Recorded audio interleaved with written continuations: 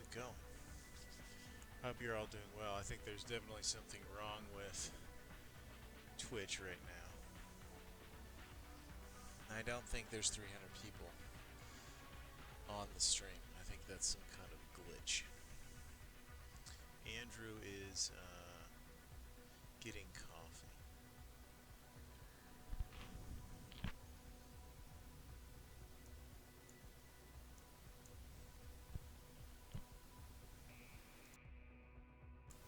Oh, did I miss? Did I miss a big event? Well, if we do actually have 300 streamers, okay. So if there's actually 300 people here, welcome to the stream. Thank you very much for joining us.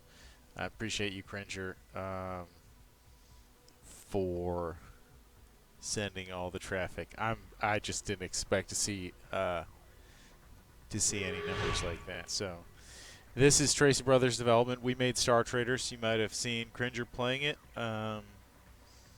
It's a role-playing game set in outer space. You can run around, be a crazy space captain. Thank you very much for the follow. Appreciate that.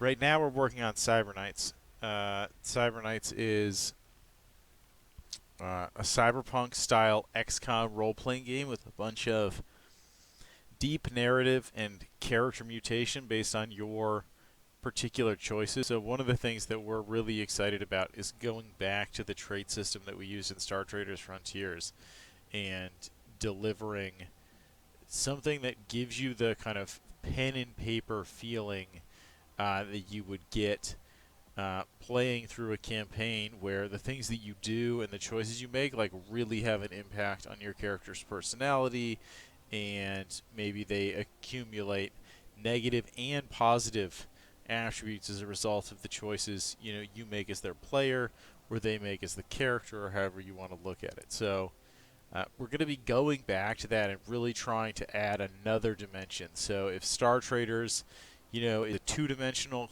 game and Cyber Knights is a three-dimensional game, we're really thinking about that kind of evolution across the board. So it's not just going to a three-dimensional map and going gridless. It's also adding a third dimension, a whole additional multiplier to the systems that we're bringing back. And that includes the trait system. So we really want to have a lot of player control mixed in there. So there's going to be this most recent update.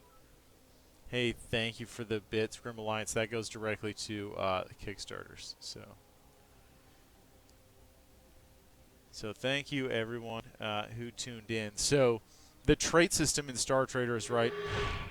If you run around being a maniac pirate and you're bloodthirsty and you're attacking people constantly, maybe as you've seen Cringer do when he's playing the game, this fight anyone that insults you playstyle, your crew's going to accumulate traits and mutations and have those based on your actions. So if you're like I said, you're a bloodthirsty pirate, you're going to have brutes and savages, and your crew's going to become tough and bloodthirsty and hardened and fearless. And like, if you're winning 100% of your fights, these people are not going to know fear. You're not going to drop cowards.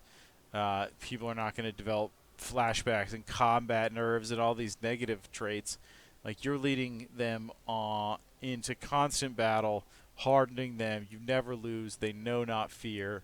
So, your crew develops all of these traits based on the way that you play, the choices you make, and what happens. So, somebody that has to fight all the time, it doesn't win a lot, but doesn't want to fight, their crew is going to develop a bunch of combat traits as well, but they won't necessarily be as positive because taking defeats and draws and so forth give you a different set of trait mutations.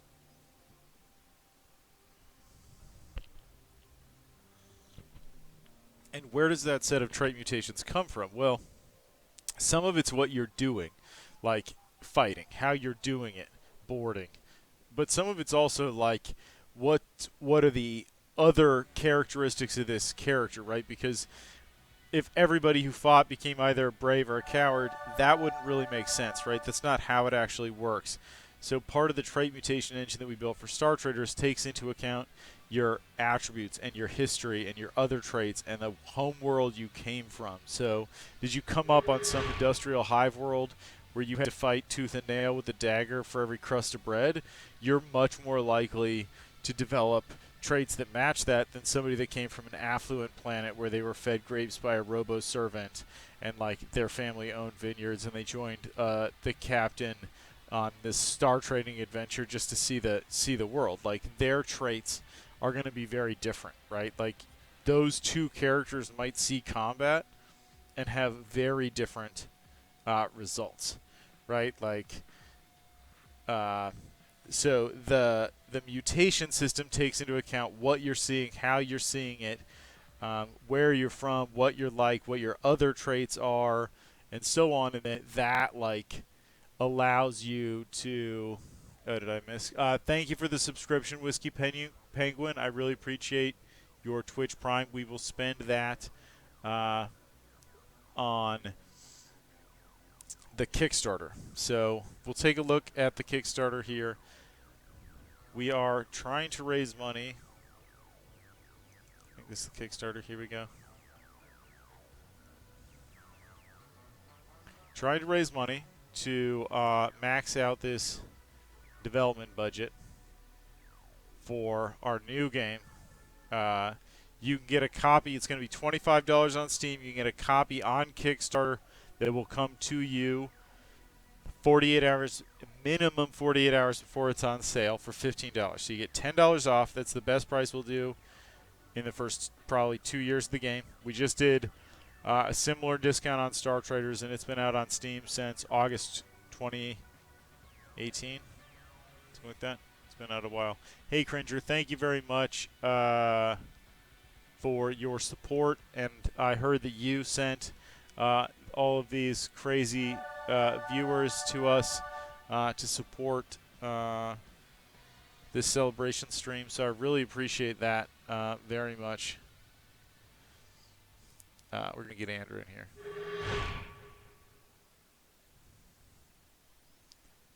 Let's see.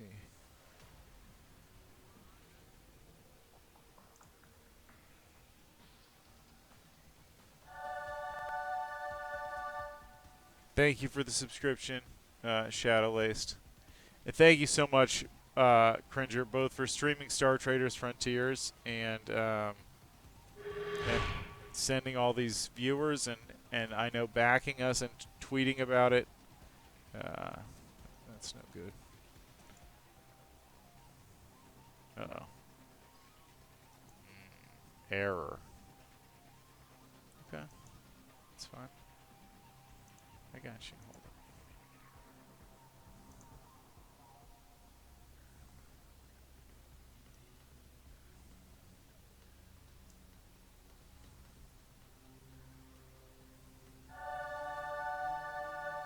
on. Are you muted, Andrew?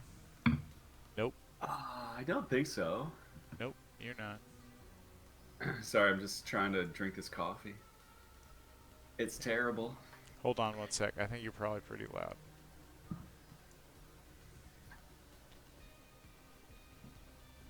Okay, so what was that volume like for Andrew? Can you guys give me in chat? Like, was that super loud?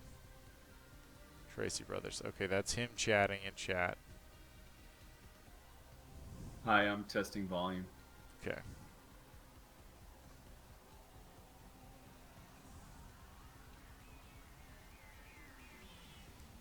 Okay, slightly louder than me. I can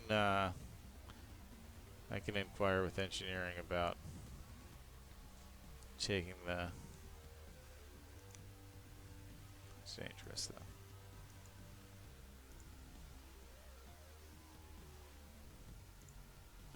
Inquire with engineering. The reactor's at the volume's at 105%. I don't even know what happens if you turn it up over 100%. Turn up to 110%. Sounds really dangerous. Okay, so I hope that we're not having too many bad volume integrations. Let me know if you guys can hear me and Andrew okay.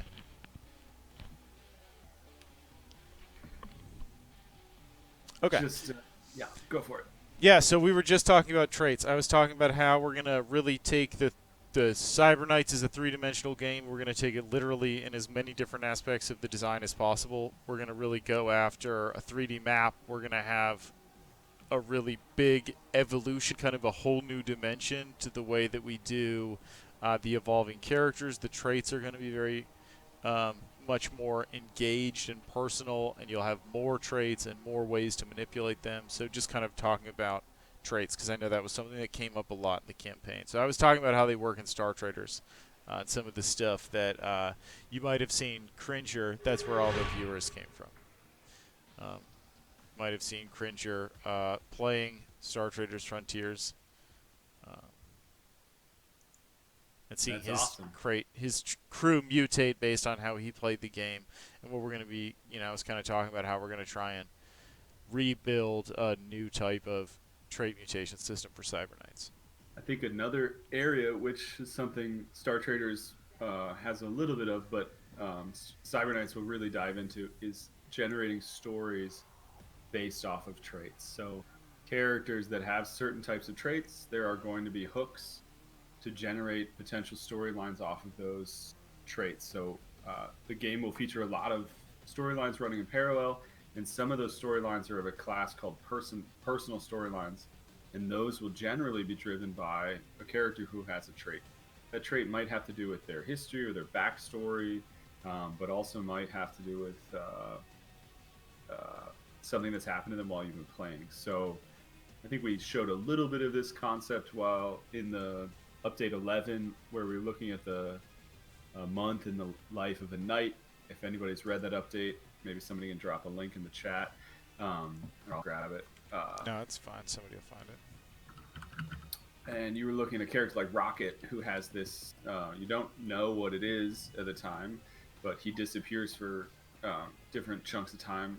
Just kind of disappears for 24, 48 hours without telling anybody where he's going. And that's we tried to kind of narratively manifest a bunch of the system things in that story. So that's a place where you definitely have a personal storyline happening about Rocket because of a trait that he has. Um, you're not sure what the trait is. You may not know what the story is. It could go lots of different ways. Maybe he has some sort of new sin stream addiction, or because of the terrible wounds he took fighting that war machine when he came out of that combat, he's ended up with some trait that has driven some sort of other issue for him. Maybe he has a medical issue that he hasn't told you about, like he's got. Wait 1 second, Andrew. So $15 includes the game on Steam. Steam key 48 hours before it goes on sale, at least. So you get a little bit before everybody else, and you get a full copy of the game on Steam, fully functional. Play on your Windows, your Linux, your Mac, and you get all the updates and everything that goes along with having the Steam copy. That's included at the $15 pledge level. So you get the Discord perks, you get the game on Steam, and you help us fund it.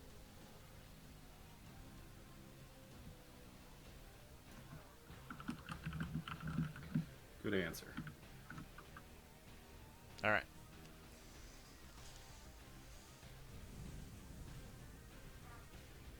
Anyway, so I'll just wrap up because I think a cool concept, again, is that the traits you get, the wounds that you have, the things you've lived through, have a chance to cause additional storylines. Same thing with a dead person. Maybe you have a trait, something's happened to you, and if a character dies in the game, maybe that trait will cause a storyline to manifest later in the game. So traits become an engine of change within the game, not only changing the character, the mechanics, what new trait mutations they might have, but also opening up storyline options that weren't previously there. Subsister Cyber, I think. Thank you for following. Zero Sleep for you. Thank you for the subscription. Really appreciate that. Tom Nawa, thank you for the follow. We'll be putting all of this Twitch money towards making the game, this Cyber Knights game that we're talking about right now, which is live on Kickstarter, 4 hours to go. We're really excited. Like, we're almost to 5,000 backers, which is literally mind-boggling. Um, oh, okay. So here's a question. Dies of March asks if we're going to be able to support Steam Workshop modders. So one of the reasons that we are changing engines is to make modding a lot easier for us to address. We're not planning on having modding support during the alpha or during early access, but we are absolutely going to be planning to have Steam Workshop support and doing everything we can to make the game moddable as we go forward. It's not going to be the focus of the alpha, and it's not going to be the focus of the early access. There's only two of us, and we really have to deliver on the game. We recognize that having mod support is something that players really want, but we also recognize that it's something we have to, really make sure that we support. And one of the things that happens during alpha and early access is the underlying structure of the game can change quite a bit to support different features and balance decisions, and I think we'd break too many mods to support it too early. So that's kind of what we're thinking. Andrew, did you feel anything in there was missed regarding the mods? No, I think that's a good summary again, because our goal is to make sure that we do it at the right time. Much like how we'll port it to mobile, we'll wait until it's the right time within the cycle. We don't try to do these things too early, but it's really exciting this time to be in Unity and to have that in our sites. So, Ties of March, I hope that answers the question. If it doesn't, you can always hit us up on Discord as well. Twitch can be a little bit... Twitch can be just kind of hard to go back and forth. You're welcome to ask us any questions on Discord about mods and stuff as well. Probably after the end of the Twitch stream, but hopefully that answers your question regarding the mods.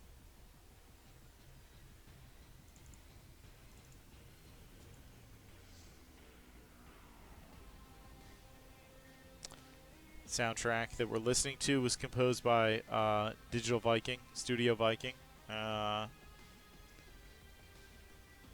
We'll be getting some additional soundtrack stuff thanks to all of you guys. Thanks to the backers for making that happen. Really cool. We got to talk to him, was it yesterday or today, Andrew? To exchange some emails about how hype hitting the musical stretch goals was for everyone. So. Yeah, as yesterday, it'll be great to have Peter and his team back on the project and helping us really expand. It's already the biggest soundtrack by far we've ever made, and having hit now 2 stretch goals to increase its size, we're going to be able to do some really exciting things, add a lot of new tracks, and add more tracks that match the different environments that we've unlocked through the campaign. So to really, so much of the success of a game's soundtrack is to be able to provide you that variety to the environment you're in, to make it feel atmospherically correct for the visuals you're seeing, and then also to play with the tension levels. So to be able to give you that kind of like you're in a safe house relaxing, you're in a safe house rocking out, you're on a mission and the security is starting to ramp up, or you're in a boss fight. You have that variety in the soundtrack, not only to the environment, but the tension level is super exciting. So we're part of the stuff we're working with Peter and his Studio Viking on the expansions will be hitting all those notes as well.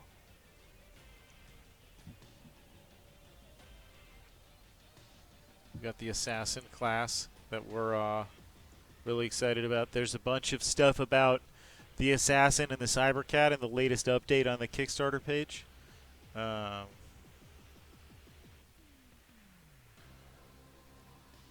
Ooh, I love talking about this. Andrew knows this. We talked about this a ton at PAX. So I assume this is a softball question. Thank you, Prime Resistor, for asking a fun one. So Prime asks, in XCOM, the percentage to hit is often shown isn't the real number. And this yields like the feeling that you can hit twice or miss twice, with 99% chance to hit.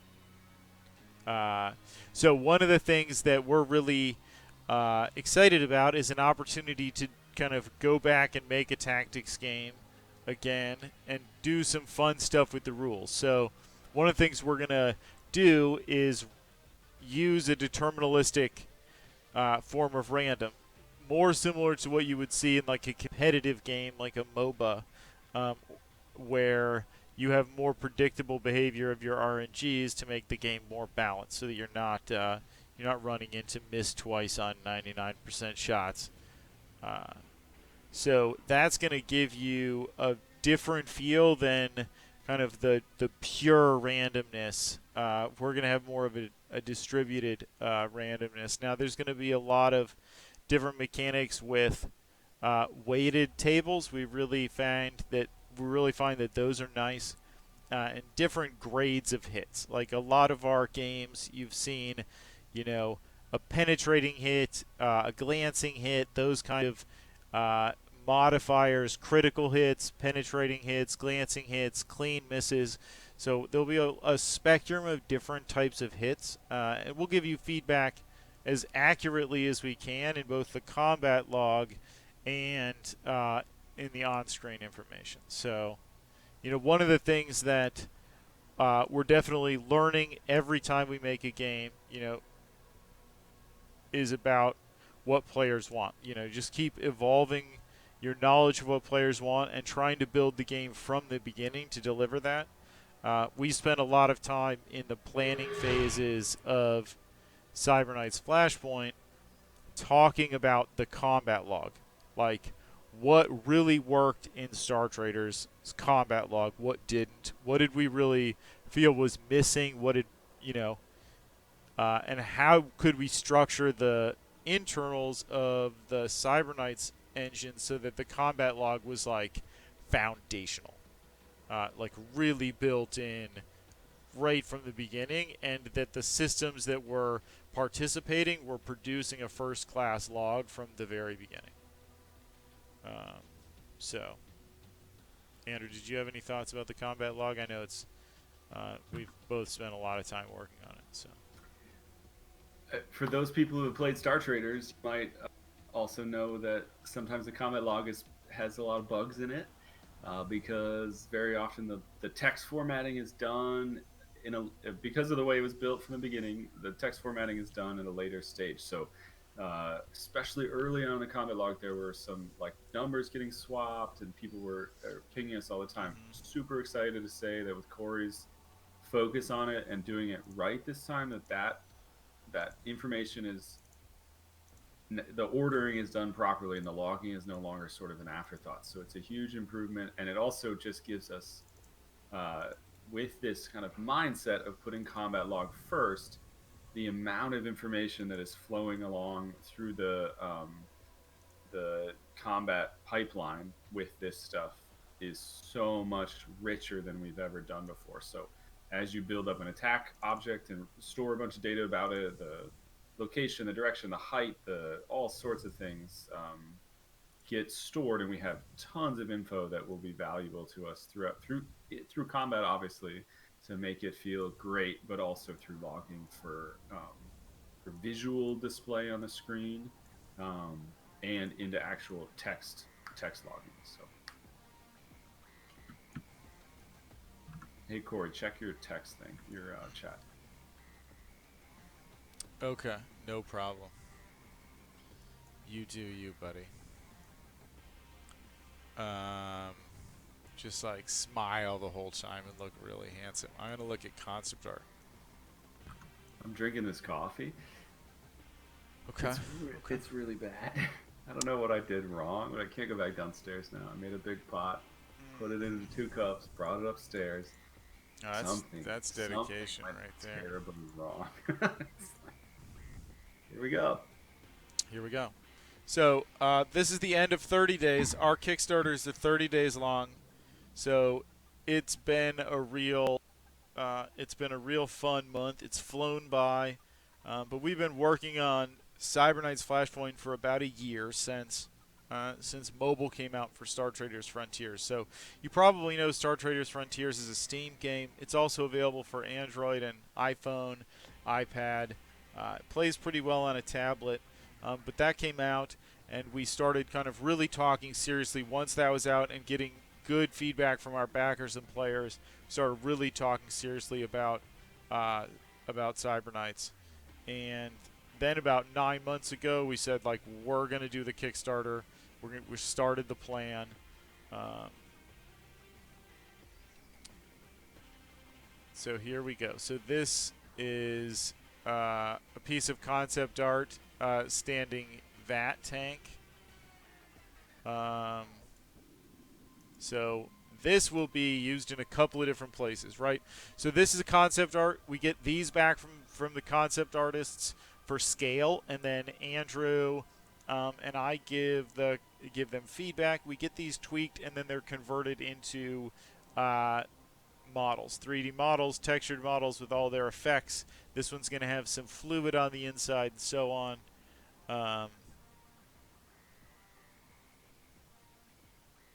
Yeah, I think it's 4. Let me check here. So Skyrise makes 4. So we have, hey John Robinson, how's it going? Thank you very much for tuning in. So we've got the industrial stuff, which is what you see. Shoot, I'm bad at this.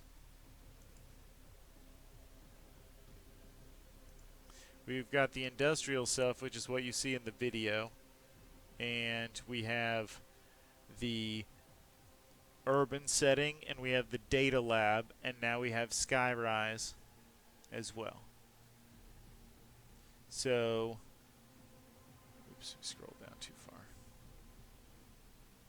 Look at that. Making progress. So, this tank is going to become this nice 3D model that we'll be able to place in different things. So maybe you'll be able to afford one of these for your safe house, or you will need to well, it's vertical rather than the like full like recline. So the idea is that we'll have this, and we'll be able to use it for a couple of different things, right? You might have one in your safe house to heal your mercenaries, like we talked about in that update, right? Somebody gets badly shot up, you put them in the standing VAT tank for 2 weeks, and you can heal them. But maybe there's some VIP that's in one, and you're hired by a nefarious street fixer to break into this secured facility and maybe add some nanites to his tank, or drag him out of there, or drain the tank and kill the poor trader. So this will be appearing in multiple different environments, but should be fun. So what else have we got in here? Doesn't want to. There we go. Okay. So we got a fuel storage drum. So that little dude down there gives you some scale. These are big fuel storage drums. So these are marked as fuel. You can see like the pipe ports down here, and they'll have some lights. And we'll be able to use these in a number of different environments. These won't obviously be useful in Skyrise, and you probably won't have them in your safe house unless you have like a really serious drone system. And then maybe maybe you'll need a fuel tank. I doubt it. They're gigantic. So some of the levels, they'll have ladders that you'll be able to go up on top of them, catwalks around groups of them, maybe a pumping station where there's all these pipes and ladders and stuff, so they'll be in there. Or these might play a role in an interactive element that we talked about in yesterday's update, like the Matrix MK2, which you guys unlocked $12,000 ago. So at 200K, we have the budget necessary to secure the art and sound and additional functionality for the Matrix expansion. So that's going to involve a whole bunch of more sophisticated network maps and more sophisticated interactions with the environment. So something like this, you might be able to shut off a pressure limiter and overload one of these so that guards come running or evacuate the area because they're worried it's going to explode, or all sorts of different interactions with it, and that's why it has those. It's got these sweet alarm. They're green right now, but those little panels. Um, and obviously, you're going to be able to take cover behind it. You can see how small the little guy is. So, gigantic fuel storage drums in various colors.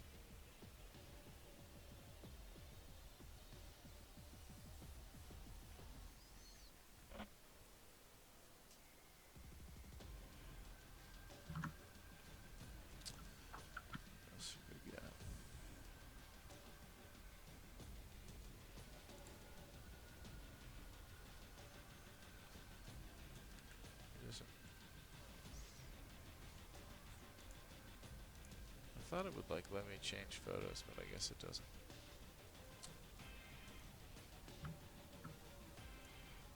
Tides of March, I dream of cyber cats.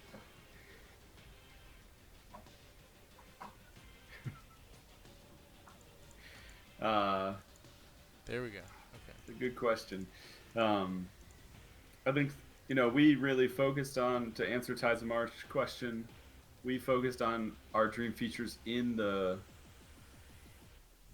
campaign stretch goals. So I think for us, one of the biggest things that we wanted to be able to do was to have this larger matrix system. Hacking MK2 is going to be really cool. And I think when Corey and I sat down and looked at making the Kickstarter, I would say that was my number one major feature I wanted to see added to the game. We both played the Sega Genesis Shadowrun game, and as kids, and loved that experience. And to have that sort of other world, the digital world, corollary to the meat world, where your soldiers are fighting it out, is such a cool thing, and is so deeply embedded in cyberpunk as a genre and all of the fictional works that we all love. So for me, we've actually hit the number one thing that I wanted to see, which was the Matrix, the MK2 Matrix. I don't know if you have an answer to that question, Corey. What was your number one? I feel like Neo Prague would have been really interesting. Needing to build like two interconnected simulators because I think if we did hit that stretch goal, it would end up being like a V2 map, sort of like Star Traders, where it's a big stretch goal, it's a big post-release expansion, and it like really weirdly changes the way the game runs. Because I think if you had two concurrent groups of contacts that couldn't really impact each other, and the knights sort of like bouncing back and forth, it could be a really big change. I think it would require from the beginning of a different design approach. So maybe Flashpoint 2. I really like the Cybercat. So when we came up with the drones and the Huns, we knew that those were like different types of companions, and we wanted them to feel really different. We wanted them to have different roles on the team, and then even within the drone pilot, we need there to be different types of drone pilots, and likewise with the Hunter, different Hunter builds, different ways you can use those companions. But that's still, they needed to be different so that they had different mechanics and different roles. But there was also this cool space that never really got filled by either of them, and that's where the assassin ended up. So this like one-on-one companion that's really more focused on enabling and then enabling this action and like delivering these high-risk, high-reward plays about positioning and sort of predicting with, because the drone pilot has multiple.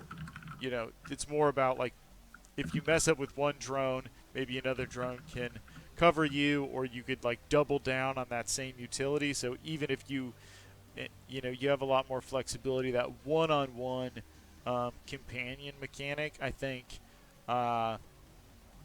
is really cool. And I know that the art team, I think maybe someone on the art team is definitely loves cats.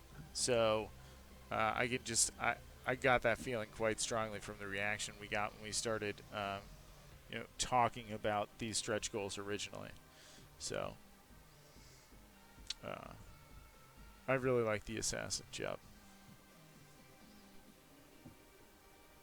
And sorry, that was actually answering Nine Helix, not Ties of March at Okay. all. My bad.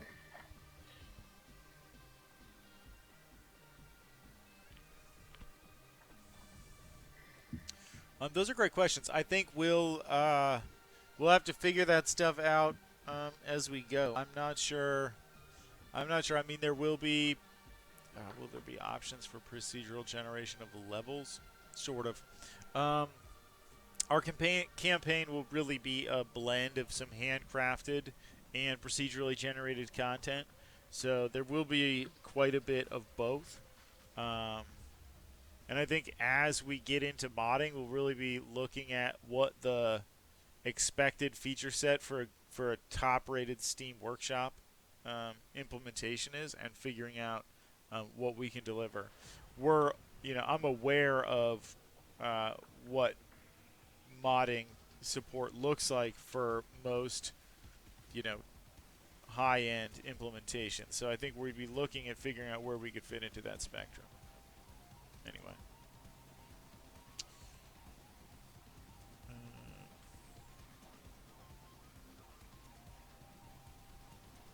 I really like the design wise the Cybercat.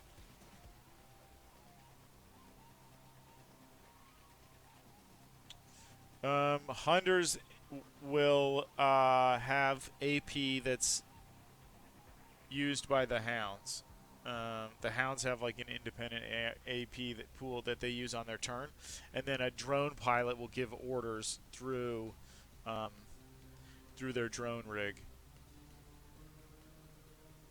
Yep, yep.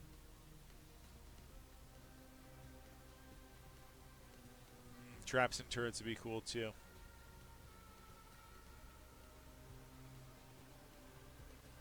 And I think Yeah, traps and turrets would definitely help the assassin design. But I I think think the cat if you is want sweet. the answer to that question, it's the stretch goal list. I mean, we didn't had that with anything that wasn't um, dream, the stuff of cyberpunk dreams. So all the way up that list, it gets so cool. So I think we put it. Let's keep shooting. Cats are right around the corner. Yeah, and I mean, when we started this, this 9 month process, we really wrote down like, here's what we're gonna do, in this order. What are we gonna do? And one of the long stretches in there was like figuring out, quoting, estimating the stretch goals, and then battling over priority and order, and what went what went where, and what we thought would be the best for the community and the game and everyone who's going to play it.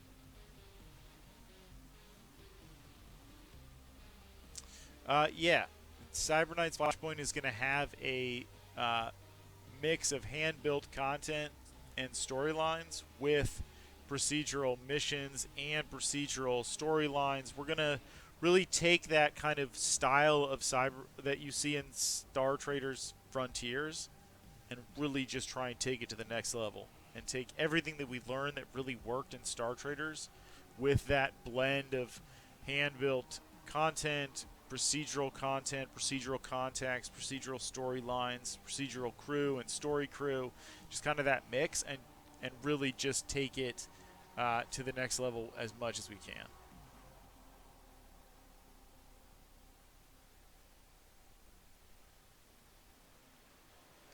Okay. So we are. I mean, we're that's 50% of the way there. I think we are almost to 5,000 backers. Nuts. Yeah. So Yeah, we'll we have be 212, 500. So we did just get to the 50% mark for Cybercats and Assassins with 4 hours to go. It's possible.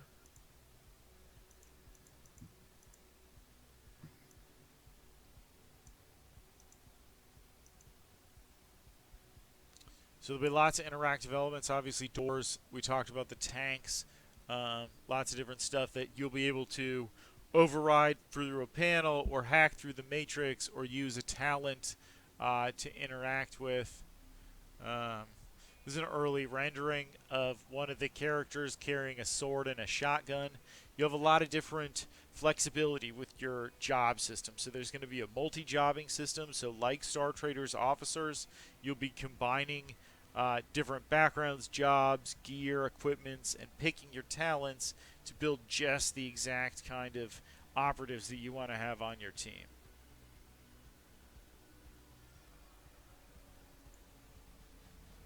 These are some big trucks, some big cyber trucks.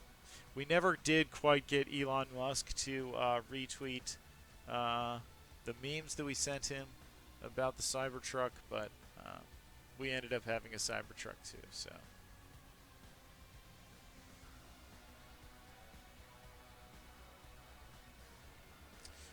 we're big fans of the whole Shadowrun IP. Absolutely, absolutely fantastic. You know, if you look at the very first Cyberknights RPG, it wears its love of the Sega Genesis Shadowrun on its sleeve, without a doubt.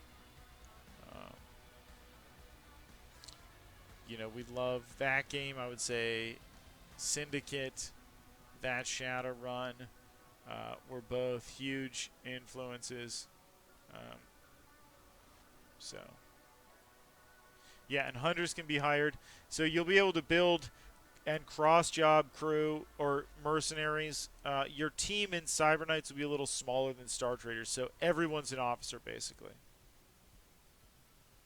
When are Tracy Brothers creating their own tabletop game?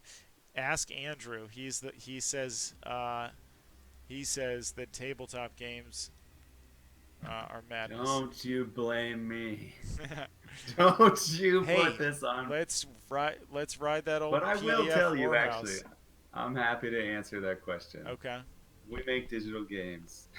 We're not. We'd love to, but you know the thing that has worked for us, small studio, we have grown year over year making digital games, and the thing that over and over again we come back to when we work on any project is that we have to deliver 110% on that project.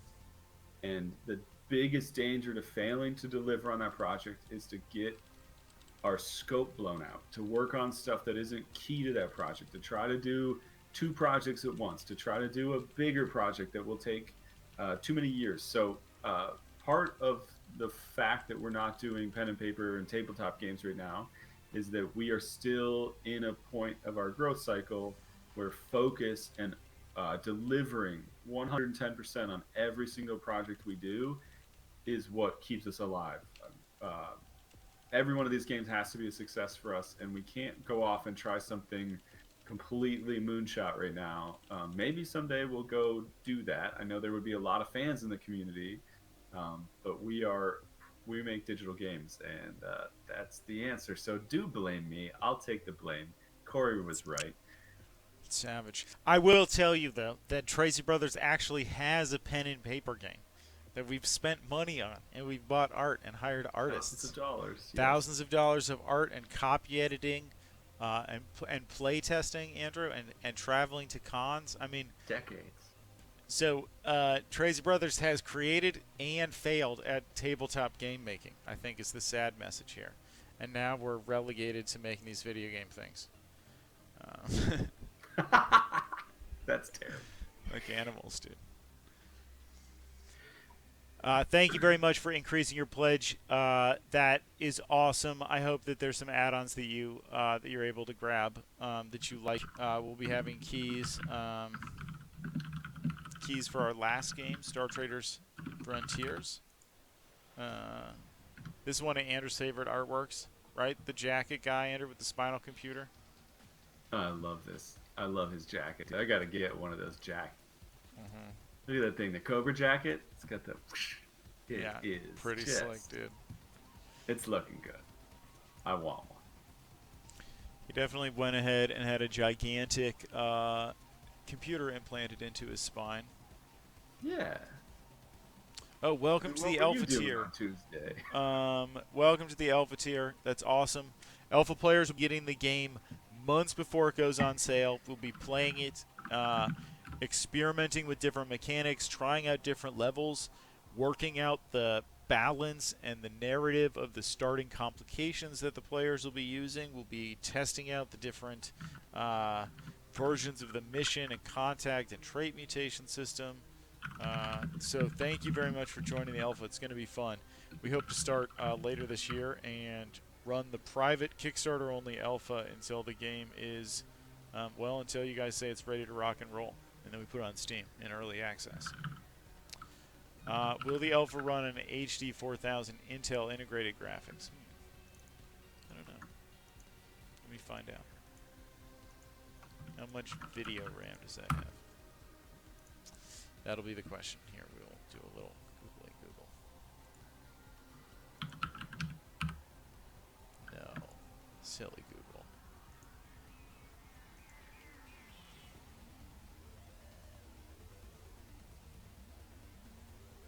Three independent displays. That's a lot of displays.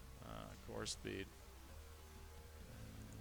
DirectX 11. Ooh, that sounds like a pretty good graphics card.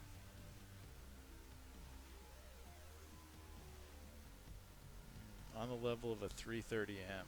Okay, so I would say yes-ish. Close.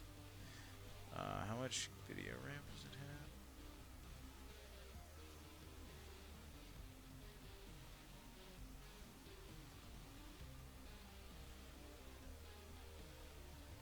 That's gonna be, that's gonna probably be a yes.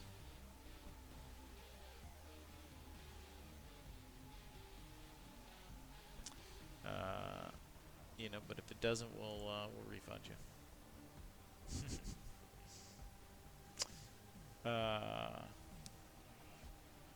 It should though. We will do. Man, that's a good question. That's a good question. Next time. Next time we'll have like a tech demo you can install during the Kickstarter, and it'll test and tell you. It's a Unity game. We're going to be using Unity. We've posted our best guess at the system requirements on Steam. So you could take a look there and see if like you feel like no, we're on Stellaris. Well, yeah, okay. It's fine. Yeah, you should be good. Should be good. It should be roughly that era of complexity. That's a good question, Brad. Andrew, we should make sure that we include the alpha count in the final update. That's a good idea. Yeah, love Brad. it. That's good. It takes some counting, and it's climbing real fast right now. People are we've got a lot of amazing backers upgrading to alpha right now as we close in on 13K. So that's cool. I agree. That will be awesome.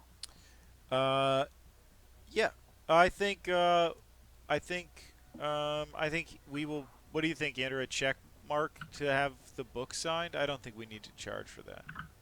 I think you aren't gonna get an option. We're gonna sign your book. Yep, there you go. Sorry. Maybe we'll put a drop down like "Do not sign." I don't like the Tracy Brothers. I don't like Cyber Knights. Don't like this. I neither like the Tracy Brothers nor this game. No, I like Cyber Knights. I just am not a fan of the Tracy Brothers. That's fair. I mean, yeah, we could do that. I could get on that. Get in on that. Or the really toxic option, like leave several one-star reviews printed out inside of the book. Dear you, game is bad. Why? Why? Give game blocks. Good game blocks. So thank you very much for your support. I'm really excited about the book. Like, I think this game is going to deliver one of the best looking. I mean, it's going to deliver the best looking art book we've ever made for sure. Yeah, hands down, no question. Like different territory, and I think territory. we will It be able deserves a to. book. It really does deserve a print book. This is, I think, gonna be really, really something. I haven't gotten a chance to make an art book print in a long time. in years, and we're really excited to do it. Like very fired up.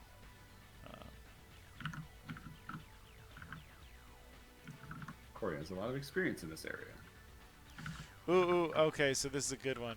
With regards to Unity, are there concerns about load times? Yes, load times are a big concern. You have to be very concerned about load times from the beginning. Uh, we spent a lot of time talking about this from literally the first executive producers meeting with, uh, for Star Traders Frontier. So our process is like, we get the Kickstarter done, we start working on the alpha, we get the game ready, we start working on the Kickstarter, we get the Kickstarter done, we start working on the alpha. After the Kickstarter's done, we get the executive producers involved, and one of the first things that we talk about is like game flow, performance, where are going to be the sticking points for the executive producers. Load times comes up in that first, right, Andrew? I mean, wasn't it like, I don't know. It would Yeah, maybe it was literally the first one. You were demoing the game, and there was a loading screen, and we had an executive producer just pretty flatly tell you that couldn't be there. can't have a loading screen there. You got to get rid of that. So like we talk to players early and we take it very seriously. So I think there's a big risk with going to a bigger engine, right? We're coming from Corey and Andrew's customized C++ engine that we've been using for how many years, Andrew? 5 years? Um, Since 2013. Here's a Steel. First code. Yep. Yeah. Yep. 7 years. 7 years. So it's optimized. There's no joke. There's no doubt that we have spent a ton of time to make it run real fast and make the loading screens real minimal. And going to Unity does, to a certain extent, put you back at square one. But it doesn't change your mindset or your discipline about how you feel about game flow and how you feel about loading screens. And we have a lot of returning executive producers who are going to be right there from the first, the first demonstration of the first prototype that actually has the whole game together, talking about loading screens. So, Unity can run every bit as fast as that C++ engine that we have. Probably. I mean, more or less, right? It's it's C++ versus C#, 2D versus 3D. If you're loading the same amount of stuff, they run at about the same speed. So the trick is to get really good at not loading too much stuff, and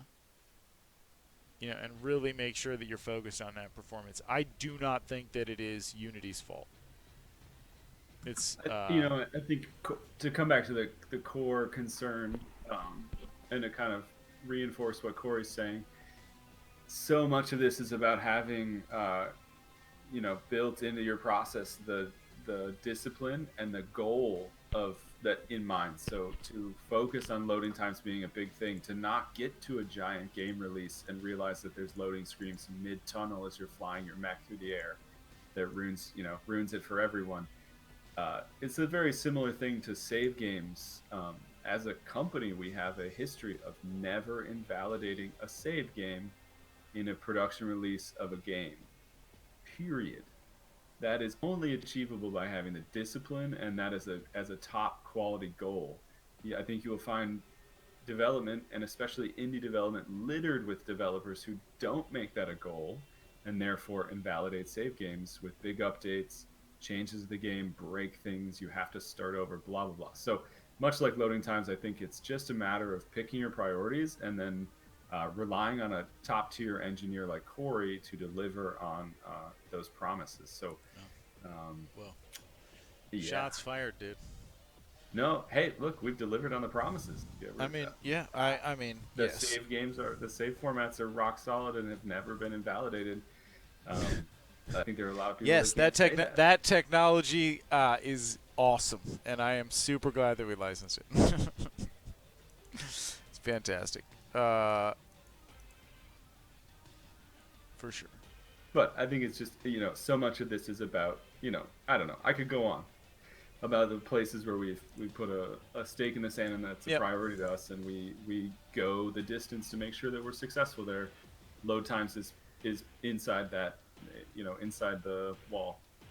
It doesn't live out in the forest. It lives with us. We're going to make sure that they're good. Yeah, and it has such a huge impact uh, on the way that the game flows. Like, a game that, and we have to really think about different difficulties, right? Like, um, you might not see all of the like loading optimization in Templar Battle Force if you play an Iron Man, right? Because you don't redo your turns very often. Like you would never even see that there's tons and tons of thought put into the level loading and deloading and site load caching when you're playing on basic and you're restarting all the time, right? Like you might not even notice all of that if you're playing on this difficulty or that difficulty. But that's one of the things that also we really depend um, on our alpha testers to help us look at and to be honest where the game isn't working. Play the game different ways with different builds and different mixes of, in this game it'll be different mixes of Huns and jobs and outfits and combos and talents and on different missions, and tell us where it's not working, where where they somehow got the game to show them a load screen, and then we'll find that load screen and we'll kill it. Thank you very much for the subscription, Nulzer. It's awesome. We will put that money, assuming Twitch ever pays us, into the Star, or not into Star Traders, not anymore, into Cyber Knights. I've been telling people we're putting money into Star Traders for a long time, so it's going to take some time. So we had a question: who's been doing the character profiles? So I think you mean, well, like these character profiles in the Flashpoint um, demo by the backer count. Those are concept art team. Do you want to talk a little bit about that process, Andrew? Or Yeah, sure. So, um, we have a really awesome art team that has been working with us project for a long time now, and this is a style that has been developed by close kind of creative, working closely with me and these artists on kind of nailing this very specific cyberpunk style that we've wanted to create. I think if you look at that picture in the top right of Corey's Twitch stream, that is it just screaming the type of thing that we were trying to do, which is unique and still very cyberpunk, but hits a lot of the points I'm super happy with. So we go through a process of working on every single outfit. We come up with a concept, we give it a name. So the left guy is the guy on those four. The left one is his name was Street Muscle. The next one over is the technician. The third one, girl in the gray suit, is called, that's a slim suit, which is a type of full body suit that people wear in 2231. And then the fourth guy on the right in the really banging jacket, he is a tactical hacker. tactical Uh, hacker? Yeah. so we come up with like that's sort of the first thing. We want to make sure that these outfits have a feeling to them and that they fit a certain style of play. We don't want them to be so limiting that you couldn't imagine somebody wearing them cross jobs. So all of those kind of have a feeling, but they also could be very widely used. Then we go and work with the concept art team to pull together a big set of references. I've spent, for me, like an abnormal amount of time looking at style blogs this year, Mm-hmm.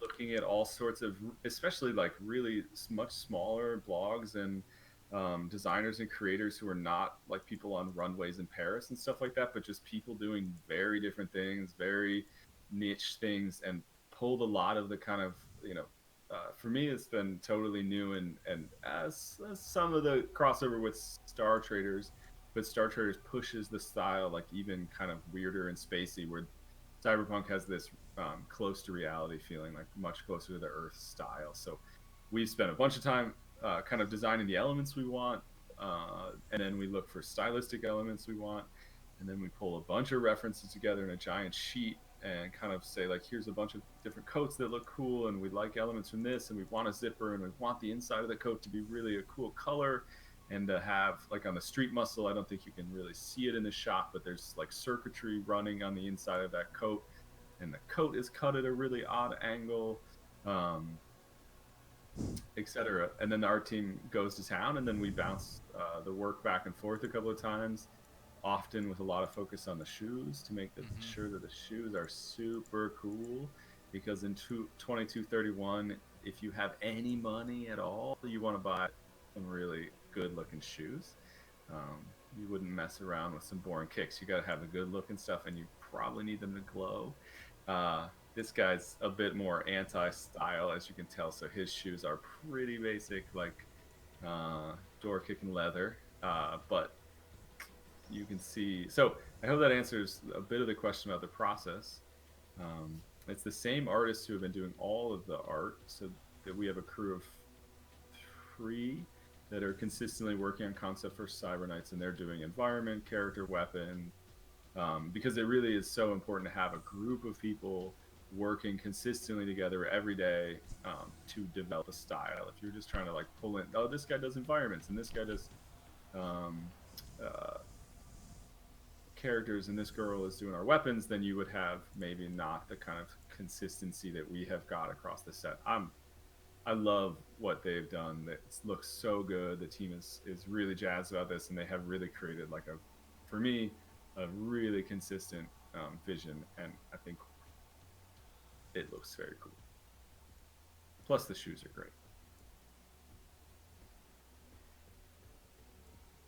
Yeah, so every single one of these art boards that Corey's showing has like a huge reference set behind it, a bunch of text written about it, what should appear, what kind of things you want to see.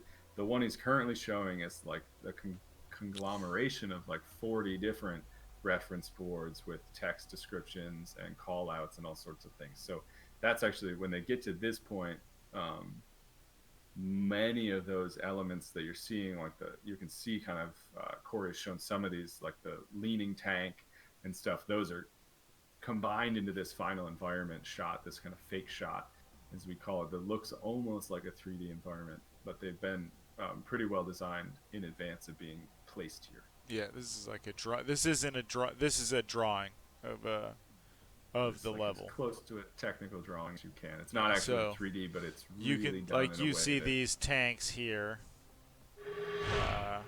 tanks, and then these data processors between the tanks, and then we can go. There's the data processor, and we saw the tank earlier. Somewhere over there it is.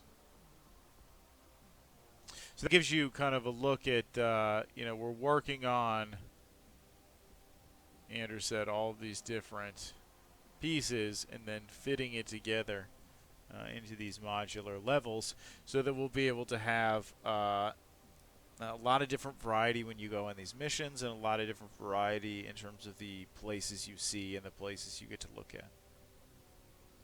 at. Brutus asks if there's any chance that we would have different gang symbols and stuff on the back of those jackets, Andrew.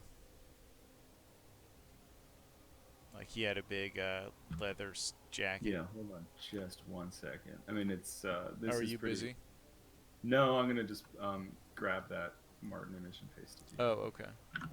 Because I think it shows it really well. Just dump it into yeah, the chat. Yep. no. So yeah, absolutely. I mean, visual display of colors and logos, tags and stuff is such a big part of building a world and making it feel like you're really inside of in a world that is it's all tied together and not just sort of like pieces stuck together. So we're working currently with Martin on some of the texturing for organizations within the world that have that sort of style, an individual style. So this is kind of a Martin kind of just playing with it. We asked him to do it in isolation of us, make up something totally different, take one of the outfits, color it, put in cool design. He came up with something that's sort of a sub faction within the Blue Ox called the Proud Union Killers. It has colors. He's marked up this jacket in different ways. This isn't actually texturing. This is like a concept over a 3D piece. So Hmm. it's a quick Just and a dirty sketch. style of doing it. But you can see here, this is the style. The next thing we're actually now we like what he's done, but we decided what as with a lot of these things, we're actually going to start with a cleaner area. So the the this hierarchy of Siren Knights is really that there's the street level, there's the milsec military security corps level, and then there's the megacorps. A lot of what we're building is focused on that milsec area, with the option to make it shinier, clean it up a little bit, and make it look like it is corporate, or slap graffiti and tags and dirt and grime filters all over it and bring it down a level so that it looks like it's um, in the streets or an abandoned facility or whatever. So we're going to have Martin, having done this gang exercise with the Proud Union Killers, we're moving on to have him look at the military security. Brave Star, Night Horizon is dead, gone, and their charter has been shredded, so they won't be included. But um, Aegis International, and then looking at some of the bigger corps like Jupiter and Crane, and looking at how are their security teams stylized differently than others, so that when you're in that facility, you're going to see special colors, special logos, special uniforms. They're going to carry different guns than other people, and you're going to really feel um, the factions. And when that offsite Brave Star security team blows open a door across the halfway across the level, and six of their heavy support soldiers come rolling out, you're gonna take notice that they're Brave Star, because they've got the tag and they're wearing the Brave Star colors, and they're carrying weapons that Brave Star soldiers are known to carry.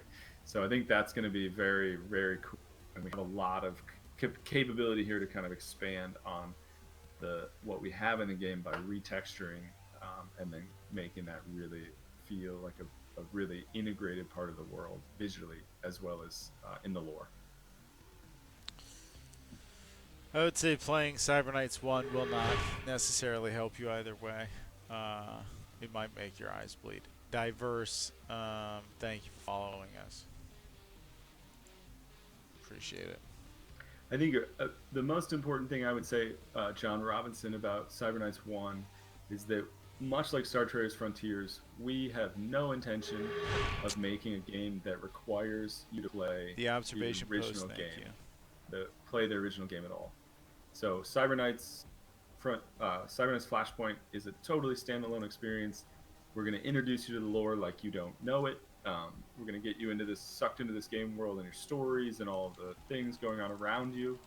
Um, you might see it differently and know more of the history and be able to geek out a little bit about it if you've played the original, but there is no need to go play the original game. It's tons of fun. It's an enduring classic because it has deep systems, but it's a 10-year-old Android only game that has art that I drew 10 years ago, and was the first game I ever drew art for. So uh, if that sounds like fun to you, absolutely get into it. The game is a ton of fun, but it's not what we set out to do. Same thing with Star Traders. We did not set out to make a game that requires you to play the 10-year-old Android game. So I hope that answers the question. Ooh, Shot Club. Shot Thumple. Club, dude. Thump thump. So there will Thump, be thump, swords in slam dancing. Cyberknights Flashpoint, but of course we brought back the classic clubs. Um, this is a nano couch, nano reconstitution couch. You probably won't be able to afford one of these in your safe house. I think these might be Skyrise only. Uh, pretty sure they're out of the reach of out of the reach of even the Cyberknight. Um, I don't know. Maybe you can. Maybe you'll have to break into one and drag somebody to one at some point. Well, this is some cool artwork showing off how some of the 3D. So this, I think this is a slim suit, Andrew, fashion-wise. Um, but how we'll be able to do some tinting and coloring to get different varieties of looks from a single outfit. Yep, that is a slim suit, Okay. the male version. Yep. Yeah, you can see there that there are multiple tint zones on the outfit. So someone has designed a pretty cool light maroon and green pants look, which I think is quite cool looking. I like that one maybe the best. But then you have the more standard street look, not trying to draw as much attention themselves on the left, and then just this sort of more high style chic on the right, where you have a lighter gray and a bit more reflective quality to the textures that makes it look understated but cool. So this was really awesome. We had a pledge drive with the Masked Knight when we hit 177, and he was able to help carry us up to the 180 stretch goal, which is awesome.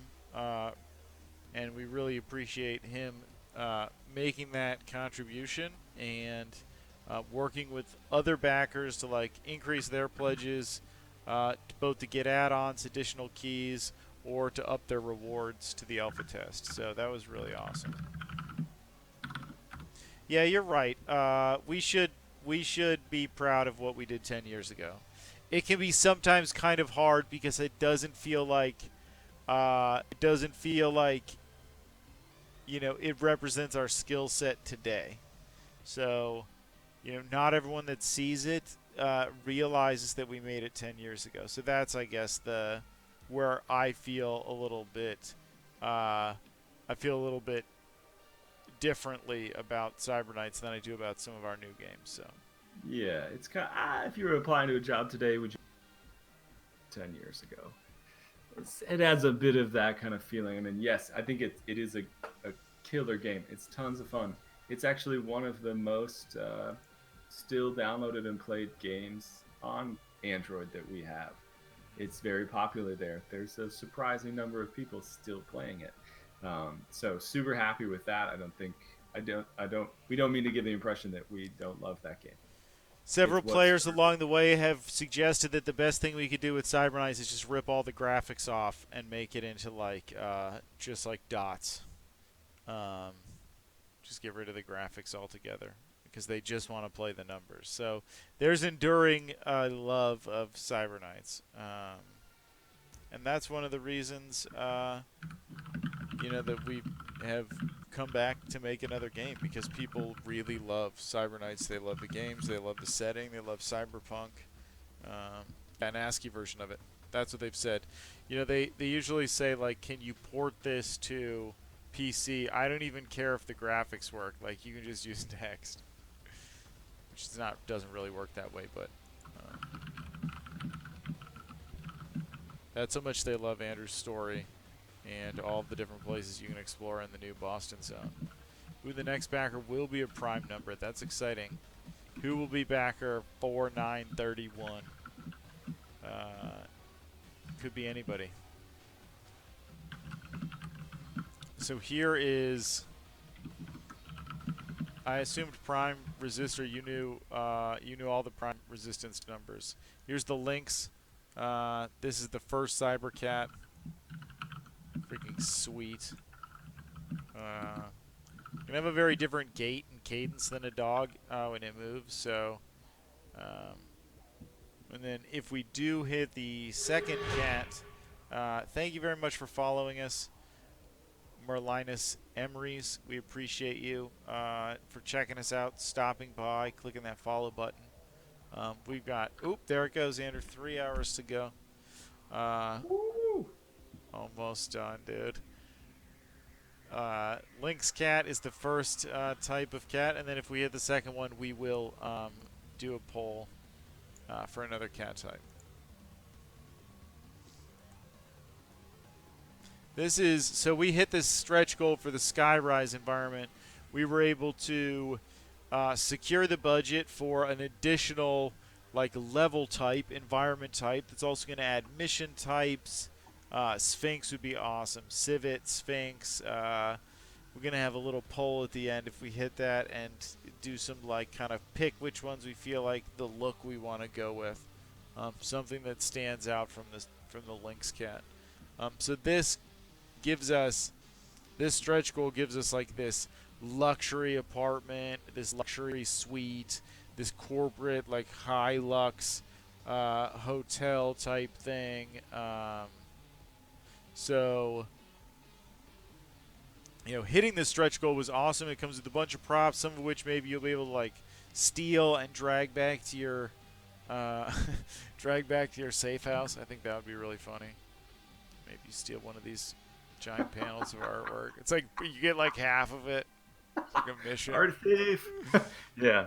It's like blast it with your assault rifle, drag a big whole chunk of it back. See, the Brave Star drones are like hot on your trail, and you got one of those potted plants over your shoulder, and You're like, you're it's shooting so and running. beautiful. Go, It go for the glows. truck. Yes. Only for the most elite of the elite. So part of the story, is going to be clawing your way up from the gutter, from your starting complication where it's like you and your friends securing this like loan from some shady criminal element to pay for illegal surgery in a back alley clinic. Like that's your existence at the beginning. It's the knight's existence at the beginning of the game. Like anything to get ahead, and you're gonna climb your way up to the, potentially the penthouse. And who you step on and what you have to sacrifice along the way and the friends you lose will kind of be the playthrough, and that'll be the story. But I guess maybe you could get to this place. Maybe this is maybe you do have that tree and you're just sitting back there with a pile of crammers like I lost all my friends, but I have this tree and this assault rifle. Stash of money. Giant pile of money and this assault rifle. Yep. So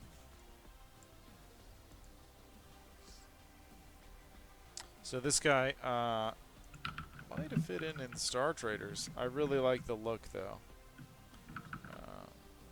He fits in now because we have blades. This is an interesting one, kind of looking at the neo-military style, where a really formal style of military dress has come back into play. Where at the top end of MilSec, corporations, military and security corps, or in the military departments and the armies of larger megacorps. We showed this one of the Patreon crew earlier on. They've seen so much of this artwork in advance. The Patreon crew have probably seen most of the campaign before we got going. And I think they had some really clutch feedback about needing to make it feel a little more tech. We've wanted to find that right mix of old world military dress and uniform, but I think with this one there's a missing feeling of enough tech to make you feel like we haven't gone back in time. So I think this is one of the ones that's still so much of this art is in process. We're working with our team every day on the project and to keep pushing this forward. So this one's still in revision to get a bit more of make sure that we reach that cyberpunk feel. Yeah. I mean, also, like, the concept art is all with normal dudes. Like, he doesn't have cyber eyes and, like, a spur, or a cyber jaw or a full face job or whatever. Like, so I think, like, it's a bit of combination. And you're going to have a lot of options in how you configure your characters, because these outfits will be part and parcel to both your opponents and your the way you configure your guys, just like Star Traders.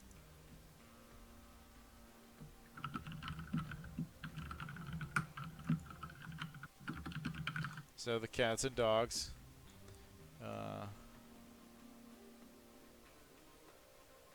We did give the Doberman a tail. He's gonna have a tail, full tail. There's the links again.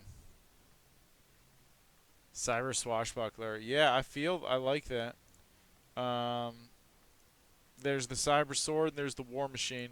So the Cyber Sword is really focused on blades and blade combat. The War Machine is this all about cyber combat.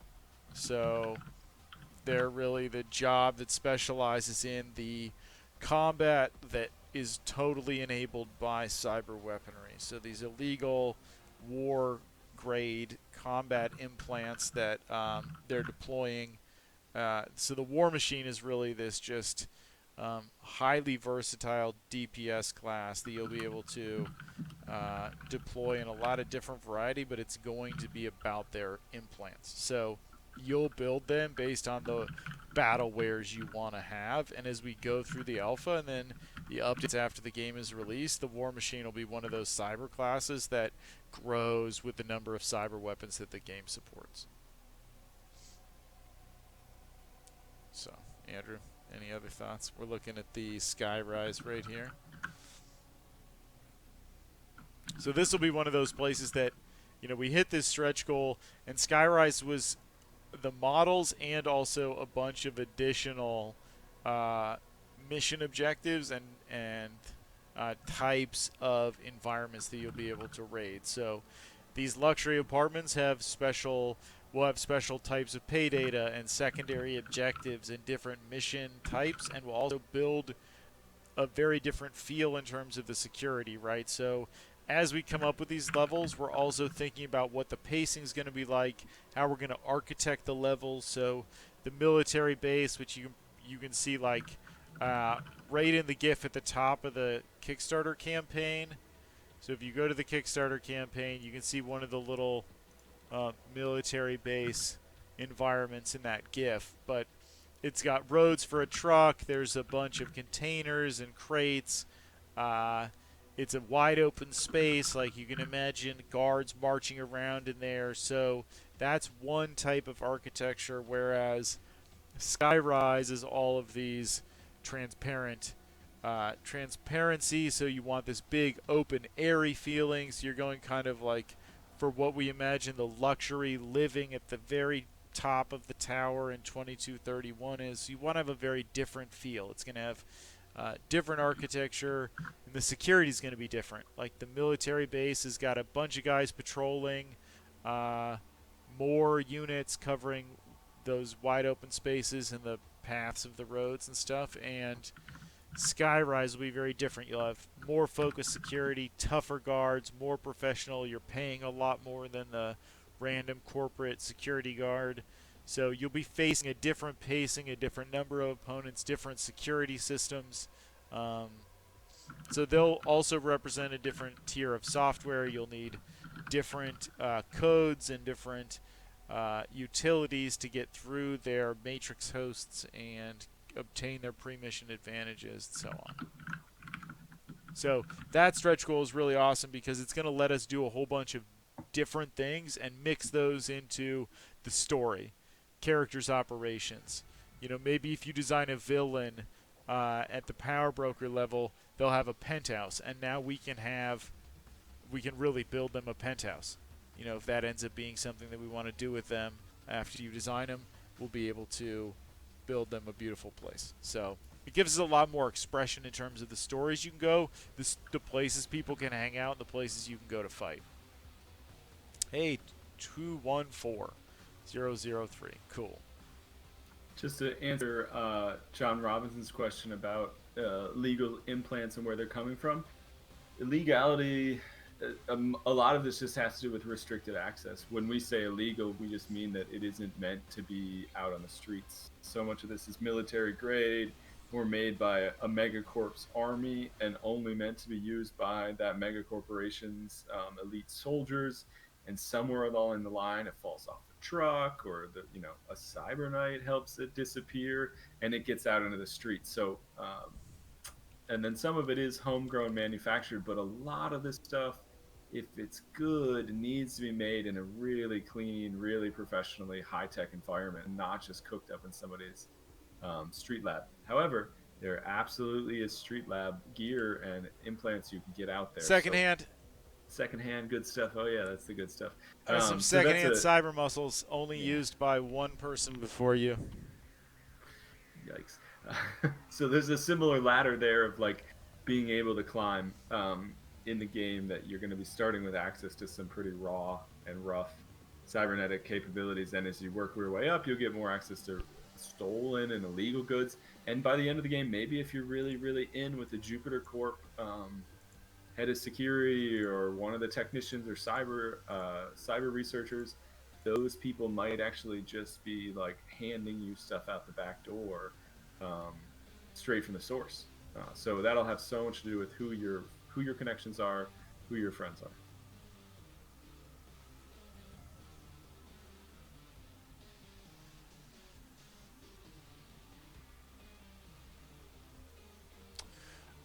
Yeah, so there will be a blend of handcrafted and proc gen content, but the end you'll sort of Like Star Traders, you'll sort of dump out into this big sandbox of the proc gen stuff. Um, the story campaign will not be like, hey, you're done. Thank you for playing. Andrew, is there anything else you want to say there? But like, No, I we're think we've designed and ensured that there's an ongoing ladder of content that you can keep playing. And an important part of that is, as with a game like this, much like Star Traders, with a big hunger in our dev team to expand the storyline and to add more to the game, that dumping players into a sort of an ongoing cycle of leveling and playing allows us to just inject more storylines. So your existing captains, not see, there it is again, Corey. It's we'll gonna get there, take dude. years. We'll get Yeah. there. Well, so anyway, your knights that you're playing maybe they've finished the storyline, or you've decided to play them 100 hours after the end of the storyline to get them just to where you want them to be. If we add a new set of storylines or a new end game mission or something, um, or even new proc gen content, your existing crew will be able to pick that up and keep playing fluidly. So that's a huge part of how we did it in Star Traders, and we're making sure that we're honoring that same design um, in Cyberknights. Yeah, and I Super think that's excited. I think that's a really good way to put it. Like if we designed a new data lab level, a new mission type that has some new challenges and it's really targeted late game, you'd be able to go play it as part of a next playthrough, or go load your veteran squad that's in the end game and try it out. Like do a couple of runs on this new level, because one of the things Andrew mentioned, we don't break save games, and wherever possible, we don't say like you have to restart to get this content. Uh, that To we be really, yeah. completely honest, with Star Traders, we only did it twice. And that was when we added Eric Fane and Zeta Fane storylines, or in early access, and those are two starting storylines. And you have to start the game. Like it's very possible that if you make some choices in the first 100 turns of the game, you might not be able to play those storylines. So, but that's actually the only time in Star Traders that we ever added a storyline that you couldn't play forward, meaning pick up any game you have and play for a year, and you're likely to encounter these new storylines if you've exhausted all the other storylines. So it's been really successful, and I think we know, much like not invalidating save games, that players really love this. And so it's something that we put on our priority list to make sure that is continued in Cyberknights. It's similar to invalidating a save game. If you've played a game and you love the game, and you love your knight and you've got the coolest squad ever, and we release a new super awesome story raid on a really high tech You got lab this, that Andrew. I'm going to take a requires, quick break. yeah, go for it, dude. I'll just keep drinking my coffee. If we release a new raid on a completely cool high tech research facility that has unique rewards, um, being unable to take the game, whatever games you have, whatever state they are, and play forward into that new high tech raid, um, in some regards, to me, it sounds a lot like we invalidated your save game. Because that means you might have a group you love who can't play the new content, and you're sitting there. What's your only option is to restart. We might as well have broken your save game. I mean, okay, but I think you get what I'm saying. I'm in charge now. Corey's gone. Let the cats play. We're at 214, 232. So let's keep this trucking. We have gained tons of alpha backers in the last hour. Super excited. The number of upgrades are coming in fast and furious. Yeah, Torvis, we have picked up 10K in 3 hours. So we are burning hot. This project is lit. Just got to keep going here. Okay, I'm trying to read some chats here for questions. Yeah, I don't know, NT Sheep, that we're going to give a reboot plus. Templar Battle Force had that concept built into it from the beginning, and it required us to build every single level with the idea that you might come back and play it as a I don't know what the max level was, a 32 level knight or something, like some crazy high level knight. So I'm not sure that reboot will be something that we add to Cyber Knights. There's been so much talk with Star Traders Frontiers of the concept of legacy system where your captain dies or retires or just passes his ship on to someone else in the family. I don't know that we'll, with Star Traders as just out of scope for the game. Maybe I don't think it's currently in scope with Cyber Knights either, but maybe someday in the future we'll replace the concept of reboots with a legacy concept. Thank you, Vivisect Ion, for joining at the alpha level. We're super excited to have you on the team. You're gonna be the first to play the game.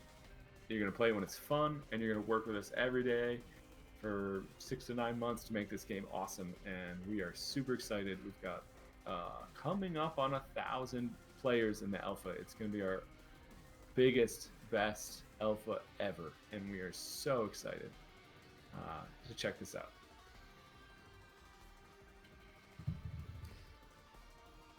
See you, Darian. It would be sweet to see Jack. We'll see if we can.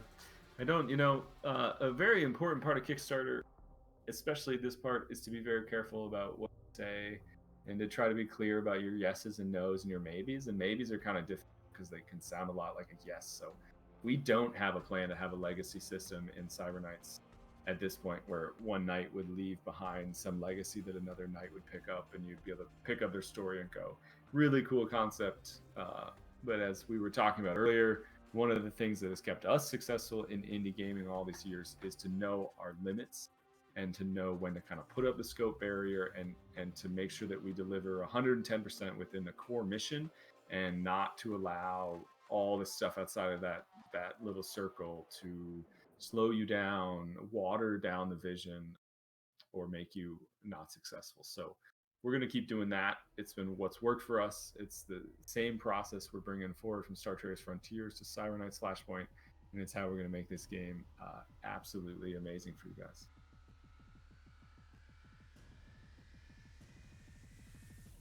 Yeah, Jack, we have almost 1,000 alpha. Crazy number. We had the Savage 700 going a while. During the middle of the campaign, it was a great rallying point for everybody upgrading pledges.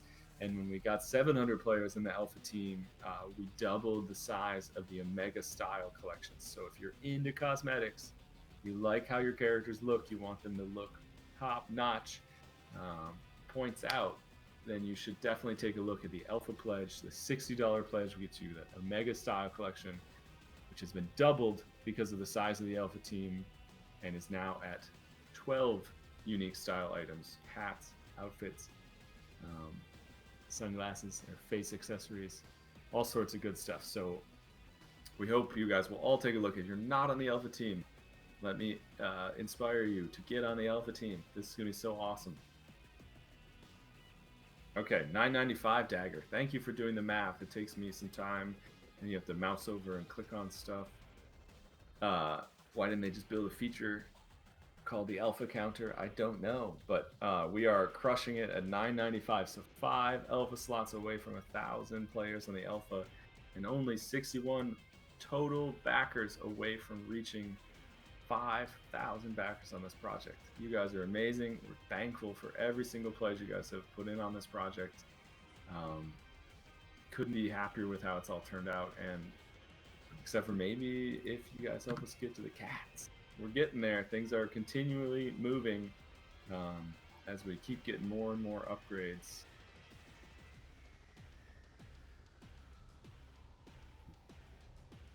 Sorry, I gotta quickly drop some messages, some backers who are making some big moves, so I gotta write a quick message. Everybody drop questions into the chat window, and I'll drink some coffee and talk a lot.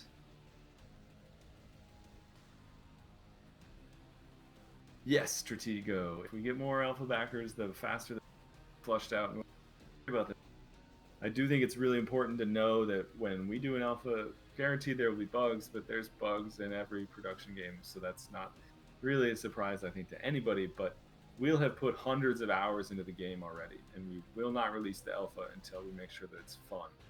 Corey and I have always the same thing with our scoping discipline is that we are looking at quality over timelines. So we're going to make sure that this alpha is very fun and very ready for you at the right stage when we release it with the goal of late 2020. But hopefully the focus is not bugs. The focus will be on fun and improving, adding and removing systems that in a game to make it as awesome as possible. Anti-sheep, you cannot stop me. I will ETA. Free the sheeps. That's the campaign we really should be running. Free the sheeps. Frozen Slacker, I am drinking some coffee here. A drip pot that I made earlier. It's really bad. I don't know what I did to it. I was talking about this earlier. It's terrible. We're back on my coffee because I had to drink some more, keep myself awake. Rough, dude. Rough. Yeah, it's terrible. I put all the same stuff in the thing, and it just came out bad. Wow, did you answer the question about difficulty levels? No, I missed that one. Where's that? Okay. We're going to do something similar to Star Traders with different difficulty level scales for the different parts of the game. So AI, combat, economy, all these, we're going to figure it out during the alpha, but the different aspects of the game will have different difficulty scales. We'll come up with a blended set of combinations ranging from very easy, forgiving to very brutal. We'll have Iron Man and death modes and save slot configurations as different options. We'll allow custom difficulty from the very beginning. There's a list of features we've gathered from the Steam forum and from other places that kind of define what we know will win over the hearts and minds of the maximum number of players. Would you agree, Andrew? Absolutely. Yeah, I think so. And a lot of it has to do with providing a wide variety of difficulties from a pick list. Am I here? Yeah, you are. And then having a really in-depth custom system, we build difficulties as far back as Star Traders. Even there, the difficulty model had I don't know, Corey, was it 12 different knobs that could be twisted and turned? And so it's not, we aren't just making one big gross multiplier that's applied to everything. We have an economic difficulty, a world hostility difficulty, a proc gen content creation difficulty, on and on and on. And so we expose as many of those that make sense and base the other ones off them. So our custom difficulty creators are quite deep, and we found that to be a big part of what helps people play the way they want to play. And it's not just we're going to give you the basics combat advantage, thank you, Bookworm, combat advantage for you, or combat disadvantage for the enemy, or a boost to the XP level, or always get 10% more money than the baseline. It's also mechanical things like world hostility, like how quickly do your friends get in trouble, how quickly do your enemies get better. So you'll have a lot of different like Andrew said, knobs to turn to figure out exactly what you want for your exact play style. And then during the alpha, we'll figure out what we think as a community is a good impossible setting and a good brutal and a good hard. And then we'll turn impossible just slightly harder and call it good. I just want to acknowledge the crazy fact that we as a group, as a community, have gone over the last 10 years, literally gone from funding games with credit cards, personal credit cards, to a 6-figure Kickstarter where we're going to have a full-time art team and a composer work. I mean, that's crazy. As a community, really awesome. That is such a huge change. We've been making games together.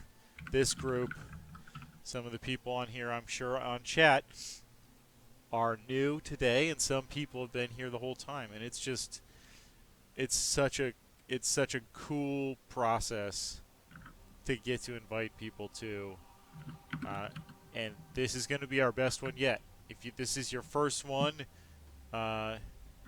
it's gonna be really fun. You picked a good one to sign up for. Wow, I can't believe that. It's just crazy sometimes. Kickstarter number 3. Heroes of Steel was what? It's 10% of this. Wow. Think Yep. about that. Less than 10% of this. That was a hard fought battle too. Every penny. Yeah. Yeah. It's just that's. I mean, it's been a dream. It's been awesome working with you, Andrew, my brother. It's been great. It's been great working with our community. We've grown and changed and mutated and moved in as a tribe across the internet from Google Play to the forum to Discord to Steam forum. You know, uh, it's been wild. It has been wild, man. It's really a good time. And all we have to do is just absolutely kill on Cyber Knight's Flashpoint, and the prophecy, will continue. Like this, it's a great opportunity for us. We are so excited that you guys decided to trust us to put a pre-order down in at a time where we can actually take your pre-order, your $15 or whatever, and put it directly into the game's budget.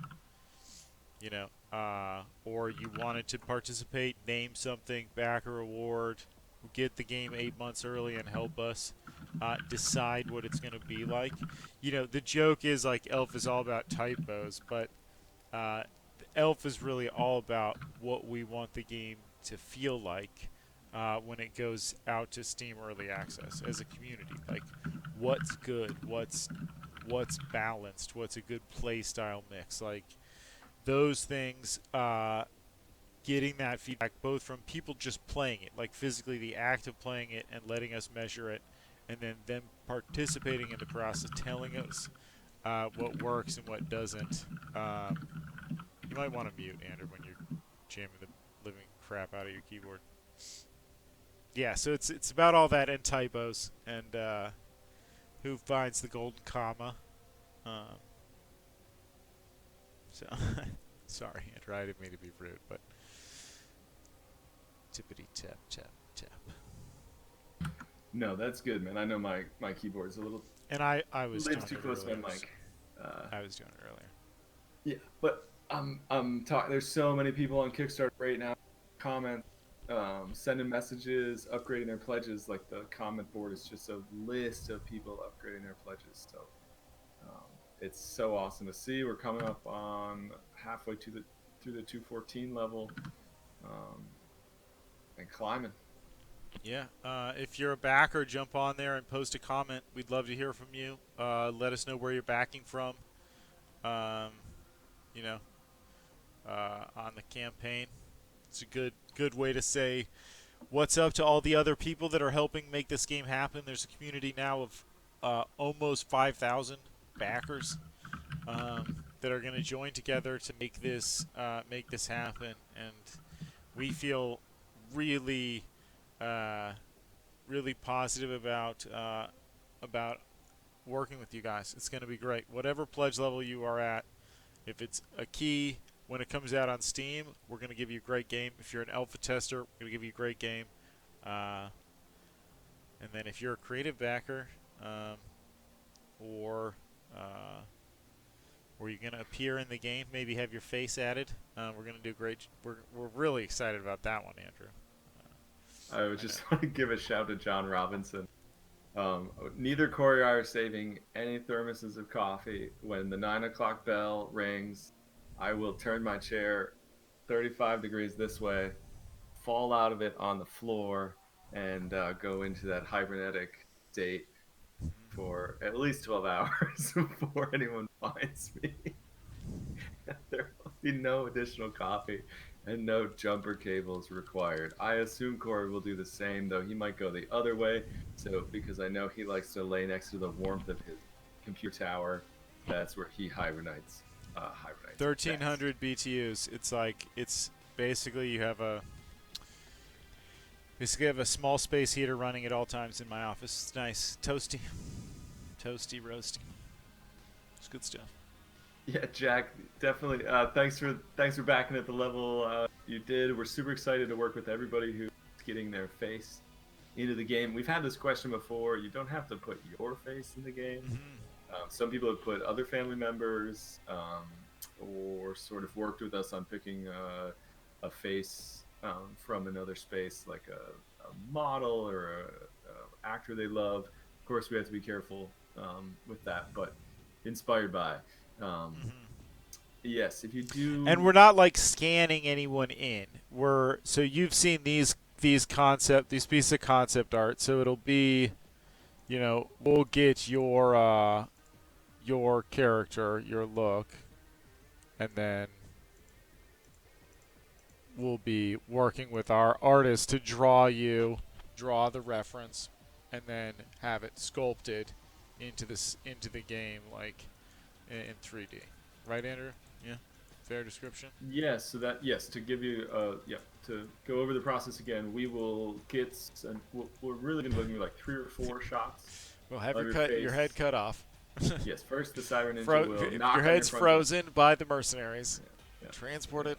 Sorry, go ahead. no, it's good. When they knock on your door, run because you know that they've come to chop your head. It won't matter. The cats will be there. Cats. Uh, If you hear the door, the cat's already inside your house. oh, 216, 287. That is a big bump. Okay. Wow, look at that. We'll have to take a look and see who that was. That's awesome. We are on the move.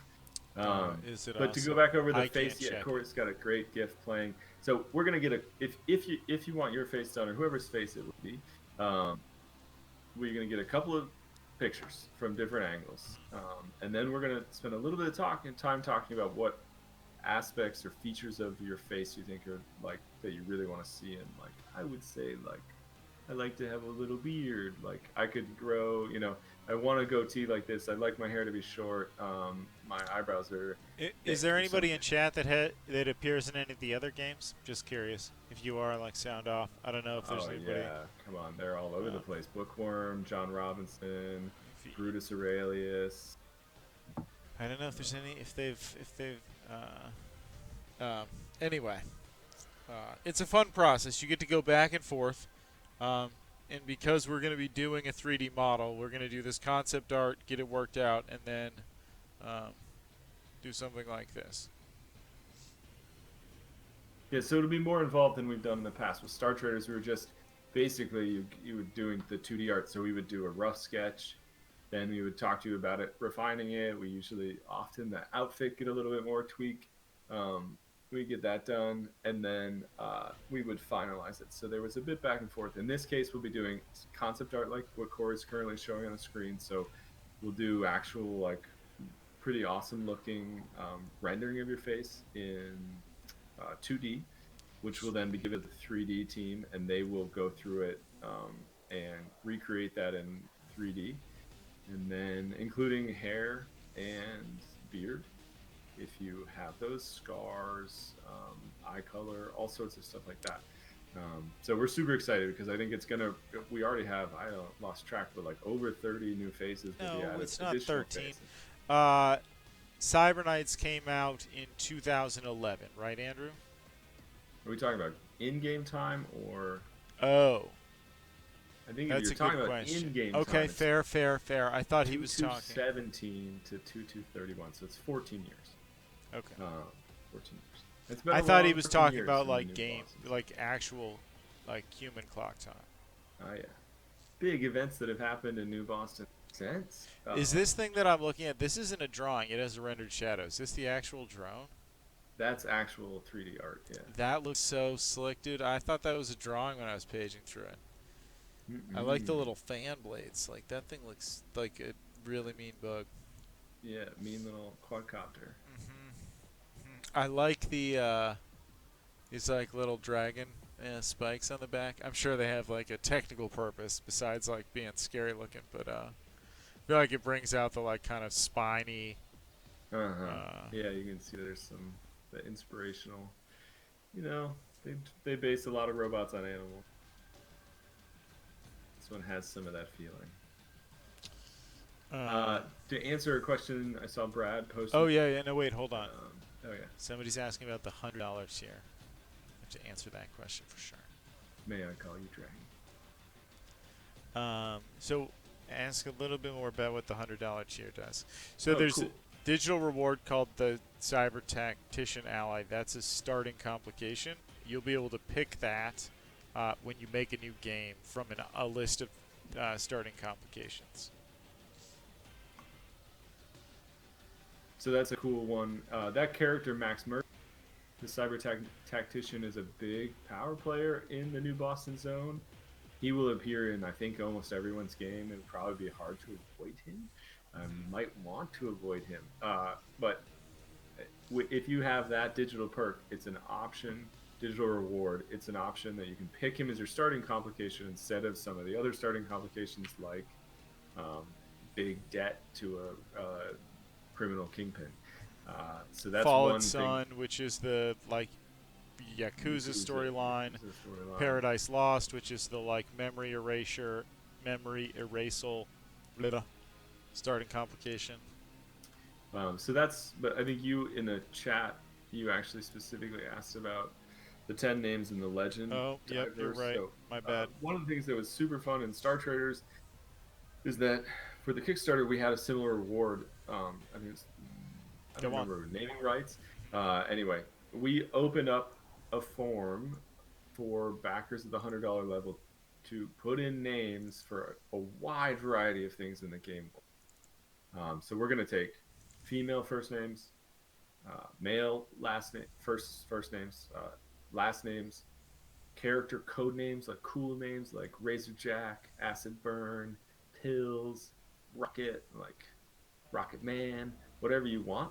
Then we're also taking inspirational names for weapons, cyberware, drones, dogs, cats, hopefully, places in the game, all sorts of things. So we're gonna have like, I don't even know that 10 is probably an undershot of how many we're gonna invite you to do, but you're gonna get invited to put in at least 10, maybe significantly more names, and we will pull all of those into a list, and we basically use them in the ProcGen system to name all sorts of things. Now, certain classes, those like if you put in a location name or you put in a weapon name, we will just be hand picking through those lists to see which ones fit on. We're gonna have to name lots of places and weapons, like thousands. So we will be looking through the list, finding ones that really strike us, recombinating them to make sure that we end up with a really cool set of names for guns. So we're not going to have the Mr. Rocket shotgun, but we will find like the Hyper Dragon X shotgun blaster or something. On the other class of things like places and character names, first names, last names, code names, we're just going to make sure that they're kosher, they don't infringe on anybody else's IP, and then they get put into the game's ProcGen engine, and so that it's possible that you will draw, like, meet a character in the game who has some This is the best part of this track. This track's some of your awesome. name. In Star Traders, it's actually possible. Like I've run into it, seen characters that actually like randomly draw the first name and the last name of a backer who put both in, and it can happen. It's probably pretty unlikely, but you might be, um, you know, Samantha Wesson is your given name, and those two names, Samantha and Wesson, were given by backers, different backers, but that's your name. And then your code name starts out as Jade Blade or something somebody came up with, also put into the game. So you can change those, but that's sort of your starting character names. And a lot of people like. It's a lot of fun to find those, you know, and you can actually, by allowing the ProcGen system to do combinations. I personally find that a lot of my Star Trader characters have such cool names that I don't want to change them, and it just becomes part of their story right out of the gate. So that's the naming part. I'm talking a lot. I drink a lot of coffee.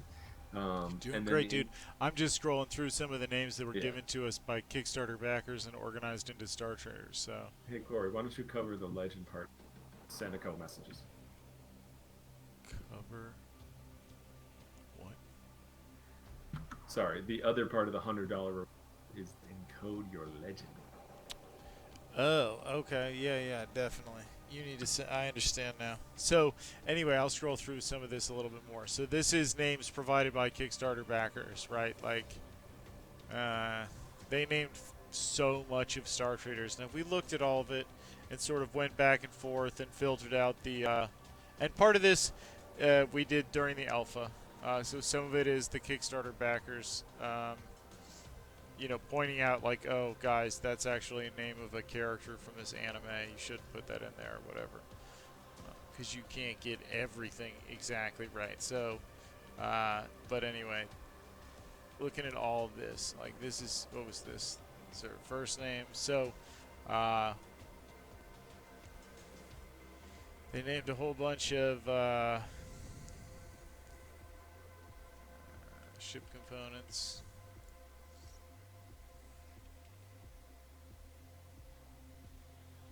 Yeah. But there's what's this? This is quadrant names. So, I mean, in Star Traders and like Cyberknights, there's going to be a ton of things to name, right? So, when we get to the end, it'll be there will be many, many. Like, what's this? This is zone names, for zone name Zone names, droppers. planet names, wilderness names. It goes on and on and on. The name. Okay, so that's where the naming comes in, right? When we get into like having everything figured out that we're going to need a name for, we'll have surveys where you'll have the option to provide, at least 10 different like suggestions for names. Now we'll go through them. There'll be different categories that we'll ask for in the survey. We'll go through them and we'll find the ones that fit. Now we're gonna look at them mostly for a will they cause trouble? Are they somebody else's stuff? Do they otherwise cause problems? Are they an encoded um, inside joke about something that we don't get anyway? So we'll try and filter through them, and it's then sort of put into the game directly, and the proc gen system will use it, and that's where a lot of the proc gen. So we've got those proc gen elements, and then a lot of the story characters are sort of named into that proc gen scheme. So, right, Andrew? Again, well, he's not listening to us. He's doing other stuff. So what else do we have? I'm kind of listening. Encode your legend. So the best way I can describe this is related to Cyberknights, the original one. So, in Cyberknights, there's these data chips you can obtain from various things. Like people have them, you can find them along missions or whatever. And sometimes on those, there's valuable stuff like blueprints of a new accessory or a location of a dead drop or data about a new corporate security system that's coming out or whatever. But sometimes just some random like file or even a corrupted download or The really good set of files that are just the mission statement major. So you kind of like pick up you can just read the corporate spiel of Mars Core and Yakashima and the other guys, just how what they strive for, they're like hyper corporate Yeah. speak mission statements. Yes, exactly. They're chortle worthy. So we will, as a world building exercise, fill in a number of these legend files. Now, Andrew and I have talked about a couple of different options. They might be collectible in the game. They might have sets. There might be something that you can do with them in game to try and gain stuff. I don't know. Combine them to make a prototype recipe or I don't know, some junk. I think another important thing here, we've got this question built Encode Your Legend, is with all of these things, we will be gathering this from players during the alpha. So this isn't something we're going to ask you to come up with without having played Cyberknights, been in the world, run missions Yeah. from your safe house, fought gangers, and seen the corpse. We're gonna give you some time in New Boston, like making enemies, people you love, figuring out what a story might be like, and so you can then even take storylines or legends that you've made in your own story, like about a hacker who got rolled over by a Right back. backstabbing Jupiter group connector and ended up with both his cyber arms, and then he disappeared into the Matrix and nobody's seen him since except for he's called Ghost, or whatever you want it to be, a conspiracy theory about how the Fenians are working with um, Crane Tech to work on some new super weapon that's gonna blow up Atlanta, or whatever you come up with. Could be conspiracy theory, a story about a knight you have, a story about an enemy. Maybe there's a contact hate, a villain of yours that you've tried to get rid of a bunch of times or something in a game and you can't, and you want to write a story about him. So it's sort of a really cool open playground um, to create content in the game about the game, and to sort of it's an area where it's a bit meta but and a little self-reflexive, but it's a ton of fun, and backers, creators have enjoyed it, and the stuff we've added to Cyber Knights was a lot of fun. The original had these files where you could just some people love to read books and games. This won't be books, but it's going to be potentially valuable little pieces of information. In Cyber Knights, there were little, in a classic game, there were little rewards. You always got at least some experience for picking up and finding these files. So that's one of the things. That's what we're looking at to do with Encode the Legend. In Star Traders, we had a very similar reward. It was called Join the Lore at the $100 level, and we had captains type in stories of their famous Star Traders, give us stories of those famous Star Traders, and we recrafted those stories. And whenever you go to the Spice Hall, which is sort of like a carnival bar atmosphere with your crew, if you go and you spend time there, storytellers, members of your crew who have a storyteller trait, will tell stories.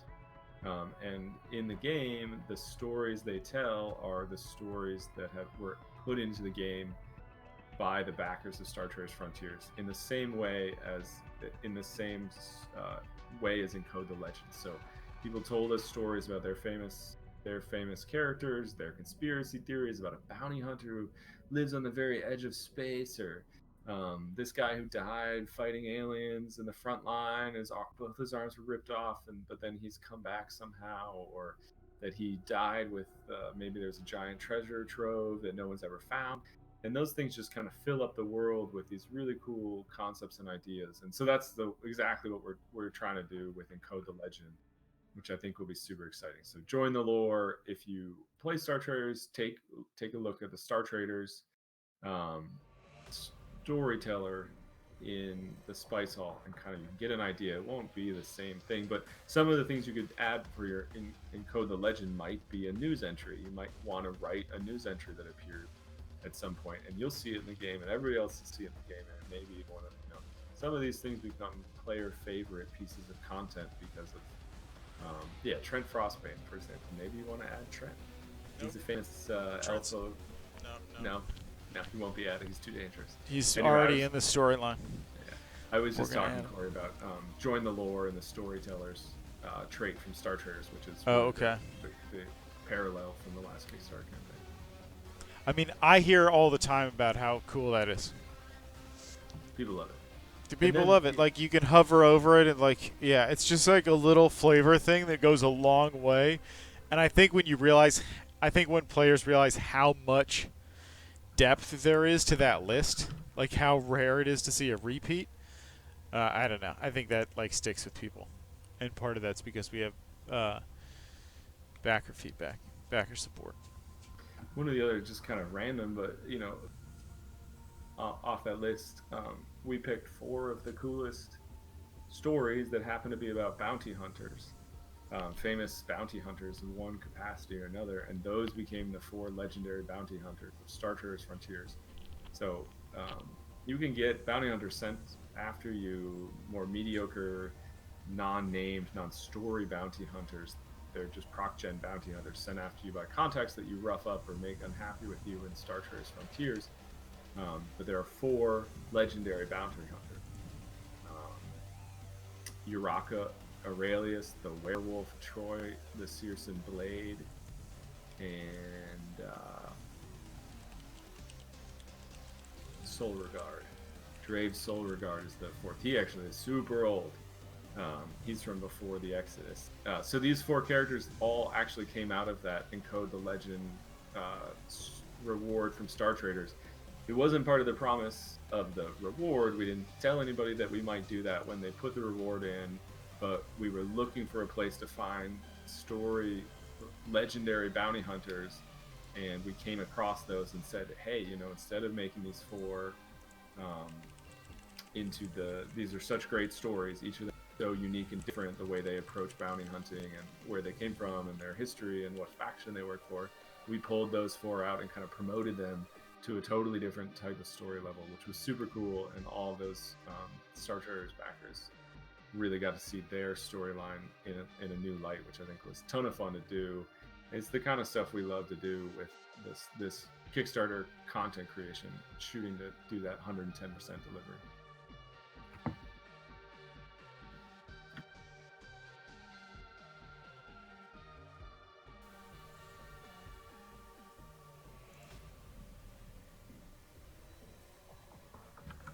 Corey has scrolled down on the Kickstarter page, but now under 2 hours, under 3 hours to go. Sorry. No, you're fine, dude. We have 2 hours and 45 minutes to go, and we are at $217, $357. So we have been covering some crazy ground while we've been streaming. So thankful to everybody on here creating your pledge, getting the word out, telling a friend. We've had some really big pledge upgrades pop. Some stuff that has really tossed us forward in a big way toward the Cyber Cats, which now looks to be the ultimate goal here, is if we can get there. So thank you again to everybody. We've got tons of people upgrading, tons of people joining, still new. Got such a good crew coming on here. So keep pledging, and let's get those cats.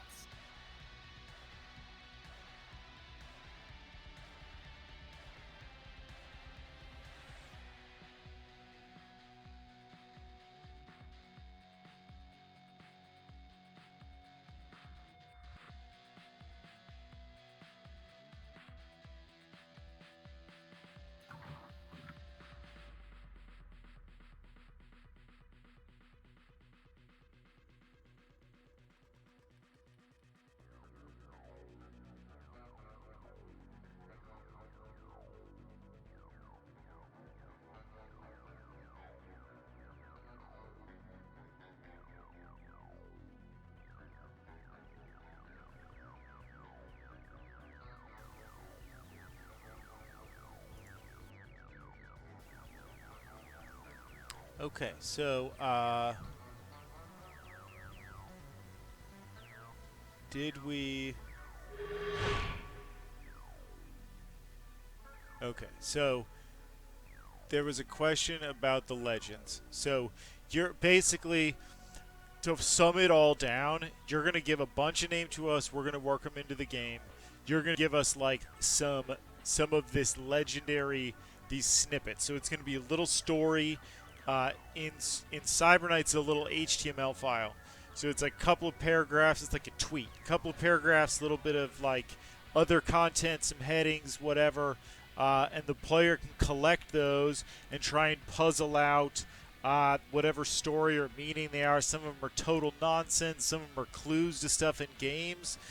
Some are written by people that helped us make the game about like their own games or their nights or how they play. Like, watch out for these drones. Like, it's like advice from one runner to another.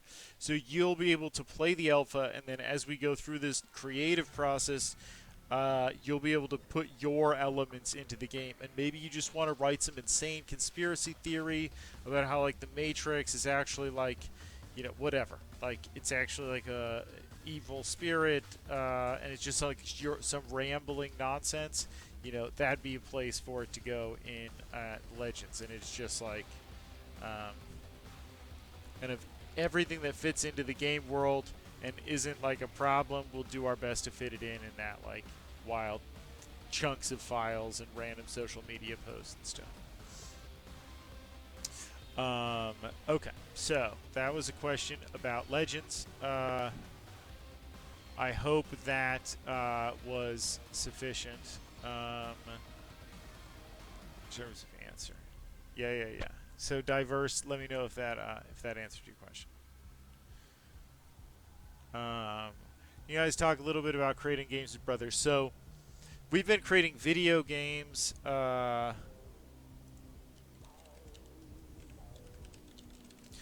We've been creating video games for 10 years.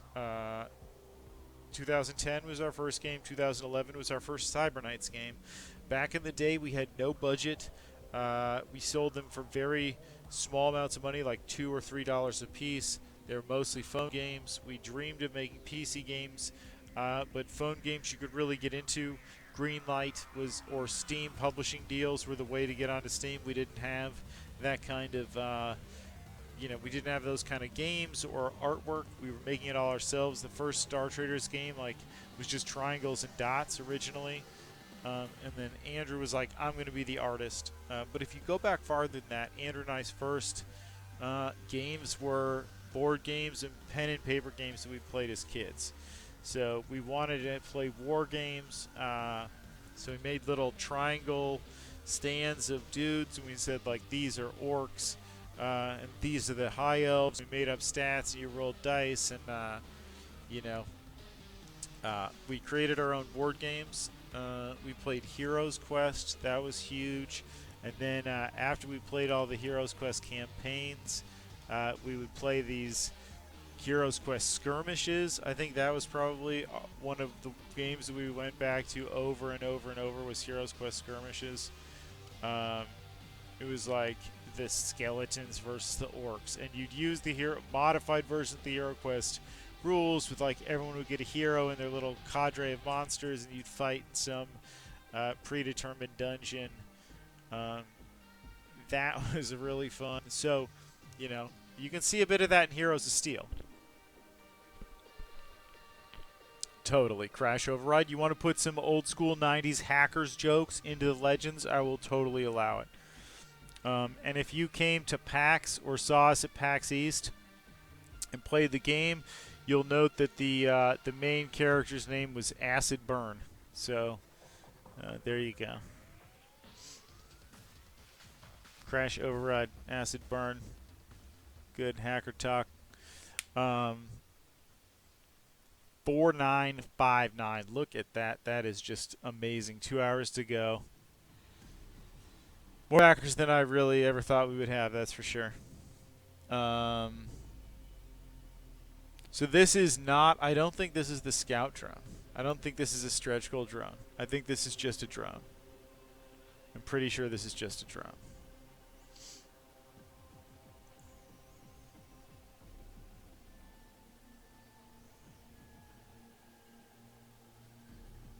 Yeah. I think that's just a drone. No, that's fine. You're right. That is a scout drone. It is a scout drone. It is not the stretch goal scout drone. I guess I just wanted to point that out. That the stretch goals are really cool because they're going to give us, like, these additional pieces for our budget to really, like, add chunks. So.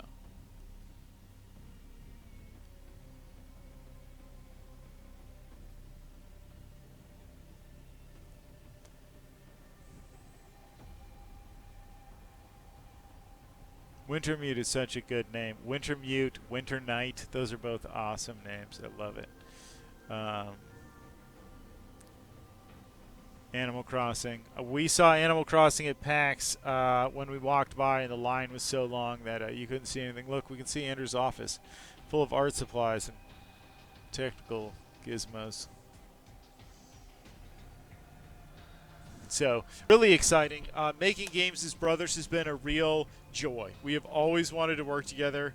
Andrew and I both spent more than a decade each in the trenches of programming and software engineering, building lots of different kinds of applications and systems, but always hoping that we would have a chance to work together and have a chance to make games.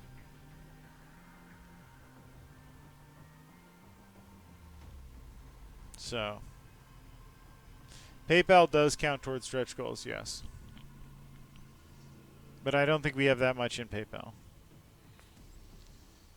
This project is a spiritual sequel. How about that? Like, it's set in the same world. It's set in the same timeline, 13 years later. Yeah, I feel like I've missed some questions from actual that were important. Okay. Spice Hall thing. That's totally right. Thank you, Bookworm. That's well put.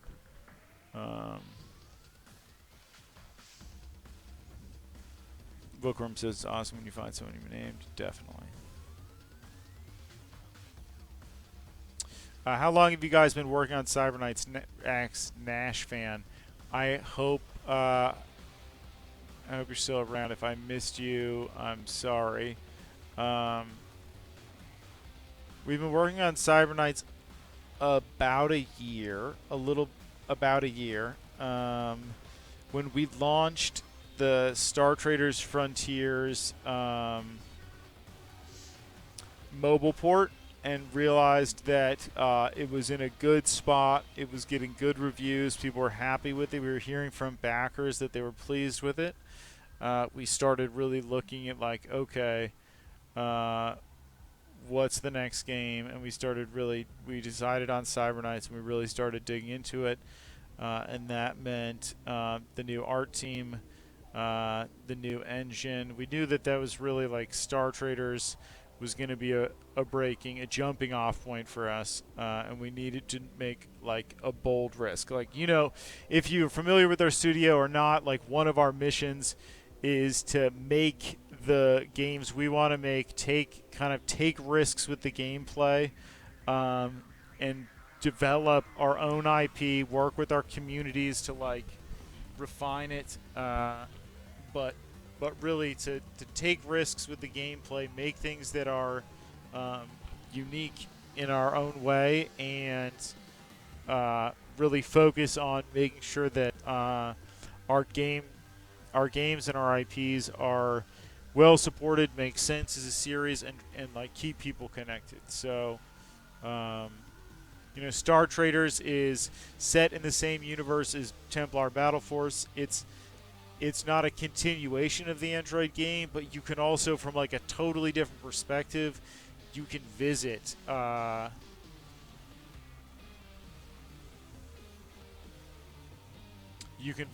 Trek. You can visit the Righteous Fallen, right?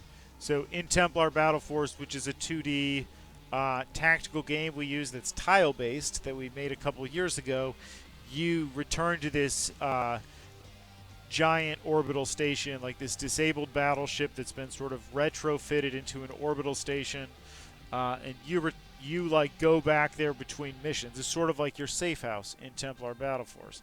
You can't upgrade it or anything, but there's a guy there that tells you where your next deployment is, what war-torn desert hellhole you're going to drop your mechs into and battle waves of Xenos. But you go back to the Righteous Fallen. Well, in Star Traders Frontiers, the Righteous Fallen is an orbital station around the planet that you fought on. It's just a century later. So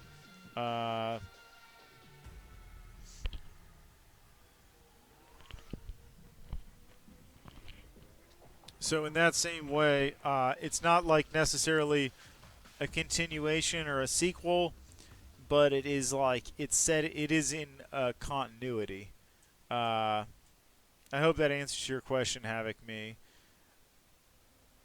So this is set 13 and a half, 14 years after the end of the story of Cyber Knights RPG. And we've been working on it a year. We started the plan for the Kickstarter 9 months ago. We launched the Kickstarter 31 or 32 days ago, I guess. And we have 2 hours to go. So 9 months ago, we wrote out a by-the-week plan that was like, if you have any other questions, like, totally type them in. I'm watching chat. Happy to talk at length about any bit of this. I have 2 hours left to go. So we came up with this plan, and I'm really, really glad that we funded. I'm really glad we hit 50. We sort of knew from our last campaign that that's sort of a base cost for an alpha to be able to deliver the rewards that we put forward in the campaign. You know, the sort of table stakes, right, for the game. So we know if you put these out here and somebody accepts, you have to run it. So if you're going to run an alpha, you know, you put out this alpha edition pledge, $60. That means if one person takes it, you got to run the alpha. So, okay, thank you for tuning in, NT Sheep. Thank you very much for your support during the campaign. Really appreciate having you here. So we knew 50.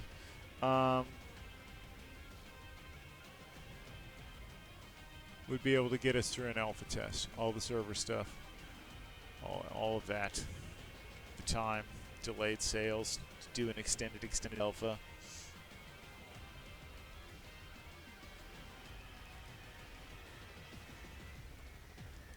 I think 50K is a bare bones. I mean, it's like Star Traders, right? It is a bare bones sort of affair. We have less stretch goals to execute before we get to alpha or during the alpha. So.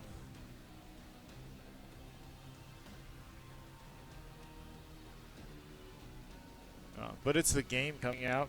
The good thing that so the 50K timeline is the 50K timeline is really the same. It just doesn't have any of the dream, the dream functions to it. You know, we don't have any soundtrack add-ons. We don't have this Valkyrie Zero story that Andrew really wanted to write. So one of the big things, right, is the breakup of the Night Horizon, so writing a special storyline about that. Going back and having the budget for all the extra animations, right? So there's like bare minimum, and then there's Dream, and then there's like gold-plated Dream. So, yeah, this is really exciting, no doubt. We're right here knocking on the door for the Cybercats. Okay. Well, the breakup of Night Horizon has been planned from the very beginning. From the very beginning of, I think, Cyber Knight's RPG had a planned breakup of Night Horizon, but we just never got there. We'll be right back. We're gonna do a quick pause.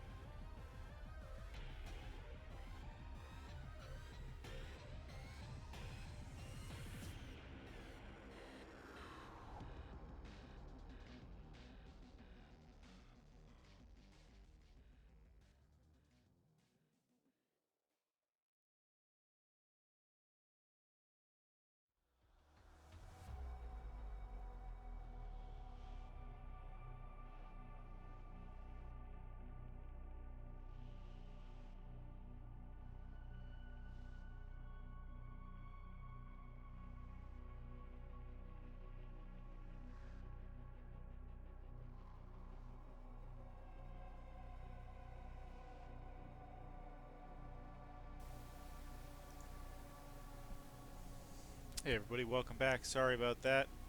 Dealing with some dog situations. We are down to the last 2 hours, 23 minutes. It has really always been a dream of Andrew and I's to be game developers. I think we always wanted to make pen and paper games. I think the making of video games seemed too daunting, especially when we were younger.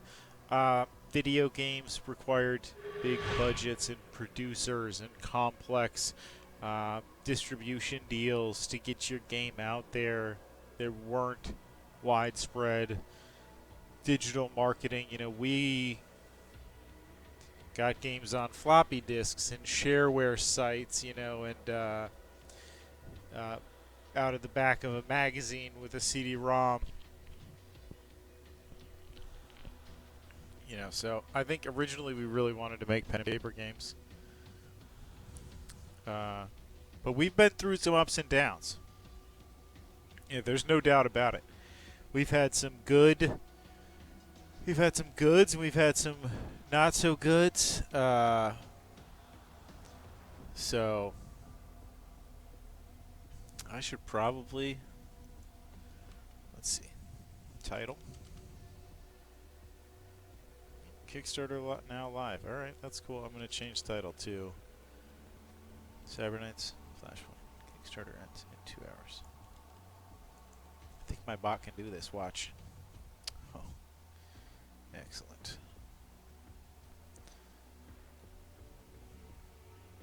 Okay, so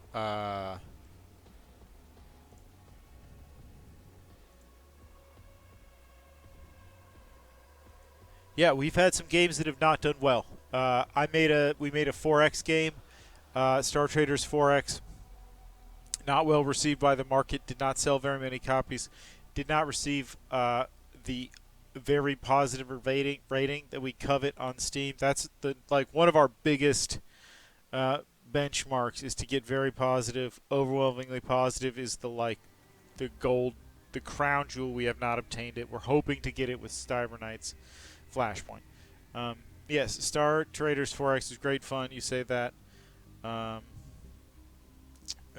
But it is not well. It's what brought you to the forum. See, I mean, even those games that were not well received, we supported them, right? We didn't abandon Star Traders 4X. I fought the fight, updated it, and I think if we'd done if we'd had the budget to do a true alpha, right? Star Traders 4X, by the time it was playable, its budget had been eaten. We'd used up all of its time.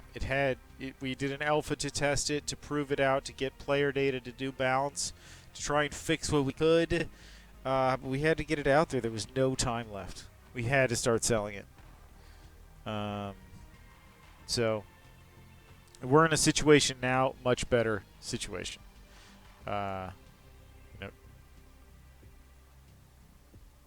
Star Traders did pretty well for us. So this is our last game, Star Traders Frontiers. We ran on Kickstarter.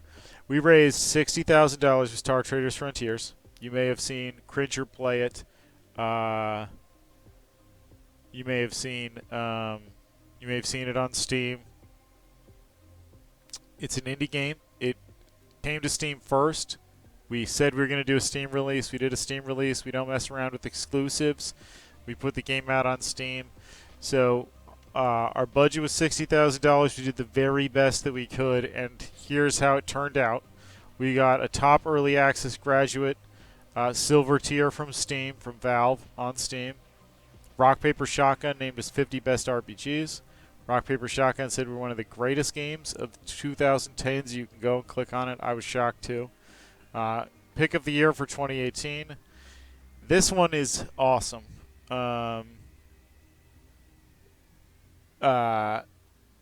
Metacritic, not the user ratings because I know that's a mess, but the Metacritic rating spider across all the iOS game rating sites that they said for 2019 Star Traders Frontiers had the highest rating. So we're really proud of that. It also had one of the It won 148 apps Game of the Year, Reader's Choice Game of the Year for Pocket Tactics, Best iOS and Android Games of 2019. I think it was like number 3. Number 8 or 9 on Macworld, 10 Best Games. Apple worked with us to do Game of the Day. They were really positive about the way that the game handled on iPhone. What to Play, 10 Best, and Android and iOS games. They actually wrote us a nice email and let us know we were one of the only games they'd ever seen do both, according to their reader polls. And then Metro.com said we were one of the best. Actually, one of the best, maybe the best, I'm not sure. So, this is all thanks to our backers, right? This game would not... Well, wait. Hold on. Macworld is rating the iPad and iPhone games. We did get some other, but this is like notable ones. But yeah, and like yes, like much respect to Mac and Linux players. It is easier to get attention on Linux because there's less games that have a top quality Linux port. I am very proud of our Linux ports and their performance, and I'm really proud of our Mac port as well. We do those in the alpha. We run all 3 platforms. We try really hard to make sure that they're really high performance.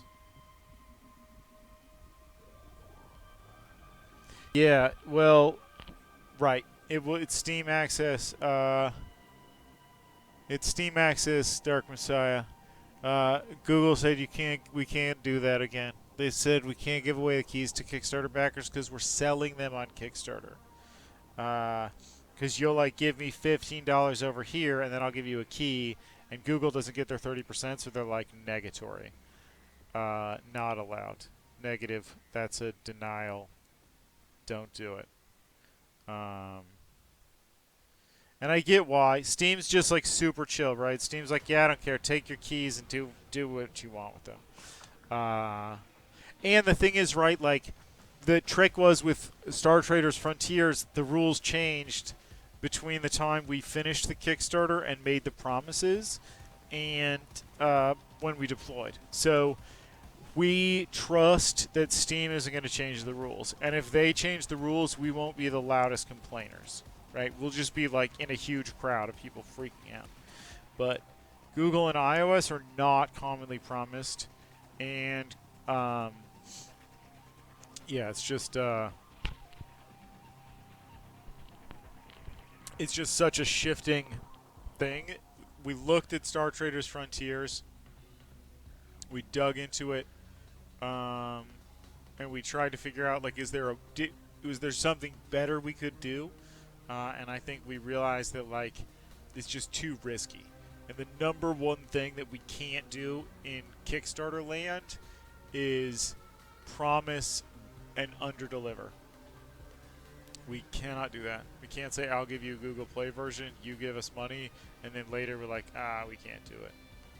We have to be like 100% maximum crystal clear. I can absolutely deliver this, no questions. It has to be like ironclad, because like, you know, Kickstarter is not a store. This is not like a pre-order of a product that exists. This is an order of a product that we are yet to produce. In the time between your commitment to the project and in production of it, many things will be decided by us about, you know, what the things are going to shoot and how many lasers there will be and so forth. But the rewards and the promises we make to the backers, well, it's not a store. Those are still promises that you're making, right? There's no doubt about it. You are making a commitment. Like, anyone that looks at this is like, you committed to that. So... okay, so I backed the mandate. So I know. I ran a concurrent campaign with the mandate. I got $60,000 for my spaceship simulator, which I delivered and we reviewed the awards it won. They got $600,000 to make the mandate, and they delivered no game and they left. So there is no justice to anyone when creators duck out. But thankfully, like, it's actually a small percentage of, I think, projects that really maliciously, a very small, tiny percentage of projects that maliciously, intentionally, like, snack. They snack away.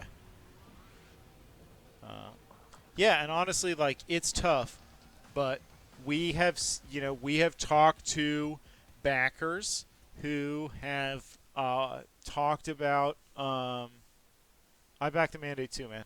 The concept so appeals to me, and my friend, we will go back and we will conquer. Star Traders, the mandate is a possibility. How about that? We'll go back after we get all a bunch of we get through this Cyber Knights thing. We win a bunch of awards. We release it 5 stars everywhere, and it's all great. Alpha backers, every one of them's like, it was the best Alpha I've ever done. We will go back and we'll do Star Traders, the mandate, and it will be 3D ship environments, all this fanciness, tons of torpedoes, explosions. Andrew's not here, so he's gonna try and trap us with some trap trickery, try and make us make a fantasy game. We can't allow that. We have to go back to outer space. That's where we're from. That's where we're from.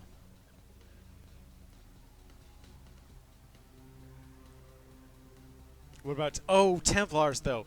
Okay, yes, that's true. Templars, dude. This art team, I'm serious. Andrew's art team right now, I would love to turn them loose on some mechs, because I think they would make some, like, if you were like, okay, here's the proportions of a Templar, here's how it works, here's how the Leviathan hardsuit is set up. Like, make me a fully functional 3D model of this that I can blow its arms off. I think they could deliver that, which would be, can you imagine? Can't you imagine?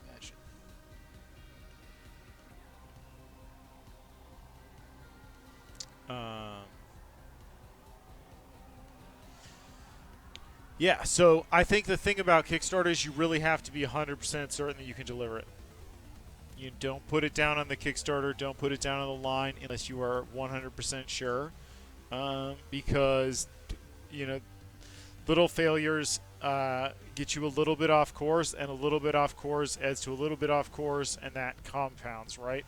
You make a little failure here, a little failure there, and it, 5 Kickstarters later, people are like, these guys, they never keep their commitments. Remember 7 Kickstarters ago, they promised Alpha Google Play keys, and they messed it up, and we never got our keys, and they said they're sorry, but they couldn't give us our money, and that isn't acceptable. We're not allowed. That's not. Nope. We don't do that. We like to just be 100%. So, I would rather say no to little backers and big backers. It's the same philosophy. If you are at $10 and you want an Android key and I can't give it to you 100% in a way that I think is fair, in a way that protects you and our community and the game, then I'm going to say no to your $10. If you come to me and say I have $1,000 and I want to do this thing in it for my villain, and I hear you out and I say that doesn't fit into the game, it's not balanced, or it doesn't fit into the narrative, or this, whatever, it just doesn't fit the game. Like, I can't do that in a way that would make you happy. I say, well, if you don't do that, I won't back with $1,000. I won't back at all. I'm going to tell that person, I love you. I love your enthusiasm. I think you have a great story. Give them honest feedback and why it doesn't fit into Cyber Knights.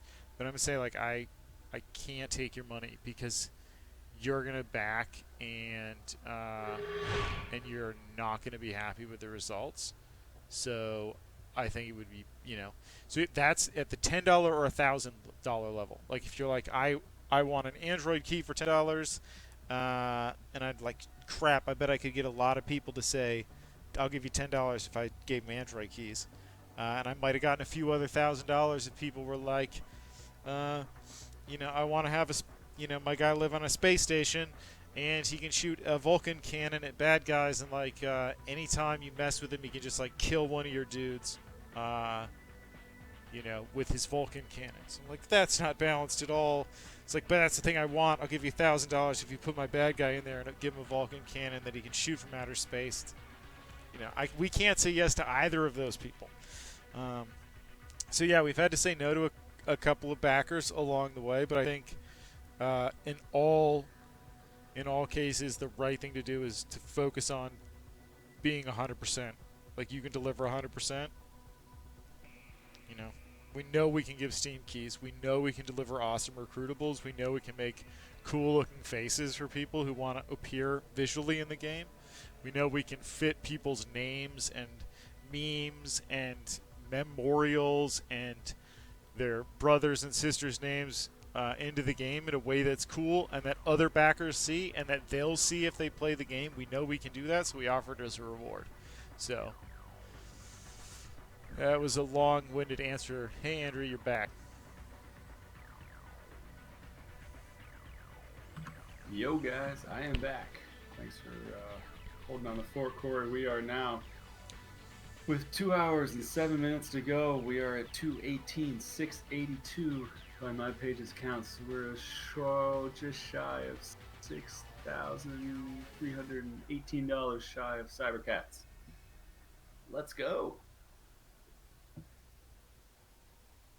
I don't know if you have a list of questions going, Corey, but right when I was walking out, somebody, don't remember who it was, asked us to talk about what it's like to develop games as brothers. I told them all about your weird obsession with fantasy stuff and wizards. I told them that I would protect them from that, and I promised, I made a blood oath with all backers that next that it game would only be Star Traders from here. They all signed. Everybody put emotes in Corey? chat if you were here when I made the blood promise about the Star Traders games.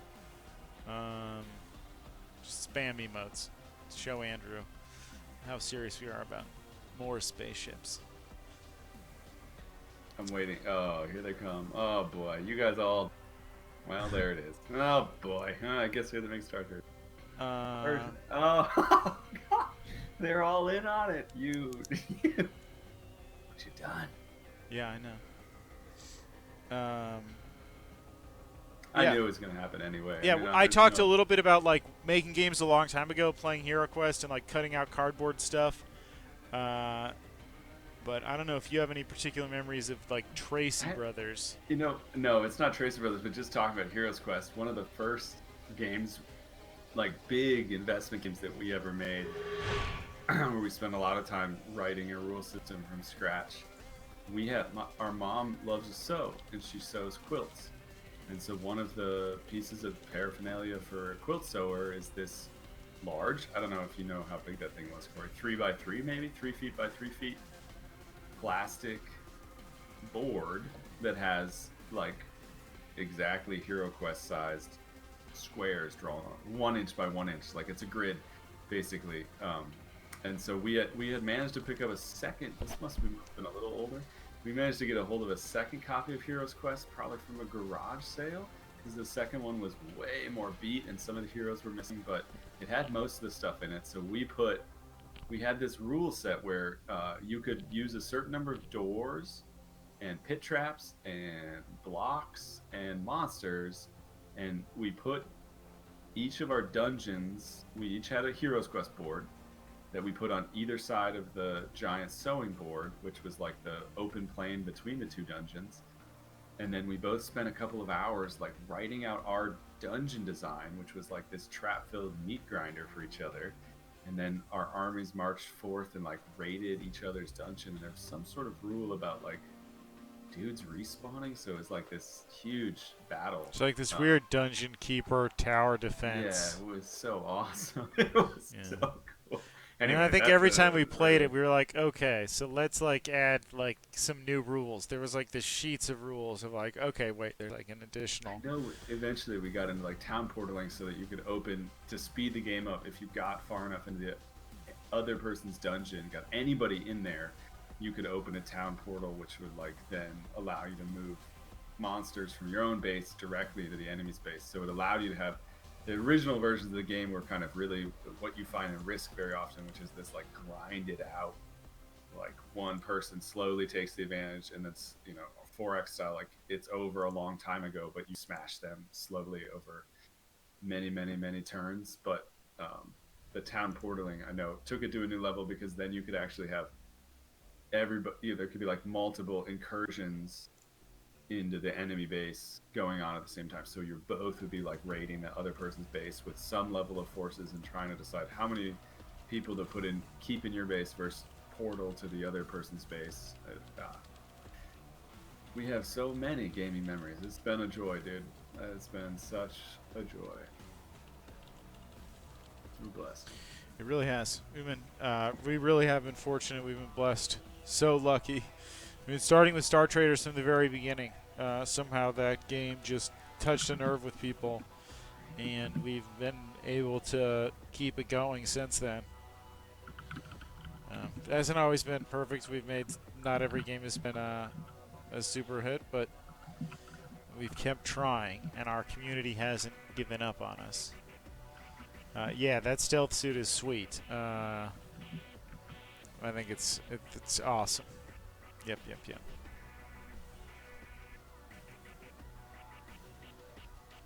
$218,000 so far raised to make Cyber Knights into a reality.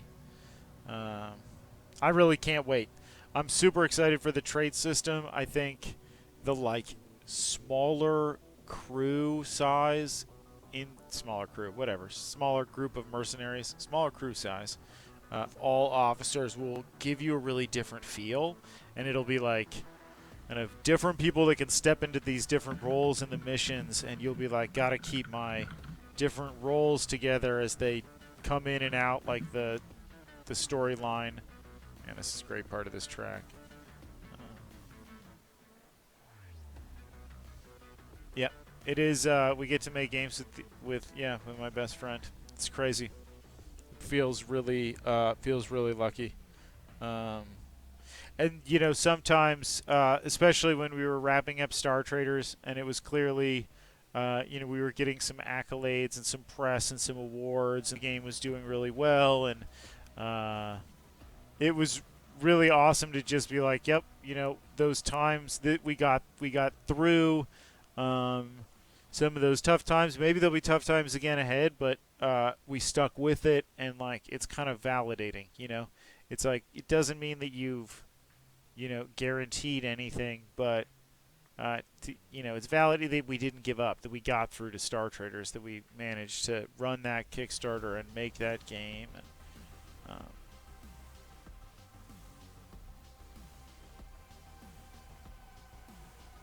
yeah, I think, you know, and on the higher level of difficulties, I absolutely want to start, like, this is going to, I want it to feel like the pen and paper games that Andrew and I used to run, like, it, you know, the character who has no left arm for, like, I don't know how many sessions, like, it's like 4 sessions or something, where you're like, yeah, well, a really long time they dragged that to.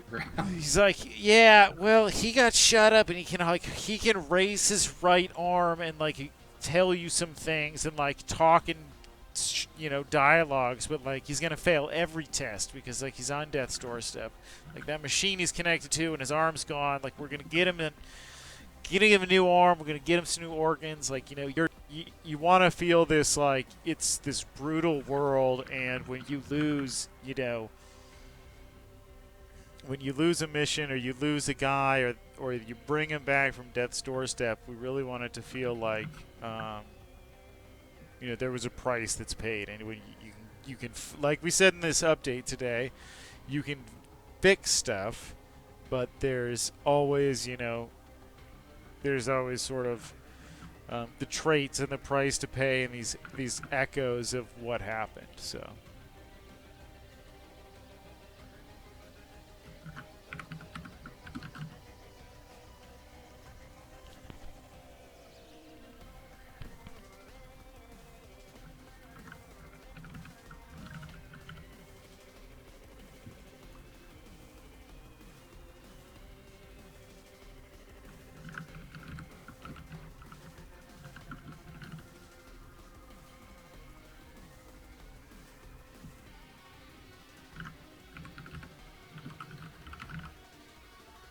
So, speaking of new organs, what are some of the pieces of cyberware that we can buy? Chat. So we're gonna really there's a lot of different approaches to cyberware.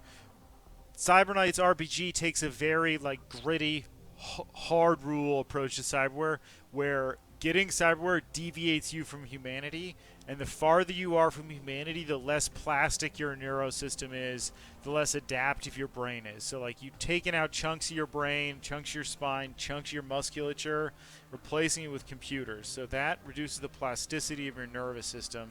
You're less capable of learning, less capable of adapting, but in exchange, you're gaining these top-tier, static capabilities. And it does that through reducing your ability to gain experience. We're not going to do that in Cyberknight's Flashpoint, but we're going to go for a similar feel around that deviation from humanity. And it'll come in the form of traits and balancing elements within your character's attributes and talents.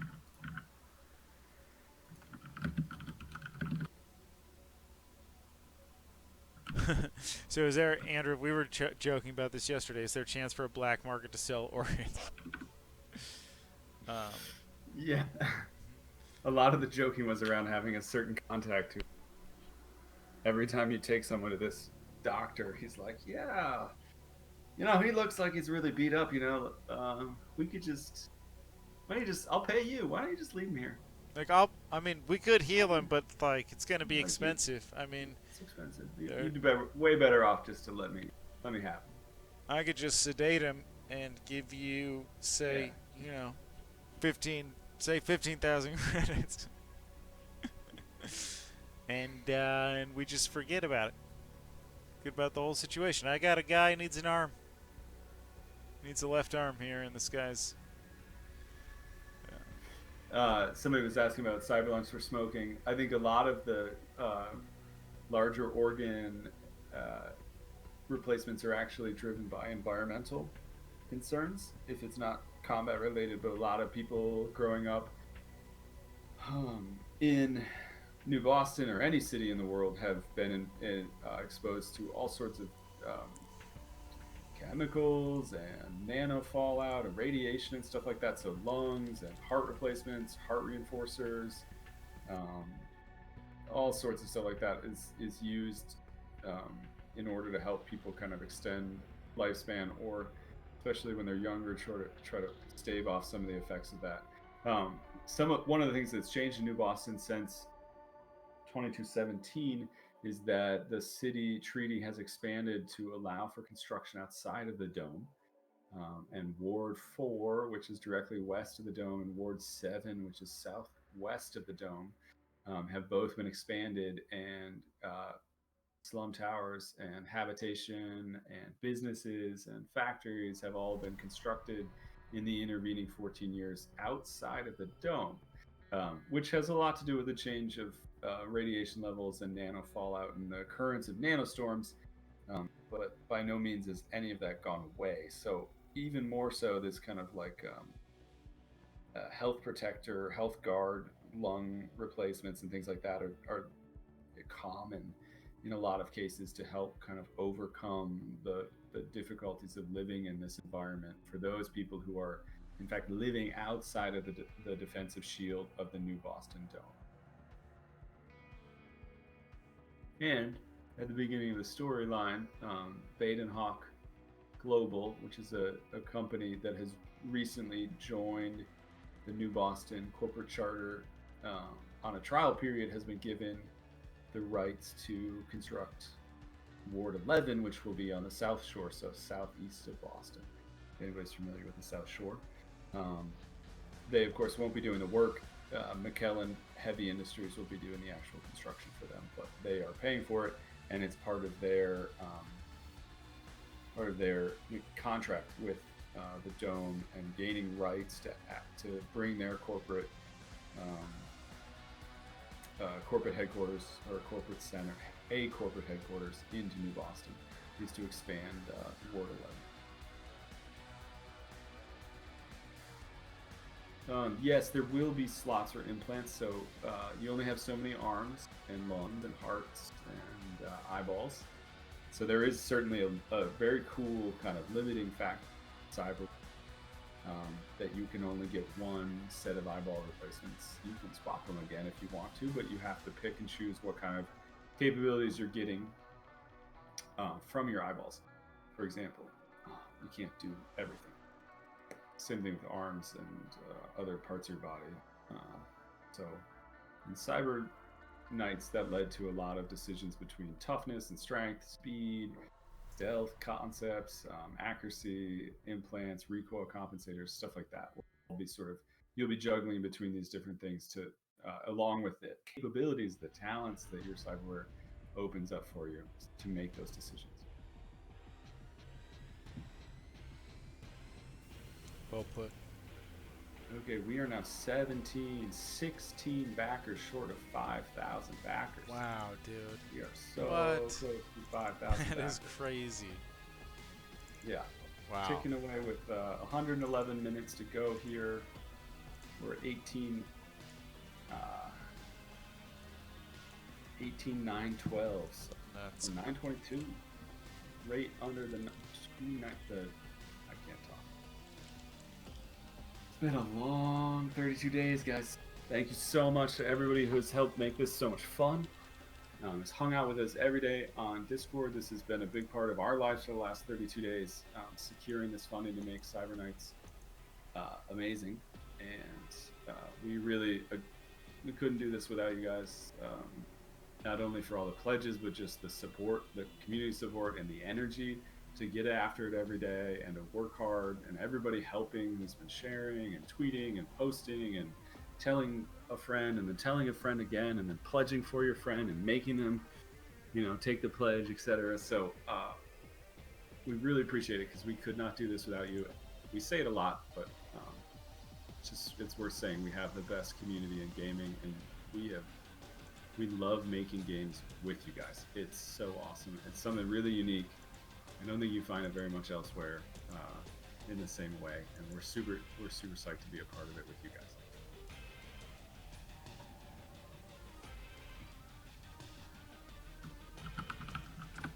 It's going to be right down to the wire.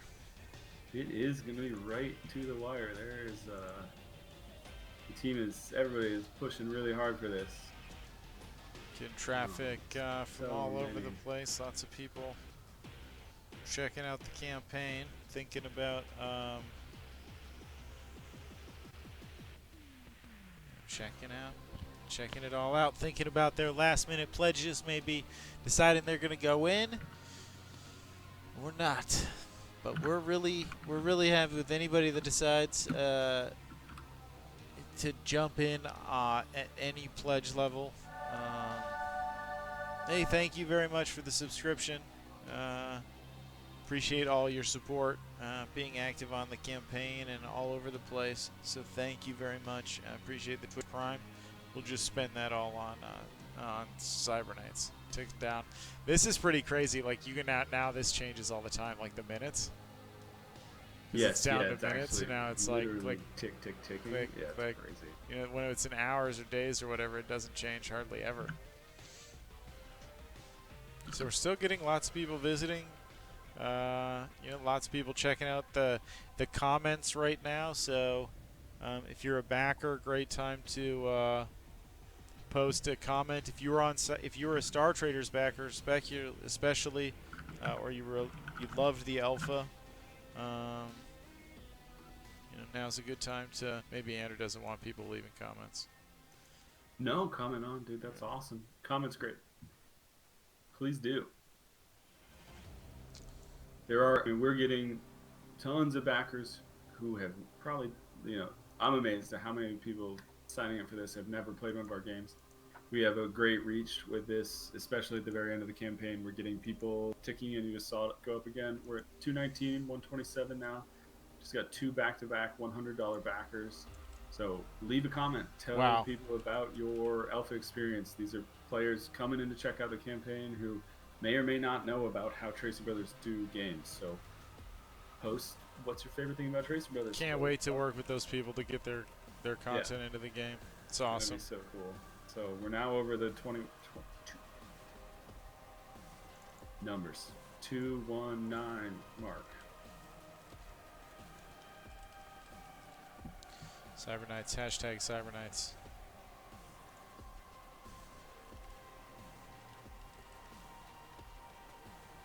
Yeah, 12 backers away from 5,000. Tick, tick, tick, tick, tick, tick. There you go. Back the cat. Thanks. A huge thanks to Elfword for making all those amazing cat memes today. Those were some great memes. Some Absolutely. really awesome memes flying all over the internet. The cats were being busy, telling everybody just exactly what to do, as they are wont to do. Really crack me up every time.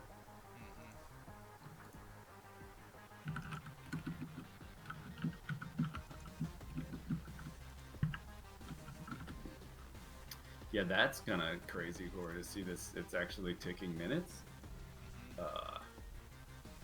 It gives you a new feeling of being in a rush that I haven't had before. Come on. Toxic. Yeah, you have those cat memes, dude? Draw them on stream. I can pull them and I'll put them in this. I don't think I have them in my memes folder. I don't. Well, I have to. I got them in the memes. Oh my goodness. Okay, hold on 1 second. I'm getting like my computer is like acting really funny, and my fan controller is turned to silent. Where is?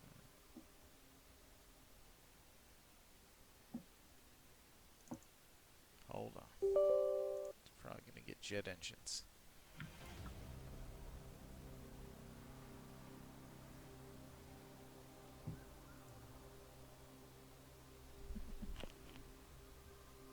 Yeah, there we go. Okay. Thank you for the memes. I'm just gonna replace you with this cat meme. Yeah, I like it. Hit me. Yep, that's what's happened right now. You're gone, cat meme.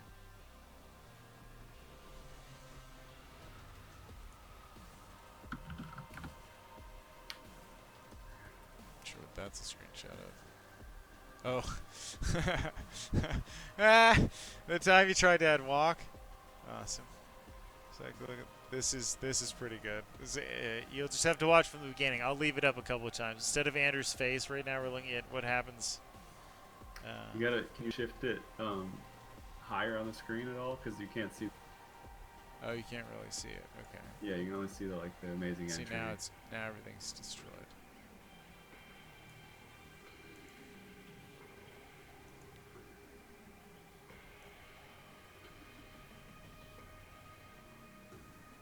There we go. I think you can see everything now. Hey, C. Thank you very much for stopping by. Did you get a chance to play the game? I hope so. Awesome. We had a couple of people stop in and say that they were at PAX, so that was so cool. We were really honored to be invited by... Hey, Andrew, is the stream in the top of the Kickstarter? Are we final on pages and everything? I don't think so. Is that something we had to do? Yeah, we'd have to put it up there. Yeah, alright, doing it right now. And then we'll take it down in 102 minutes. Any idea how to actually... Thank you for tuning in, Becky P. Thank you for all your support, for backing us, for being on all the Twitch streams, and all of your support. We're gonna make this game. Thank you. Enjoy dinner. Okay, sorry about that. Wow, that was silly. It's now live on the page. And the ragdoll's gone. But my ragdolls. Okay, we are now live at the top of the streaming live there, so you can watch us. Pretty cool concept of sharing there. Hopefully we get some new people coming on, talking to us, and we can chat about all sorts of exciting things like why you want to upgrade to the pledge to the alpha team. Hopefully we can get this back. Hold on. Technical difficulties, everybody. There we go. Now we will get this. Here we go. Okay. This is what happened. The meme was too strong. This is what happened when we gave the poor ragdolls to Andrew.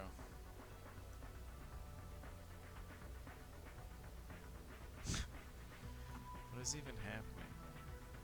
I feel like this is sort of the destiny of the ragdoll, though, right?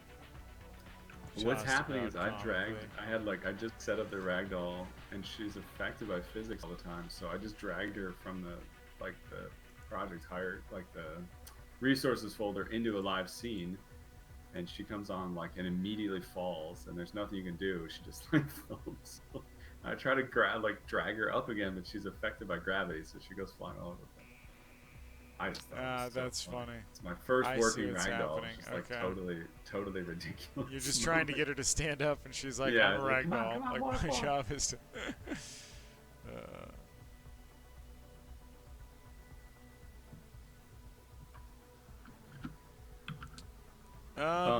Subsister Cyber? No. Not really. I mean... No, it doesn't. Your recruitable character will basically be made out of parts in the game, right? So if your face isn't going, you'll be able to look at all of the different options for making a character, like you were customizing your squad, like when you're playing the game in the alpha. And you'll basically be like, this is the look I like. And if you liked one of those looks and then wanted to have your face be just an option that somebody else could use, you didn't even want to use it on your character, that's fine. Andrew, agree? Yeah, I think that we are focused on two things. We want to give you as much possible freedom to look like however you want with your recruitable characters, so you can build that from, as Corey said, any content in the game. And then with your face, if you join the game, we give you the option as to whether or not you want other players to be able to use that face. So is that a face that's in what we would call open circulation? So, or is that face reserved specifically for your recruitable character? And the only time that face appears is when your recruitable character is wearing it. So you'll get that option. But I think if you want to be super cool with somebody else's face and then put your actual 3D face or whatever face you decide to model into open circulation, that's totally cool. Thank you, Brad. We are tearing it up here, so close to 5,000 backers. Right there, dude, knocking on the door. Yeah, I think we got it's within striking distance, and the community has been amazing today to rally around this. We have gotten so many pledge upgrades across the board. So many people have joined the alpha team. We're super excited, and want to thank everybody, regardless of what happens in the next 100 minutes. This has been such a crazy success. So thanks to everyone again. Yeah, 10 years, here we are. Hard to imagine. Still making games. What a journey.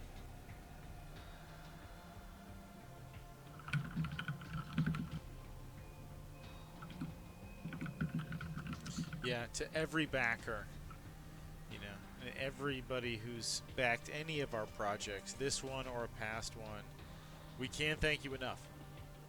You stepped in and looked at the plan and looked at the dream, and you gave your time and your pledge and your comments and your alpha testing, and you gave your ideas and your names and your support and your positive energy. And when things looked rough, you encouraged us. You encouraged us, and every step of the way, you guys have helped us make this dream come true. Tracy Brothers is our thing. I think the community is such a big part of it. I can't imagine Tracy Brothers without the community. It's just it is so for us one and the same thing, and we're so excited to get to do this again. Like, we came back, We were hopeful. You know, we felt like we had a good plan, but you guys came out like, you know, like an army and supported us and made this real and funded it, and you made the dream real. We're gonna get to do it again. It's like Andrew and I were talking earlier today. It's like back, you know, back to it. You know, we've learned so much, and the opportunity to get to go back and execute it again, like do the alpha, release the game, go through Steam, you know, really get it right with our backers. Like, it is so cool to get to do it again. Like, I would have said when we were doing Star Traders, it felt like a once in a lifetime opportunity, like a once in a lifetime shot, and we got it done, and it was like, wow, we can do that again. Like, right? I mean, it just seemed like such a perfect, like, perfect chance to just keep doing what we loved. So here we are.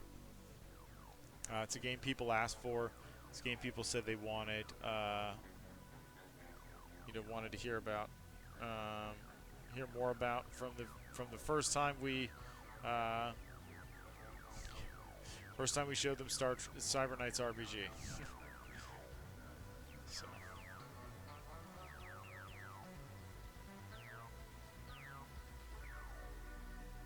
Yeah, we feel like we've gotten really lucky, and it's been a wonderful opportunity, and you don't want to waste it. You really, you want to seize that chance and make sure that if that's what, we were talking about this earlier this week.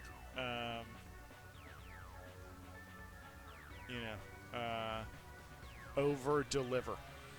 Like, the one thing that we can do to absolutely ensure that this campaign was a success is not worry about the number of dollars or the stretch goals we didn't get, but the stretch goals we did get, the scope we have, just absolutely kill it and make sure that it is the 125% of the best possible game that we can make. Just make it amazing, regardless of what scope or stretch goals we end up with. But take what you get and just absolutely over deliver, so that your backers go from supportive to overjoyed, and make sure that that is just that whatever pledge level they backed at, they're super pleased with it. If you're a creative backer that you got what you wanted and you felt like you got white glove support, if you're a alpha tester that you got a chance to really play the game, see it early, see it when it was fun, give your feedback, be part of the process of making a game, and feel like you're right in there with the team. And if you just got a key that you got a really quality game 48 hours early and got to keep up with the progress, and you knew every step of the way that if you had a question, it would be answered, and if you had, a concern, it would be addressed, and that you could talk to the developers, you could talk to the art team. Like, okay, I'm super, super excited to get to do it again. Can't tell.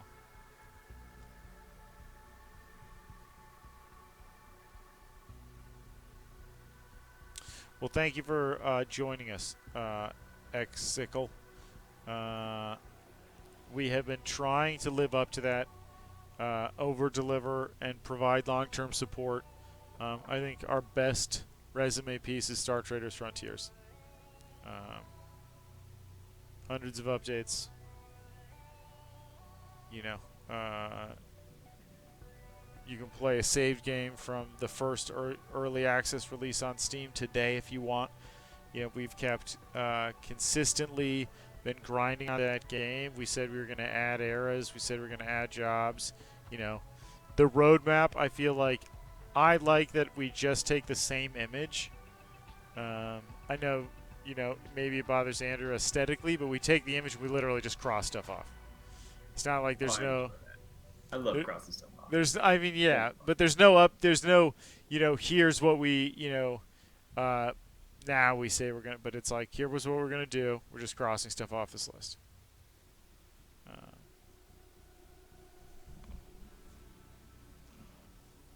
Yeah, it's I think the over delivery said is a big part of our strategy. It's one of those things that we've committed to. We have a lot of Tracy Brothers as a game studio has a lot of strong feelings about certain things. We talked earlier about load times and never invalidating save games and updates, free expansion packs, no DLCs, and over delivering. Being careful with our scope to make sure that we are going to build the game we committed to build on Kickstarter and not get distracted by anything else. We're headed down this path to over deliver on the game we promised to build. So, a huge thanks again to everybody who has helped jump on board with the funding to make sure that we have the funding to build this core game all the way up to now hacking Mark II, and super excited to do it again with Corey and the team. We have such, I mean, you guys have been watching the team in action through the Kickstarter, the beautiful art, the beautiful 3D, the really awesome animation. Listen to the soundtrack. Check out Neon Flicker on SoundCloud. What an awesome setup. Try this again. Hold on. I think something happened. Okay. Nope, still didn't work. Cyrus Bellevue, we're really glad you found us. We have tried to get the word out as much as possible everywhere. I'm glad that you found us through Star Traders. That's awesome. Thank you for subscribing, SV Zurich. Great to have you with us. Yeah, thank you very much for backing us. Huge. Cyrus Bellevue, thank you. 91 minutes to go.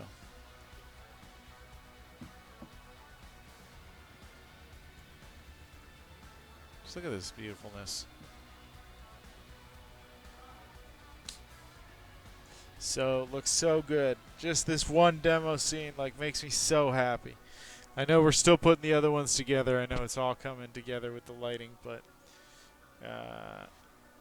it's just to see this from, especially like when you compare it to Battle Force, like what we're going to be able to do with this tactical map is going to be crazy.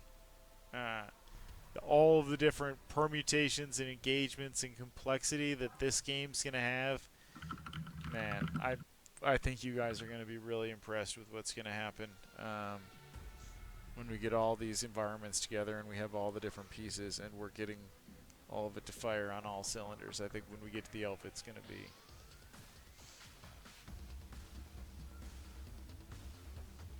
Special alert, we have arrived at 5,000 backers.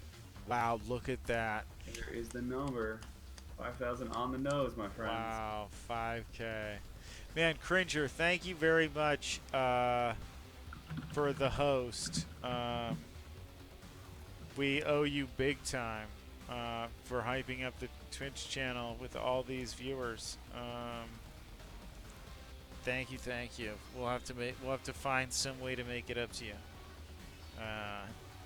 We'll chat with you. Thanks for streaming Star Traders Frontiers and supporting our channel, and we do really appreciate it.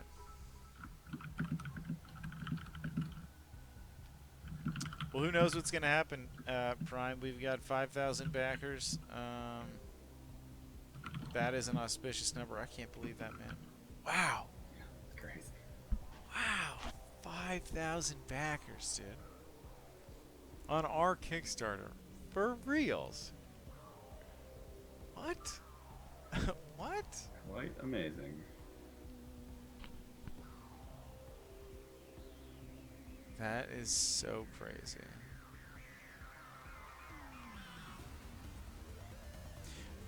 Star Traders Frontiers ended up with 1,700 backers. I think that included our mom. Mom and maybe our dad. Yep, it did. Yeah. So I'm afraid that the food situation is not looking great in 2231, especially if you're Cyber Knight and live in a dilapidated hab dome next to a nano scrubber. So come on, Cyber Hot Dog. There's a lot of algae in your diet and catalyzed bacterially grown proteins. Soybeans are out. Like I don't think in Cyberknights there's a lot of like soybeans are probably considered a delicacy because they're actual food. So they didn't grow in a tank. I don't know. It's probably not. It's probably not a cheery. Probably not a cheery diet. But if you're wealthy, I'm sure it's delicious. You just plug this thing into your head and you taste whatever you want. What does the algae taste like? I assume it like just tastes like whatever you flavor it with. Yeah, some sort of. I can imagine some sort of soy and sodium and sugar mix that has become popular. We were talking to our dad about it, like what he thought, what the really like you're out of everything food would look like. He's like big into plant science and farming. He thought, in a world where like Nando had scorched the sun, like algae is something that you can potentially grow in a lot of different environments, and then you would just so like algae cakes, and you would add like a nutrient something to them, and they would raise. Oh hey, Dude Casey. Dude Casey also stopped by, played the alpha, pre-alpha prototype at PAX East.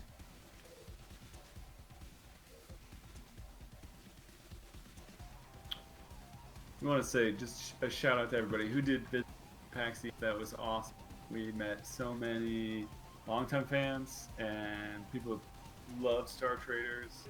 People who back the game were specifically coming by to shake hands and play the demo. Thanks, Arbor 62. Also, super excited to have a lot of people came by who never heard of us and just stopped by to talk to the two of us, saw what they saw on the big 76-inch screen and said, that looks beautiful. I want to sit down. What is that? And they, the word Cyberpunk XCOM got their heads to whip around, and they said, tell me more, give me one of those cards. So we had such a fun experience there because I think we're making something that people really can understand, and when they see it, they know exactly what you're talking about, and they wanted to get in and play that demo. So appreciate everybody coming by. We had such a good set of days, and to have it, we didn't plan this actually. It was totally unplanned that the PAX East overlapped with the last week of our campaign. But when Kickstarter invited us to come to the room, we were really excited to be able to say yes, to have that freedom in our schedule, and then it lined up perfectly. I don't think you could have done it better. Went to PAX, built up a ton of momentum and excitement, and Corey and I got to see each other and hang out, which doesn't happen all that often. And then we came home for the last crazy 5 days, when this has just been a barn burner with these crazy days. Starting with, I would give a big shout out to the guys at Owlcat Games. Huge, dude. The team members, wow. They have a number of players there who are loving Star Traders, and so they reached out to us, and we did a cross promo. We love their games. They love our games. It was a match made in Kickstarter 3D role-playing game heaven. So we were super excited to be able to share each other's games, and I know that brought a lot of new backers who haven't heard to the table. So welcome all the Pathfinder fans. Wow, yeah, seriously. If we get Cybercats, it's because of Owlcats. Straight up. If we inch our way to 225 and hit the cats, it's because of Owlcats, hilariously. Yeah, I think you could say that, to be honest, about tons and tons of things in the campaign that delivered huge chunks of new backers. But yes, I would agree that in that last, it was they did it. They picked a great day right after we had come back from PAX East, in the last 5 days of our campaign, and it really was the day where the surge started, and we lunged toward the hacking.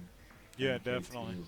So it was such a perfect timing. We really appreciate them planning it out like that, and kind of doing that wait till you can see the whites of their eyes, to do the cross promo. So huge thanks to them, and may their captains live long, make tons of money, and spend all their days in the Splice Hall. So who? There were a couple people in here who said they came into PAX. Trigger 017, thank you. So I know Dude Casey was there. Someone else. I just want to make sure we note names.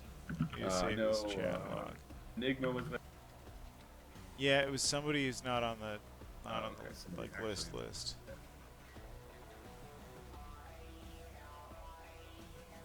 All right, just hit some more big upgrades. Just came.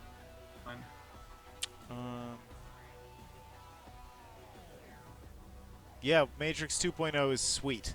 Yeah, I'm really excited. I think that's going to be a big expansion of the game. It's going to add a lot of cool options. So where? Man, I feel like I know like there was somebody else.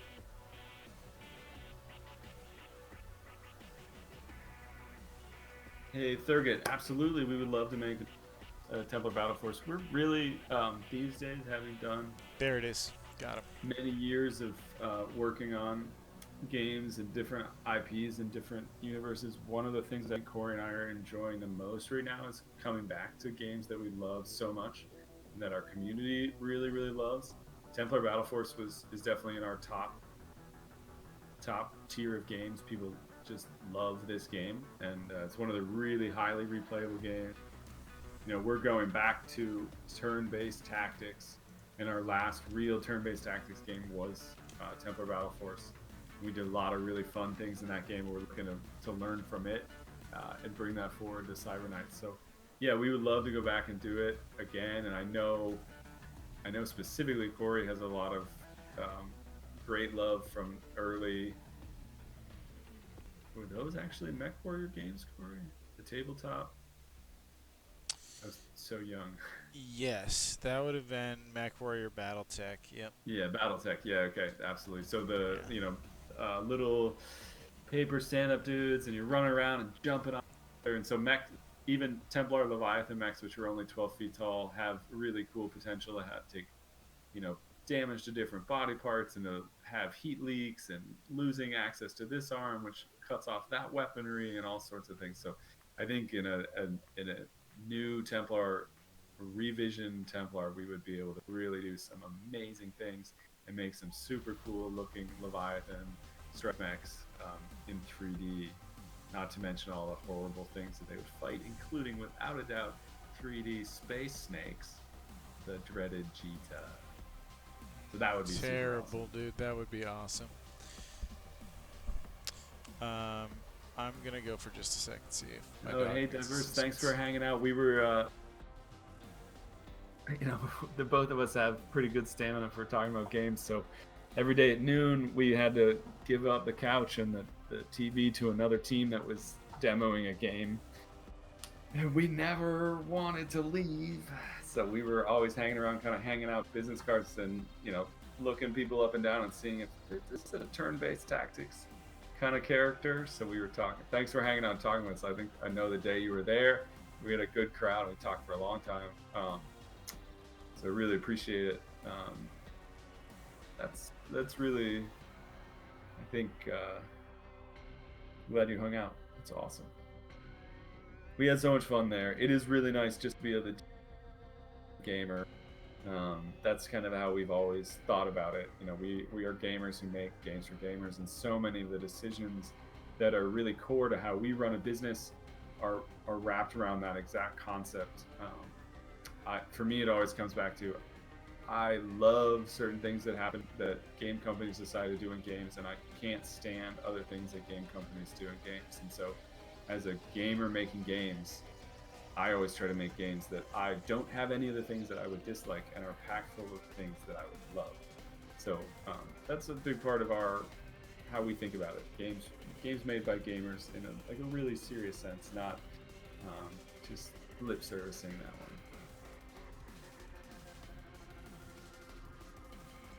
Hey, Zedatai, yeah, last time you checked yesterday, one gotten crazy. What's that? Yeah, I'm good. You take your time. Yep. All right, Corey's taking a little break. I will keep things going here. Yep, Zedatai, things have been very busy. We've had a huge late game late campaign spike, which has been awesome.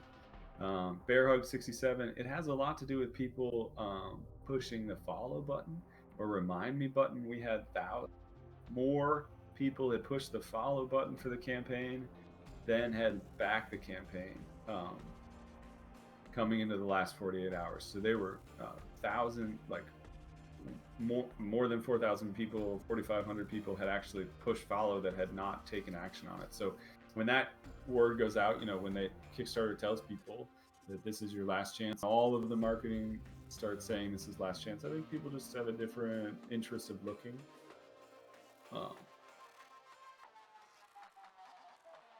Yeah, thank you, Diverse. That's awesome. Yeah, we definitely. And now I know who you guys are, because at the end of the long chat, I think I was hanging around, net other people walking. Corey was talking to you guys. I think all three of you guys bought Star Traders Frontiers on your phones. Awesome.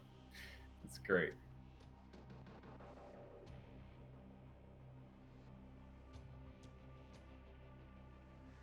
Yeah, cats are at 225. Dude, Casey, ticking. We got 77 minutes to go and under 5K now to burn. I think a really important thing I want to focus on, at least, is that this has been such a success any way that it goes down.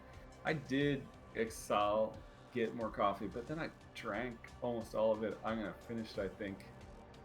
The second half of the batch was just as bad as the first half of the batch. So here we are. But, these are important moments. I can't be downstairs trying to fix the coffee maker.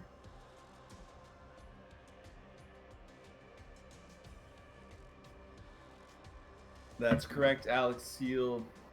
We are nearing a point where if everyone were to increase their... In fact, we are at a point where if everyone increased their pledge by $1, we would come across the finish line for Cybercats. We are getting so close, and we have so many backers.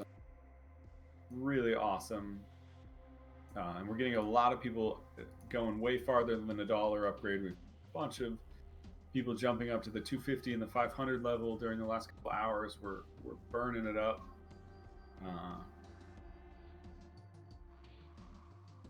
And a lot of people, I'm so happy to see how many of these people have worked with us in the past or have seen our previous work and know how many of you guys know exactly how we go about things, how we conduct ourselves for the last 10 years, and are deciding to pledge big and stick with us. Corey said it earlier, we're here to over-deliver. We do this with every game. We're a one game at a time studio.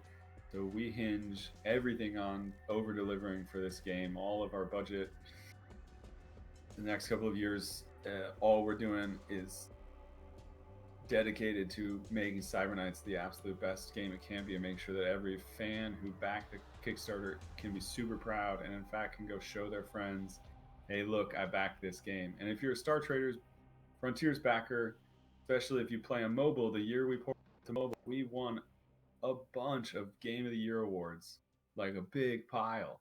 And we got Reader's Choice Awards on Pocket Tactics. Like, we were the #1 voted game in their Reader's Choice, 31%, and the next group down was next game down was 7%. So we're here to help you guys. We're all going to work together. You're going to help us make the best game possible, and we're all working together to try to create a project that you guys can be super proud of, that you helped create when you look back on it. Elfward, thank you for the $2 bump. That is big. If everybody would do the $2 bump, we would be well on our way now. We've got 138 people here in the Twitch chat, and we are on our way. Alex L. So these are recruitable characters. You're asking about how we're gonna handle almost 100 recruitable characters, which is super cool. I think it's gonna make for a ton of fun. We are gonna work with every backer one-on-one to make sure that they create a character in the game that they love with backstory they enjoy. Some of them are going to get their faces modeled in the game, or have the rest of you will just use the existing graphics of the game, character options within the game to create your look. Those are recruitable characters. Unlike they're not your starting character. They're people that you can meet as you play through the game. Not all of them are going to be available at any time. Maybe run into the Alex L character at some point. A weapon smuggler says, "Hey, I've got this war machine. He's a little crazy, but he is unstoppable once he gets into combat. Do you want to hire him?" So you're going to have these moments to, unlike something like Star Traders Frontiers, where you can go into the Spice Hall and just say, like, show me all the recruits, and recruit more basic jobs till the day comes to an end. In Cyber Knights, you're going to work with your contacts to look at a short list of recruits. Weapon Smuggler might only be able to hook you up with 2 reliable people that you might want on your team, and one of them might be Alex LL's War Machine. So that's one of the ways they're going to handle that big. There's going to be a big pool of hand-created characters, and there's going to be a endless pool of proc-gen created characters that the game will assemble from a rule set to match that. So you're not going to like go talk to your weapon smuggler and find 100 recruitable characters out of the go. But when you run into this named character, maybe you've seen him in another game, maybe you read about him in a guide, Alex LL, like, he's a beast. You really need to get him on your team. He has these traits that allow him to like ignore penalties from wounds when he's fighting, but he also has the following traits that make him a liability. Once he goes down, maybe he's more likely to take bigger wounds, or whatever has been worked out with you and your with us in the backer makes that a very cool story. But you may not run into him every game. So as the pool gets bigger, there's more content to go around and way more depth to the guides and strategies. And I can imagine somebody writing, "Oh, if you see that recruit him, and immediately give him 100 job. He is so synergistic with this job, and then get him one of the pit bulls and a support beagle because he always needs somebody to heal him right after a big fight, etc." So I think that opens up a real big depth to the game. We're super excited to work with everybody. Dude, Casey, thanks for setting aside another 100. That pledge upgrade, you're already at a massive tier, and we really appreciate it. Thank you, everybody who's bumping 5, bumping 2. We're ticking up here. Hey, Scorpion 19. So does this game start getting worked on after that's where they had a good time? In late, what year is it now? I don't even know. Okay, forget years. It's about a year ago we started the design, really working in earnest on the design of the game. About 9 months ago, we started pre-production of the game with the first prototypes and ramping up the art design, the creative direction, working really hard to nail down the style that you see in all of the artwork in the game, this super the cyberpunk style that we pull together that we feel is really beautiful and unique. And then about 8 months ago now, the art team began in earnest with concept art, defining that visual style really visually, and then moving into 4 or 5 months ago, we started moving concept art into the 3D pipeline to actually model in the game. So everything you're seeing in the Kickstarter campaign is stuff that has been going on over the last year. The concepts we're talking about are prototyped, and we've got database backing behind them, and we're starting to, we were able to take a playable prototype, though it was rough, to PAX East to have players play it, and you can see all of the art is concept art or 3D art design specifically for Cyber Knight on the campaign. So like the screenshot that Corey has up right now on the Twitch stream is of an industrial platform, underground, New Boston.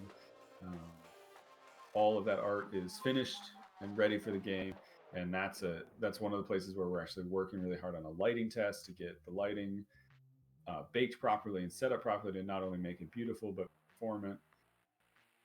So I hope that answers the question, Scorpion. We've had a bit of a hiatus working on it too much this month because we've been working on securing funding, but we have been working on the game pre-production for a year and have been in transition to production like late 2019, where we have sort of, especially around the art team, we've got a working, demonstrable, finished product of every type of asset in the game. We've got we have every type of weapon. We have a pistol that's 100% done, rifle that's 100% done. We have a sniper rifle that's 100% done. We can put a scope on every gun. We can put a barrel attachment on the end of every gun.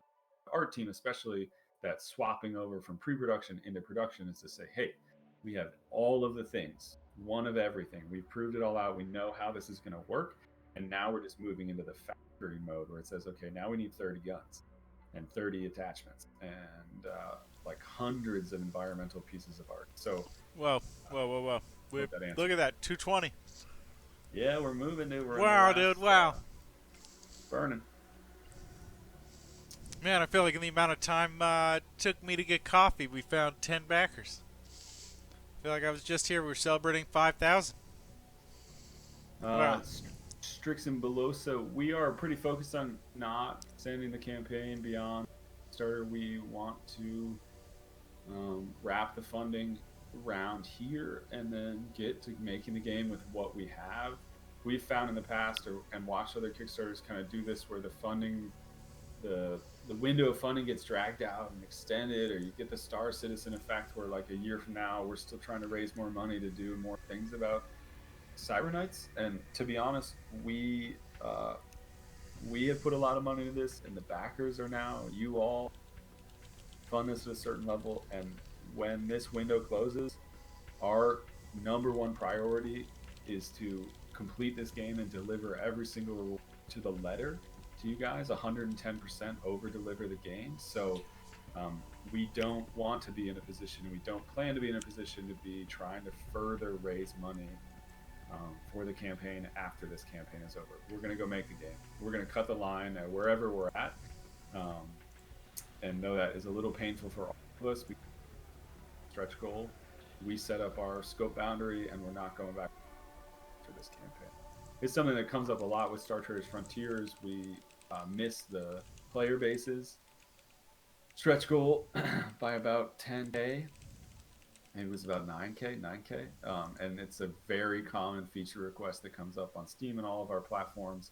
And we just have to look at it and say, you know, when we built that game, we set a scope boundary, we put player bases outside of it, and we didn't make space for it in the game. And we went to, you know, I think you can look at Star Traders and say that, well, I feel comfortable to say that we over-delivered in the years that we've been building that game, but we never intended to go chasing those other features that were past what we had committed, if that makes sense. I mean, stretch goals like are bittersweet in a way, but imagine the campaign without stretch goals. Like, I get it for board games. Like, we talked to some creators at PAX East. You made the game. You've spec'd it. You've play tested it. The stretch goals are just like stuff where you're trying to entice, backers. But for us, it's literally like, if we can add this money to if we can hit 225, we can afford, like, wait, what is happening? I've done some seriously, like, twisted stuff. Zoomed in on that's not even cool. Zoomed in on the image. Of the image. Absolutely, Bookworm. We are, scope and being able to focus on what we're trying to complete has been a big part of our success as in a game studio. So Bookworm was mentioning that scope creep has killed many a project, and that's a big part of why we want to focus on what we've achieved and go and over deliver that specifically, and not be off trying to, we could spend all day trying to make the scope of the project bigger, and it would prevent you from finishing the projects. Our number one goal will be to get the alpha done and get the alpha into everyone's hands as fast as possible, and make sure that we can all start playing and enjoying the game as soon as feasible. And we don't want to delay that any amount of time, like another month or anything like that is not really what we're thinking.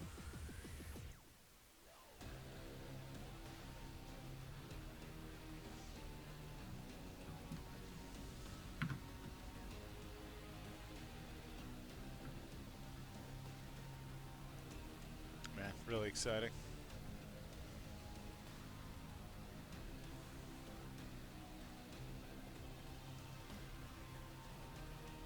Huge. So many thanks to everybody's upgrade. so many pledge upgrades right from the people dropping an extra 100 to everybody dropping $1. That's just, there's so many upgrades, and if everybody pushes even that extra dollar in now with 5,000 backers, we'd be across. Yep, that's true. It's true. Yeah, we're gonna have an absolutely fantastic alpha test. We're gonna get I think it's gonna be so much added value for us. That opportunity for us to take this game to that many backers is phenomenal. It's phenomenal. Thank you for playing 397 hours of Star Traders Frontiers. I think if you like Star Traders Frontiers, you're going to love Cybernight's Flashpoint. They're going to be cut from some of the same cloth.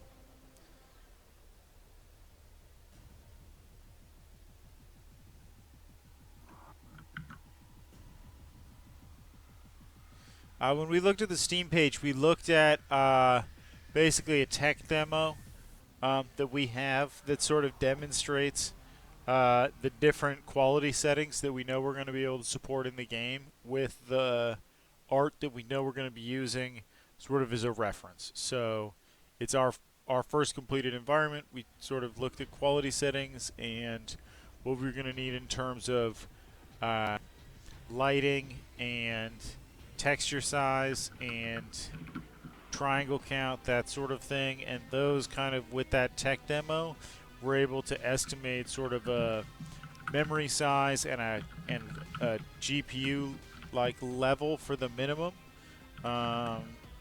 and that let us sort of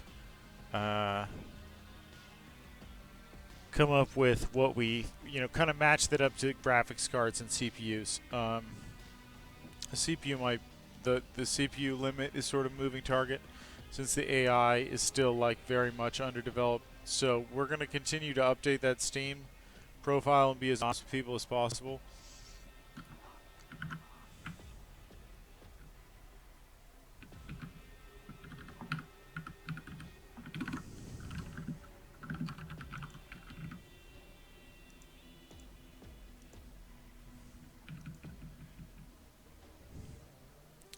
Okay, now I'm going to go look. See if there's been some confusion.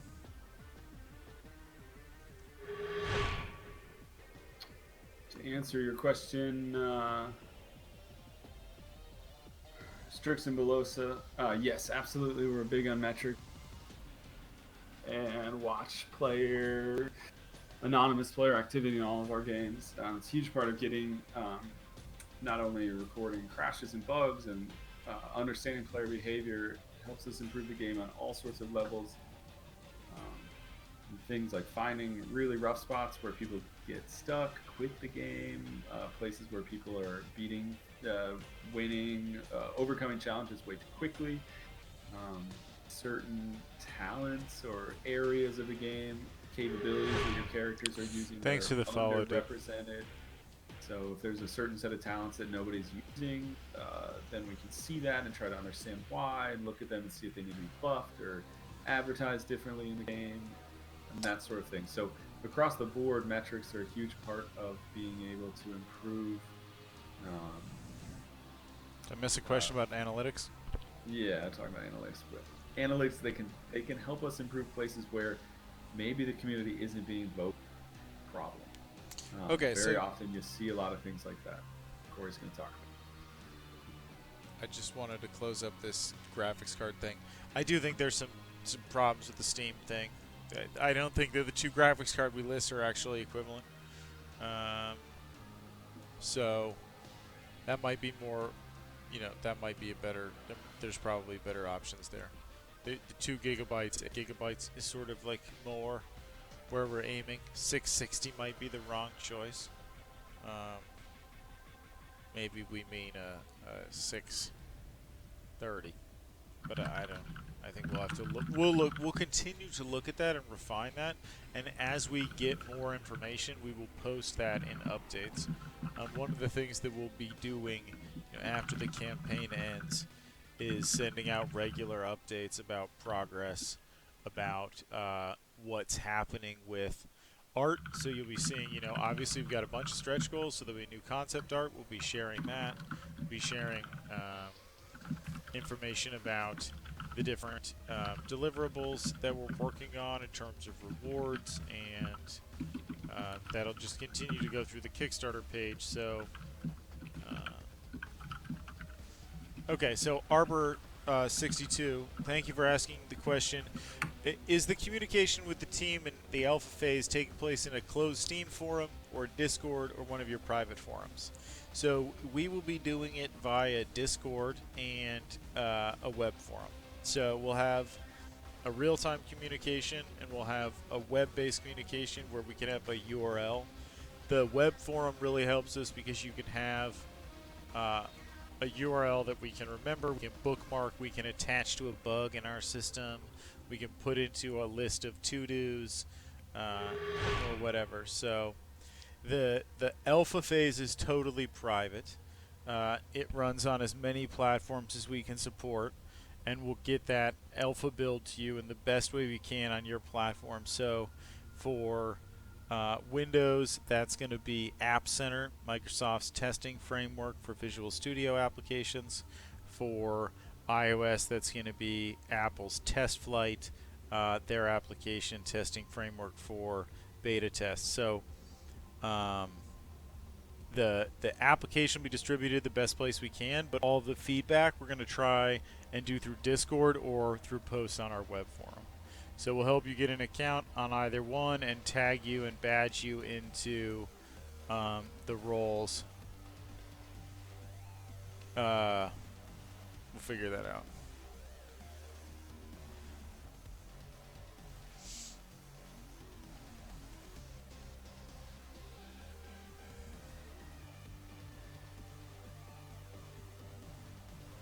But we do really like Discord. We love our chat, and we love our forum as well. So we know that different people like different types of communication.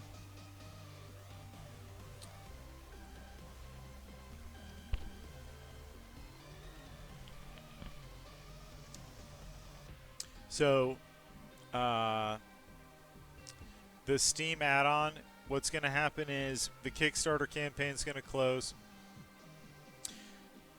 Kickstarter will start charging credit cards. Once they've reached the timeout or every credit card is approved, it won't be every credit card's approved.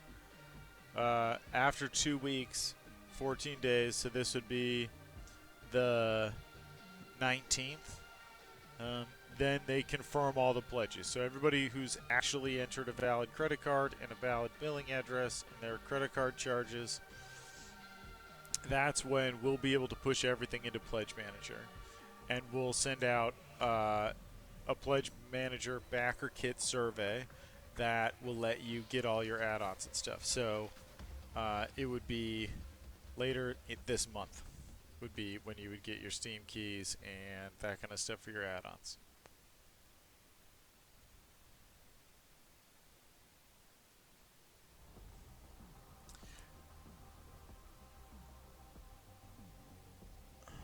Right? Yes, Andrew. I mean, that's the deal. I can't see any other way to do it. So, yep. It would be when we get all the stuff completed. So it'd be 2 weeks for Kickstarter, and I mean that's not the best answer. I wish I could give you like a really great like tomorrow, I'll send you a Steam key, but well, we'll see. I think it may not be a full month. The ability to deliver stuff out of once you've completed your survey, some of those things we may deliver immediately, based on, so some of that's based on your turnaround as well.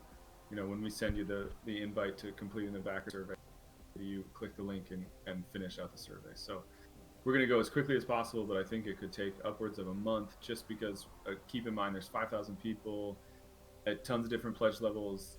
Everybody's picked a different pledge level and taken different add-ons. There's a lot of sorting to do. We're not shipping anything physically, but even digital can be complicated. Make sure we get all this right and do 100% justice to everybody who pledged. So And like we're not gonna like the add-ons where we have the Steam keys. We're not gonna wait. Like as soon as we can do those, um, we'll make them available. So we'll be working with, with our pledge manager, uh, to do our best to get all of this done as quickly as we can. We're not gonna rush through it and make mistakes, but we're not gonna drag our feet either. So if there's a way to do it faster than that, what we think is sort of the minimum turnaround time with Kickstarter, like if your stuff charges, I don't know, Andrew, but we'll find out. We haven't actually done this We've never before. done a backer kit before, so I don't know what kind of, we'll go as fast as we can, but again, with making mistakes. So we want to be careful. It's Yeah. 5,000 people, and we want to get it right. And, making a mistake just means a lot of legwork later and hours burnt not working in the games. A little slower up front to get it right. I want to give a couple of shouts out. Davian, thank you so much for the big pledge increase. You helped kick us over the Wow. 221 line. Thank you very much for that. And hey, Is that Mildred. Davian in chat? Yeah, that is Davian in chat. Yep. Okay, thank you very Awesome, much. dude. Thank you, thank you, thank you. Really appreciate that. And Renellis05, welcome to the Alpha, and can't wait to have you on the team. It's going to be a blast. We have over 1,000 people now. It's totally crazy. It's going to be really awesome. And finally, hey, Mildred the Monk, thanks for having us on your podcast earlier this month. The open bar, the internet. It was a ton of fun. Talk about all the different options and strategies in the game, and great to see you on here in the last 52 minutes. Hope you, if you haven't, join the Alpha team. We'd love to have you on there.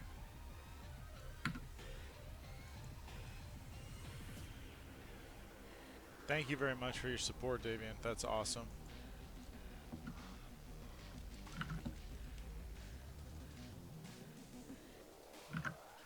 $5015 with 51 minutes. I wish that the amount of money was all fives and ones. I would feel really good about it. Yeah, just like $4 and stuff. Yeah, it's nice though. Everybody can do $1. No, I like the symmetry of it. 5,015 backers with 51 minutes. I wish it was like 5115. Yeah. Yeah. Ooh. 2,000, 22, 1. I don't know. 5, 1, 5, 1, 5, 1, 5, 1. That would be good. Yes.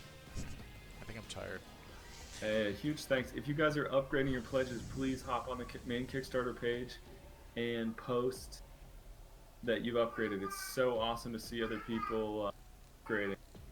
Hey, I need to go for a minute. Okay. So jump on the comments page. You can just jump over here and say, like, I upgraded to get us to cats. Thank you. And thank you again, everyone, for your support. Oh, man, I'm really excited. I was super jazzed to see how excited the art team and Andrew got about the Cybercat concept.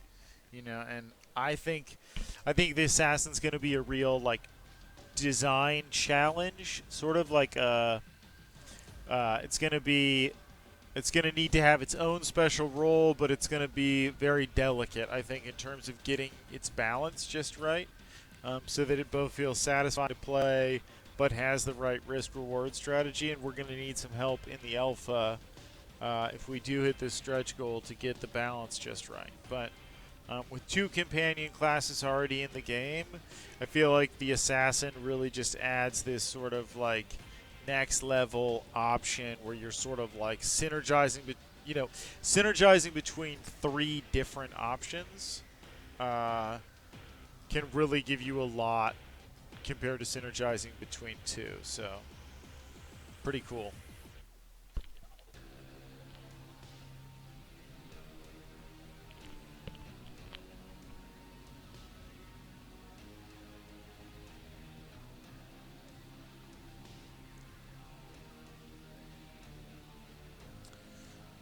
For add-ons, you can pledge up front, yes. And then basically, with the pledge manager, whatever, if you selected no reward even, the pledge manager will let you pick any of these rewards on the page.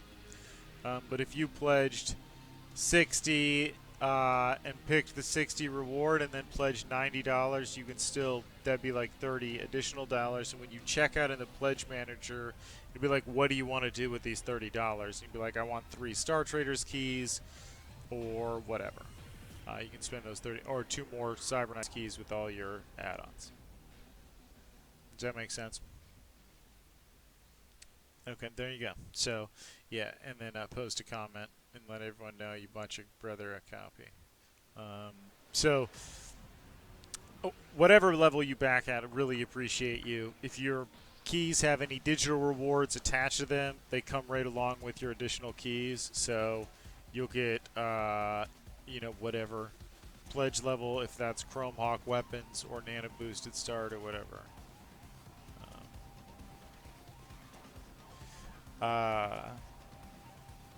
Yeah, if you're like 50 over an award level, that would be the art book, or that could be, yeah, so if you have like, say you picked the $100 limit, or the $100 reward, and you were helping out one of the community pledge match drives, you ended up with like $127 backed, right? It's not exactly a reward.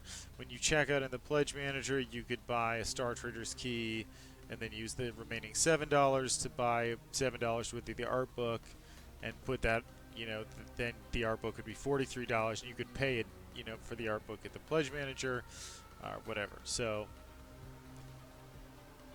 probably best choice to be like sort of lined up with like multiples of 10 or have an idea if you're over. So if you're 50 over, that could be the art book, 5 copies of Star Traders, 2 copies of Cyberknights, and 2 copies of Star Traders, right? Yeah. Or I mean, I am pretty excited about the art book. I'll tell you this. I used to be a photographer, and I had a lot of fun doing print books. Basically albums, art albums, and I think Andrew and I have such a database at this point of concept art and sketches and environmental drawings that I think we're going to be able to hand pick some really nice images, high resolution images, do a really good looking print layout, get some nice print results. We'll do I think get a nice art book binding. I'm actually really fired up about it. I haven't done it in a couple of years.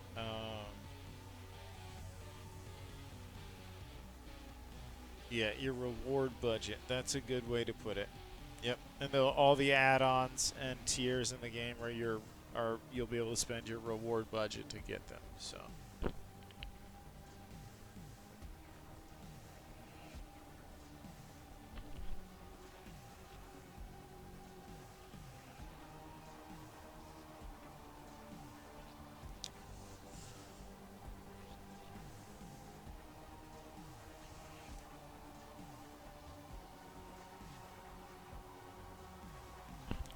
Yeah, the art. Well, I mean, top tier backers, like top tier backers, in people like top tier backers that want a copy of the art book. Of course, I'll just send them a copy of the art book. But the art book is a hard copy. It'll be signed, hardbound, signed. I'm thinking 100 pound mat. Yeah. No, I don't think. Yeah, I don't think we'll do a dust jacket, but we'll see. Depend a little bit on what the pricing looks like. Obviously, right now, I'll be honest with you. We did some pricing 9 months ago. And the pricing from 9 months ago is sort of like disrupted by situation in printing industry. So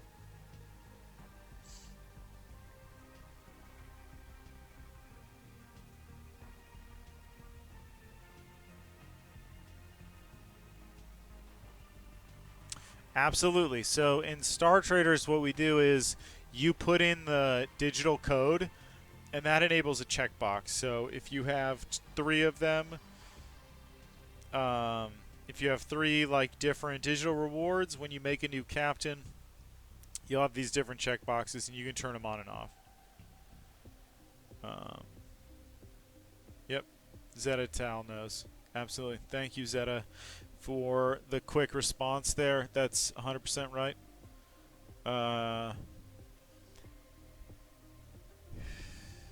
Yeah. Physical art books. So it's totally just kind of something that I talked Andrew into.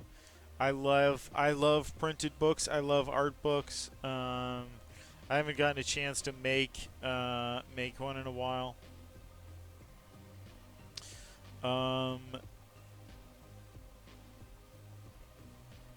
I will. We can talk to you. I will talk to you later, John. You can get it through the pledge manager. I'll send you one. Like, don't worry. I'll sign one. I'll send you 2 if you want them. No problem, bud. I got you. Um, we might put it on Amazon, but I don't. I don't know. That requires a lot of like not video game work. So we're probably gonna do like get the pledge manager accounts, order that many, plus maybe some spares for whatever, and then that'll kind of be the it. That'll kind of be it. Because like putting them on Amazon would mean like, oh man, a whole bunch of work. Because I don't, they're not like print on demand. I want to make like these are art books. Okay, pledge manager. Here, I'll explain pledge manager. So, well, I think we explained pledge manager in the last update. Might be written up a little bit better there. I think. Maybe not.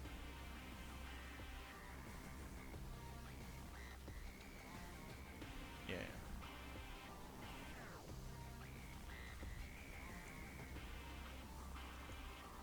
But basically, at the end of the campaign, Kickstarter does all its charging. They get all of the people's money, all the backers' money that want to support the campaign. Later, Bookworm, thank you for tuning in. Appreciate it. Thank you for the host, CR Nielsen. I appreciate that. Thank you for tuning in, and thank you for supporting us. That's awesome. Thank you. That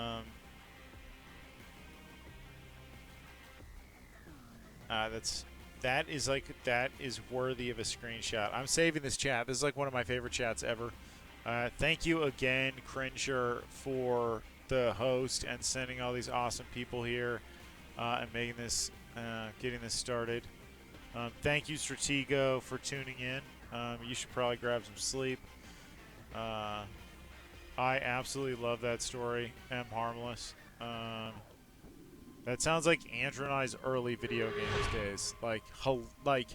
Okay, so early video game days. Andrew and I loved Gold Box, D&D, D&D games like Pool of Radiance. If you've ever played those, we had one computer. It had a very small monitor, and we just loved those like Pool of Radiance. And we would hot seat, exactly the same thing. Like we would both be playing the same saved game. Sometimes with my sister, sometimes with both me, my brother, and my little brother. And we'd be like, we'd have one campaign, be like, man, don't get the wizard killed, dude. You're an idiot. Don't get killed. And that's like our joke. Like Andrew, like ask Andrew when he gets back, like what he says when he's watching other people play video games. Like, don't die. You're getting out. Don't die. So I feel like this is like such a common thing. We, and a lot of like console gaming. Like we didn't have consoles. We had that one old PC DOS computer. I remember watching consoles at friends' house, like people playing console video games, and just being fascinated. Watched a lot of Sega Shadowrun. I think that's why I love that game so much, is because I really wanted to play it.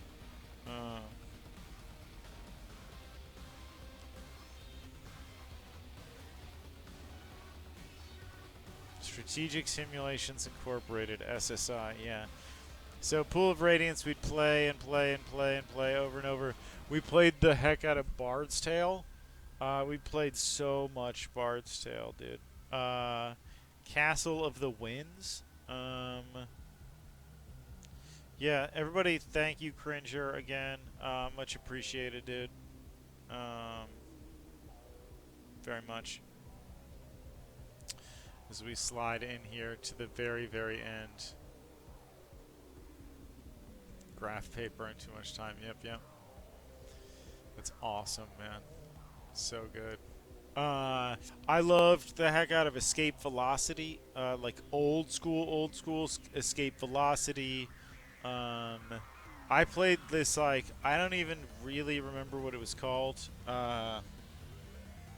Like early browser MMO space colonization game that like really got under my skin. Um, that was like in the early '90s. When browser games were just like very, very, very, very beginning of them. All right, thank you for joining us for the alpha. We're gonna make you proud. Um, make you proud. Now I played a ton of muds too, like Hollow Mud, and all sorts of like. Please repost Murder Cat meme. Roger that. Pledge for Murder Cat. For just $1 a day. Donated now. It's not even 6 hours, like 6 minutes. 37 minutes. You could save this. You could bring this Murder Cat to life. Right now, Murder Cat, just a photo. Just a drawing. Not even a fully sculpted, animated Murder Cat.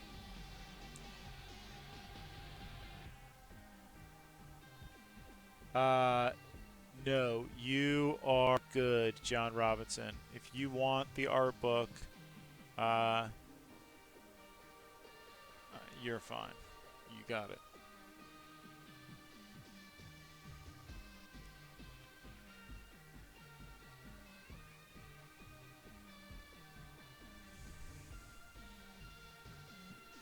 You can add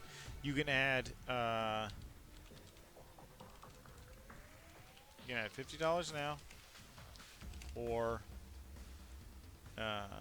add $0 and say, Corey, send me the art book.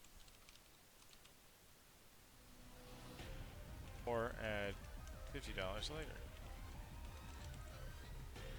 Or just pay shipping.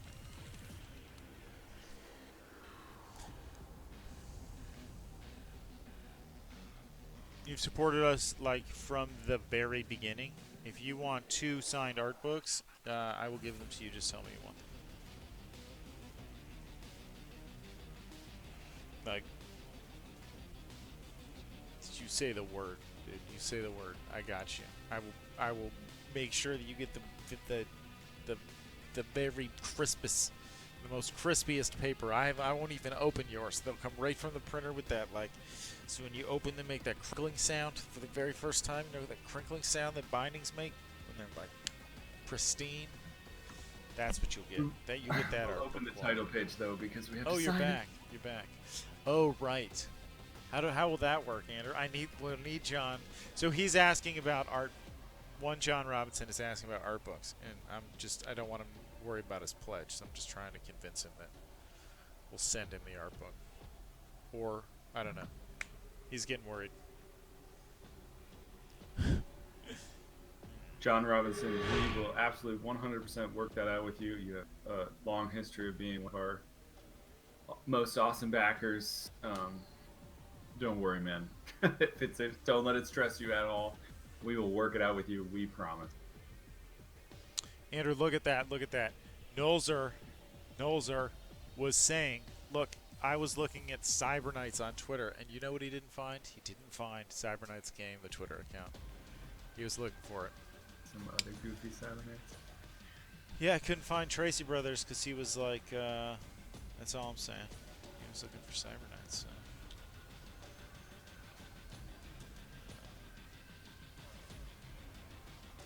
But yeah,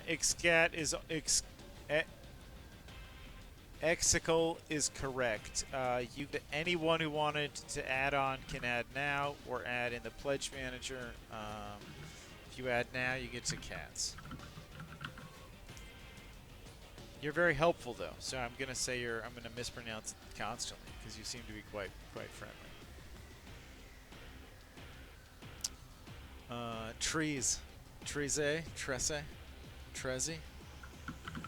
Trees Brothers. Yeah, it's part of our disguise. So make sure nobody knows. It's part of our stealth plan. Come out of nowhere. Yeah, 33 minutes. 33 minutes. We started at 30. Well, I mean, it's right around, man. We're going to be like, it started at 32 days. Now we have 32 minutes on our third Kickstarter. 33 minutes left to go on our third Kickstarter. Man. I like, however you want to say it. I feel like you guys are entitled to say it however you want. You backed this project. So, maybe we should have added that as a stretch goal. You know, backers vote on new pronunciation of Tracy Brothers. Andrew left again, so it's not funny. Trees Brothers. Yep. Yep. Those trees, bros.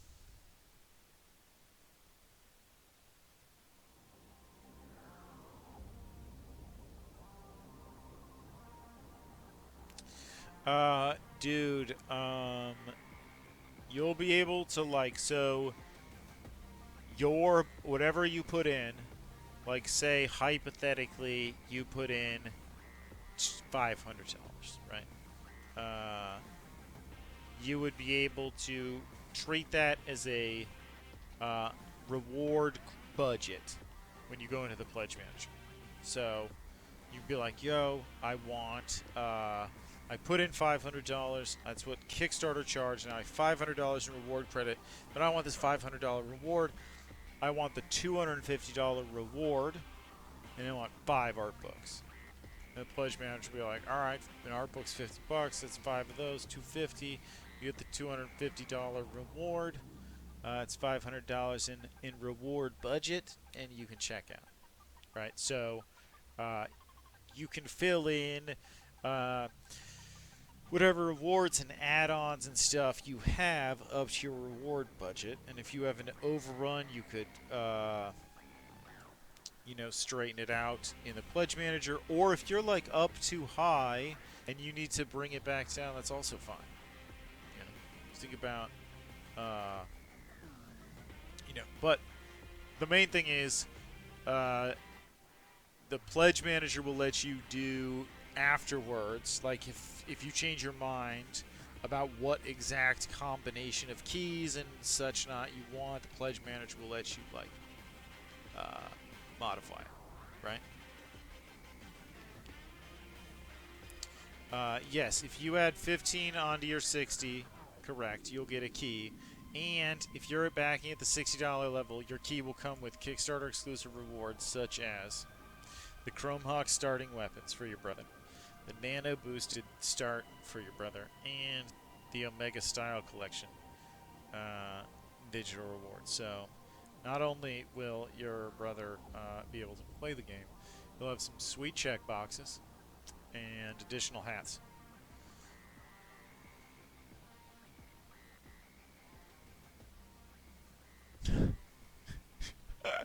Oh man, John, you're crazy. I try to explain to you. You can't see. You don't listen very well, my friend. See, this is okay. So, I was like, I'm pretty sure chat heard me. I was like, what did I say? Just scrolling back up through chat here. I said, okay, you can add $50 now or add $0 now. And your response was, okay, I'll add $1,000. I don't think that's compliant with our request. Put in pretty specifically. It's crazy, dude. It's nuts. Well, I think you might have just bought Cybercats, dude. Wow. John understands. I'll send you 2 copies of the Airby. Wow, craziness, dude. We had some confusion around the art book cost, Andrew. $50. I think John might have gotten confused and thought they were at $500. Oh boy. Oh boy. Okay.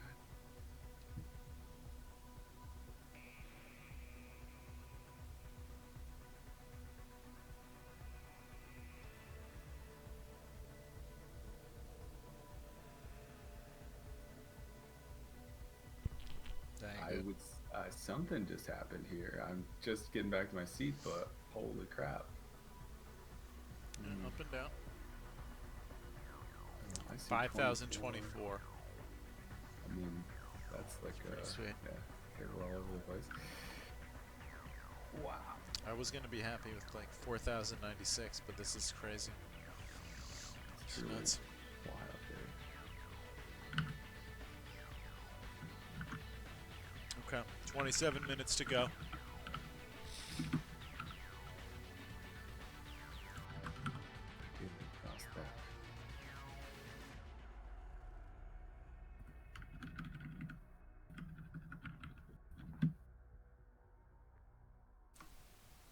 I would just say a huge thanks. There are so many people jumping in right now, doing big upgrades.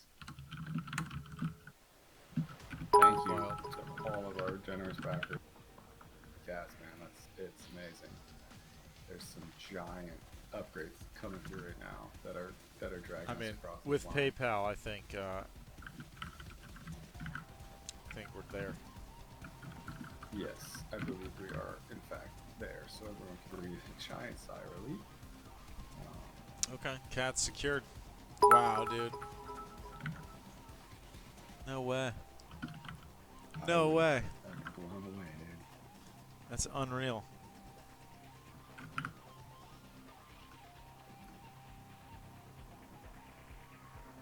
You know, honestly, John, like, if you didn't want to do that plus 1,000,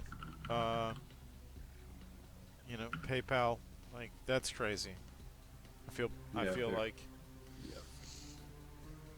I feel kind of intimidated.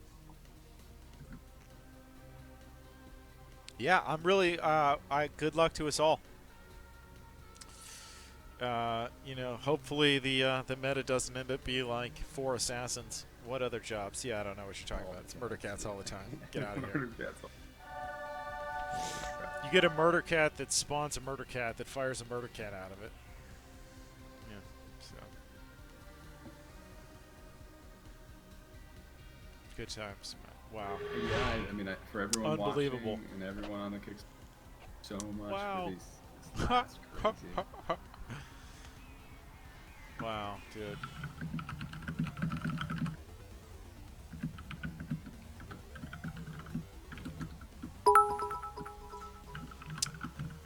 Unreal.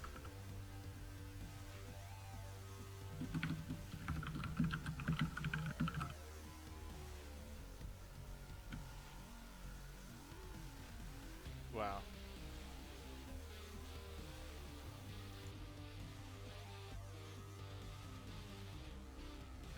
Yeah, Corey, you know, let's just take this minute, I guess, to say thank you. It's been a wild, coming up on 4 hours here, almost 5 hours now. Today, when I went to bed last night, The hope was for Matrix. yeah, we were like not over the Matrix goal. So to have covered that in a day, and then to have hundreds of new backers come up in a day, and to have cross casts, mind-bogglingly awesome. We're at 400 new backers just today. So thank you so much to everyone who pushed, tweeted, reddited, made the memes, talked to people. Like this is incredible. Like the community that has formed around this Kickstarter is so I'm just so excited. We're gonna do like so much fun stuff together.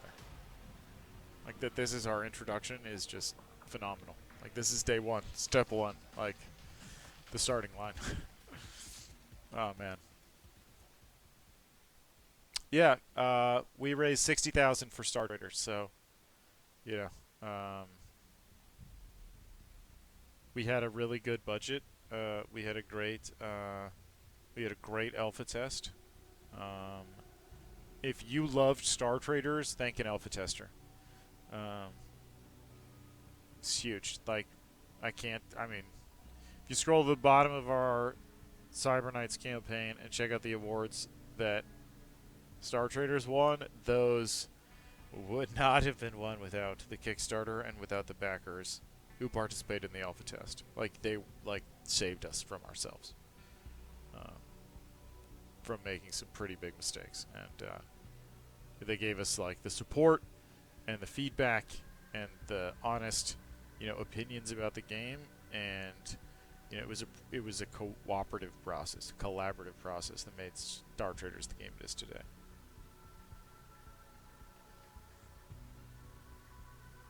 Okay. Mistakes not made. I've got a long list. Like, there's 600 bugs, bazillion bugs. We wore out the bug tracking system, honestly, but related to balance, people found crazy things. Trent Frostbane, the AIs that you could overrun the galaxy if you fed them the wrong way. A good one would be the on-station mechanic. I really loved it. Absolutely adored on-station.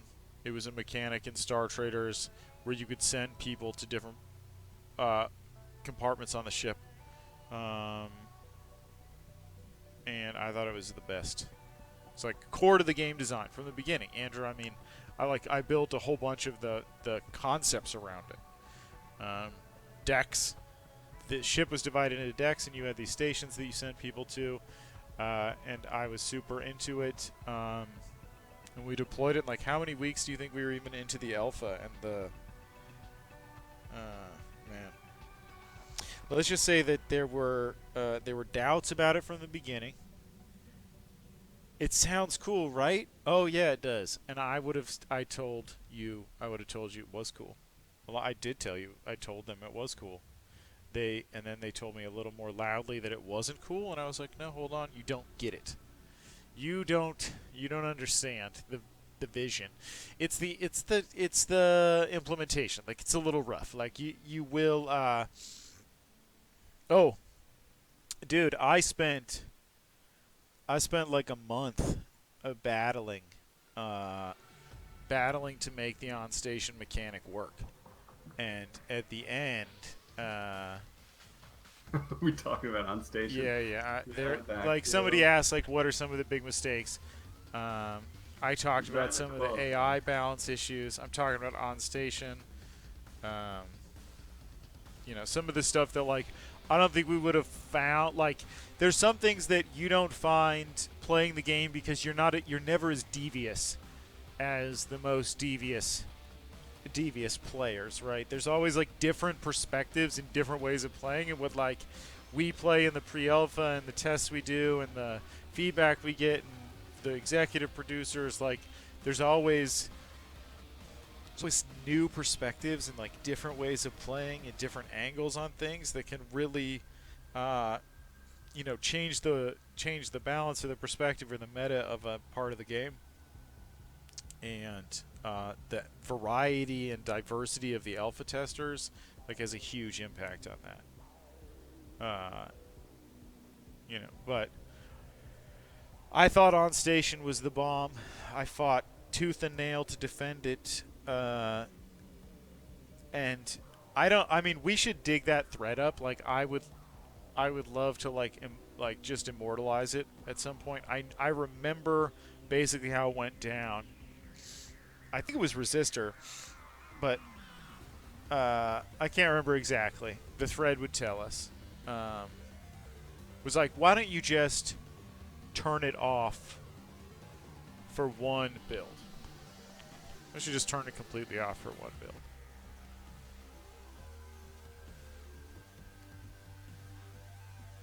Something's happened to Andrew. And I turned it off, and we never looked back. Never got turned back on. Like, 10 builds later, we just deleted the code. We just accepted that it was a train wreck. Oh, thank you, Bear Hug. Much appreciated. Man down. Ran out of energies. Okay. We should check that check mark on the stretch Oh, goal yeah. graphic. We have 60 minutes for posterity, Corey. Yeah, so Okay, go ahead. Start the shutdown procedure. start the checklist Yeah. opening. Yeah. All right, I'll get on editing the page. And get the links posted. I guess we'll keep the stream in there as absolutely long as possible. The stream Yeah, I is guess. I mean, I'd rather have the page. Obviously, page rate is more important. yeah.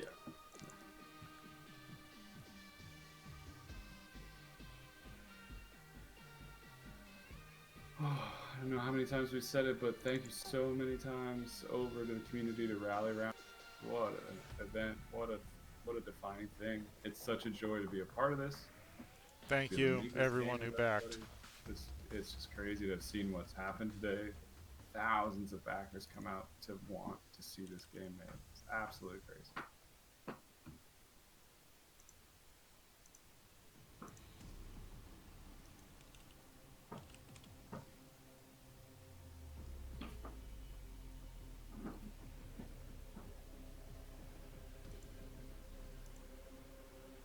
Okay.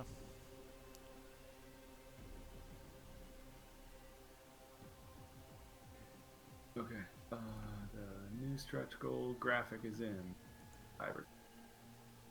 Roger. Stretch goal graphic update complete. And moving the Link check. check is on its way. I'm just doing the text link score. Yep, roger that. Checklist. Text links confirms.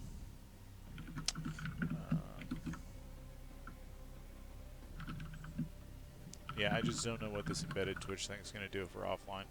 Might get really weird.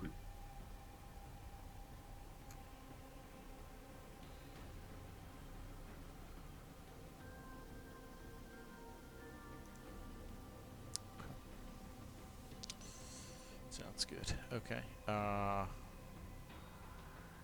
Stretch goal graphic. Check.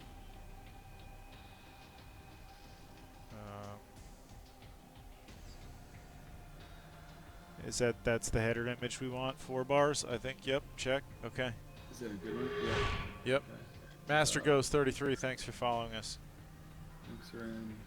Okay. On the stream, we are going into like wrap-up mode here because once the Kickstarter window passes at 9 o'clock, we will forever be unable to change this page. So we're kind of doing a little bit of running around, sure that the best. Thank you, Zeta. The best resources for the page and links and things like created stretch goals are all visible. Leave every a disarray and then never ever be able to change. Okay, Corey, that GIF has been migrated to the very bottom. No, of the your page. camera's off. If that's intentional, that's fine. Thank you for following BearHug67. You're okay. I mean, up to you. I wasn't sure what was going on. No, it was a situation earlier. It's all good. My pants are back. I kid. Thank you for your support, Mr. or M. Harmless. Much appreciated. Welcome to the Alpha. Welcome to naming. You could name some stuff after yourself, your brother. That's awesome. Thank you very much for your support. We will spend it on awesome artwork and sound effects. Like nothing but. Yeah. Nothing but. Like every penny of this campaign is going directly to make this game amazing. So, well, we're going to keep you in loop every step of the way. We're going to be fulfilling some rewards. We'll be giving progress. You know, it is a painful wait. We've got to get the Kickstarter money and start getting this art and these stretch goals and these environments done. And you'll get to see so much stuff on the way. It's not going to be quiet. We're not going to go like silent for a long period of time and then pop back up with an alpha. Like, we're going to keep you in the loop. Like, you're going to see where we're at, what we're doing. We'll be showing it off. Like, don't, you know. We have a pretty solid commitment and a record with doing monthly updates at the least. We don't want to. Our thing is really not to overload you with pointless updates. We're not going to blast them, but we will do once a month. And I mean, we'll be on Twitch, we'll be on Yeah. Discord, like We're everywhere. Yeah, that's true. But we you're just will do following summaries on Kickstarter, of course. Yep. Won't be spammy, but we'll keep your emails on for the campaign.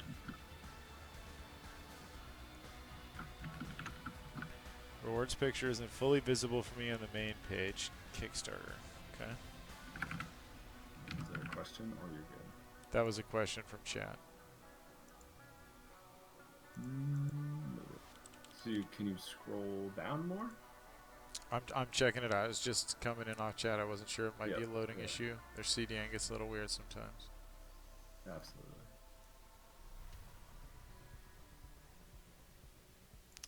I do get a weird break, yeah.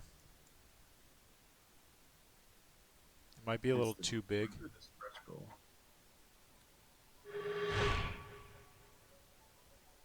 Oh, weird. Yeah, okay, I see that too. Thank you for catching that. As we said, this has got to be the final. I don't know when that. Who spotted that? Stratego Dev. Thank you very, very much.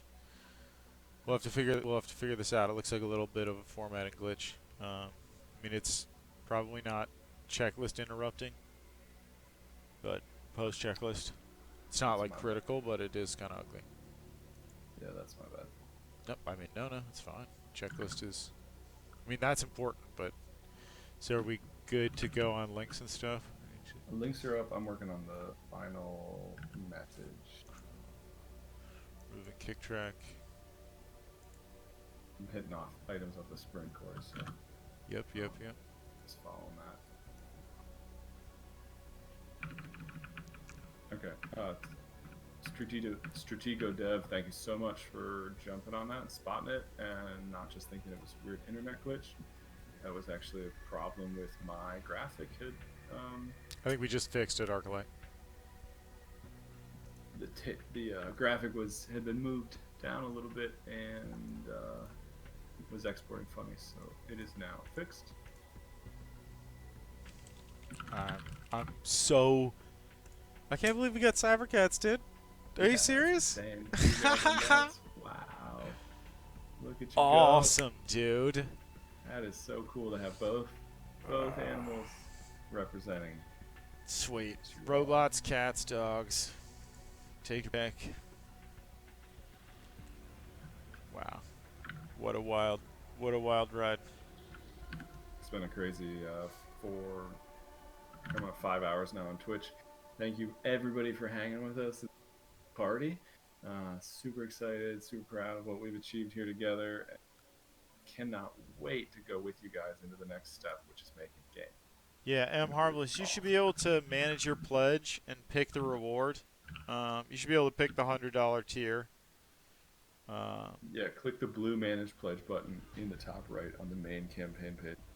But I mean, if it's not exact, you can fix it in Pledge Manager if you picked the wrong one. The assassin job is a like stealth job is sort of a class of jobs. Assassin is a specific cyber job, so it's one of the base mutually exclusive cyber jobs. So they're like a job in the game that requires a big cyber rig to take that job. You'll be able to multi-job, but you won't be able to be like a hacker assassin because they both require a big replacement chunk of your brain. So. The assassin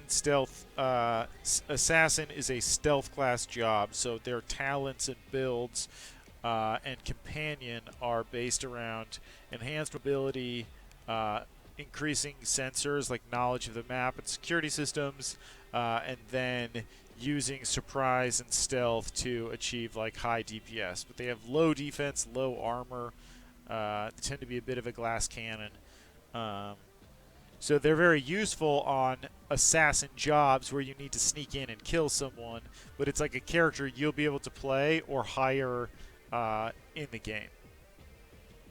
So there's hunters that use a pack of attack dogs, there's drone pilots that deploy attack support and scout drones, and now, thanks to our backers, thanks to our Kickstarter backers, we have the assassin job and their cybercat companion. So a little different than the pack mentality. The assassin's a one-on-one companion and combat job that lets you build a different type of companion-based stealth character. So there's the Stalker, there's different other stealth builds, but this one is like based around this Cybercat companion.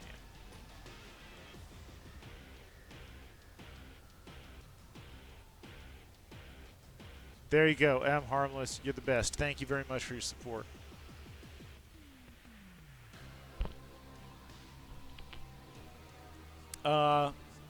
People that pledged on PayPal will 100% be first-class citizens from the very beginning.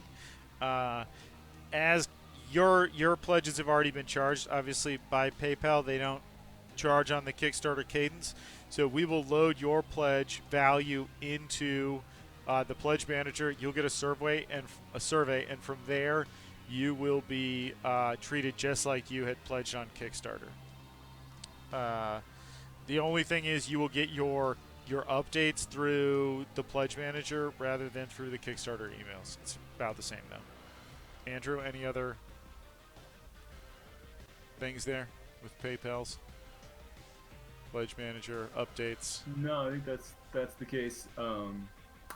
You will have all the same opportunities in the pledge manager to add add-ons and assign your add-ons as you want. And this is the first time we've used BackerKit as a pledge manager. So in the past, PayPal has gotten kind of emailed updates. This time it's going to be much more formal and straightforward. So I think, yes, first-class citizens indeed.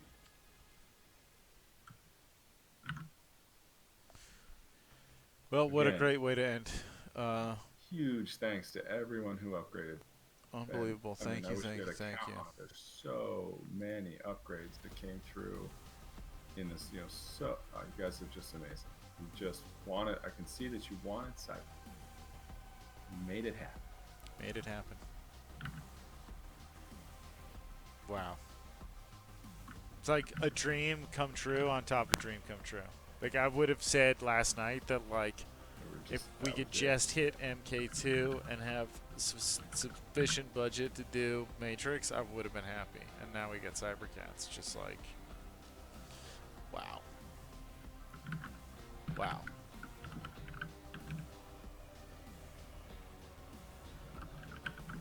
We were, the other cat breed would be we do a poll afterwards. Talk to the backers. Yeah, I was afraid really for Matrix 2.0 too. It was looking, trends were going lots of different directions. Some math said we weren't even going to break 200. Lord of Sin, we are at 226. Cybercats, Assassins, Wentwork Specialists, with 5 minutes to go. Absolutely nuts. Absolutely nuts. This community is just incredible. I'm stunning, dude. Corey, can you do me a favor and Yep. just take a final look at the current status of the pledge page, the campaign page? Yep. Last 4 minutes to make payment. And this is locked down on FAQ 2, right? Want to check that? Yes. Yeah, I'll take a look. So I still have that Twitch thing at the top. Yep. Yeah, I haven't pulled it yet. I will momentarily. Maybe I should do it. Yeah, just pull it now. Do you want to open with like knights, like the the updates, or just? Yeah, I'll do that.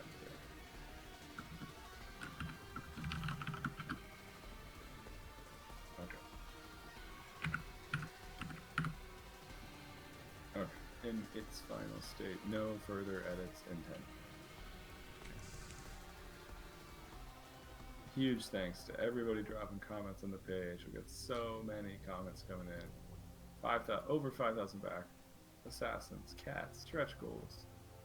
What a day. 3 minutes to go.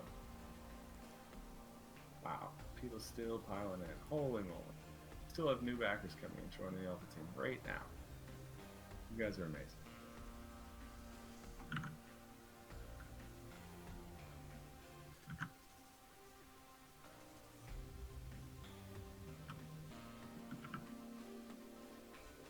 Wow.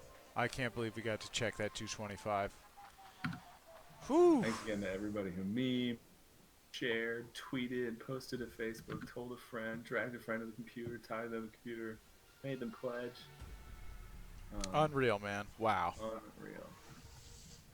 50-40. Shoot.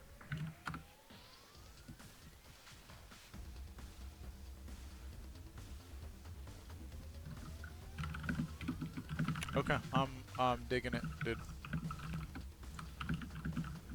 2 minutes to go. Yep.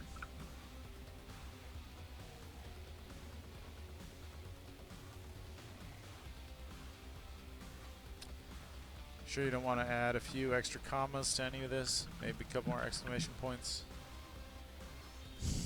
Love you, dude. Typos. Good times.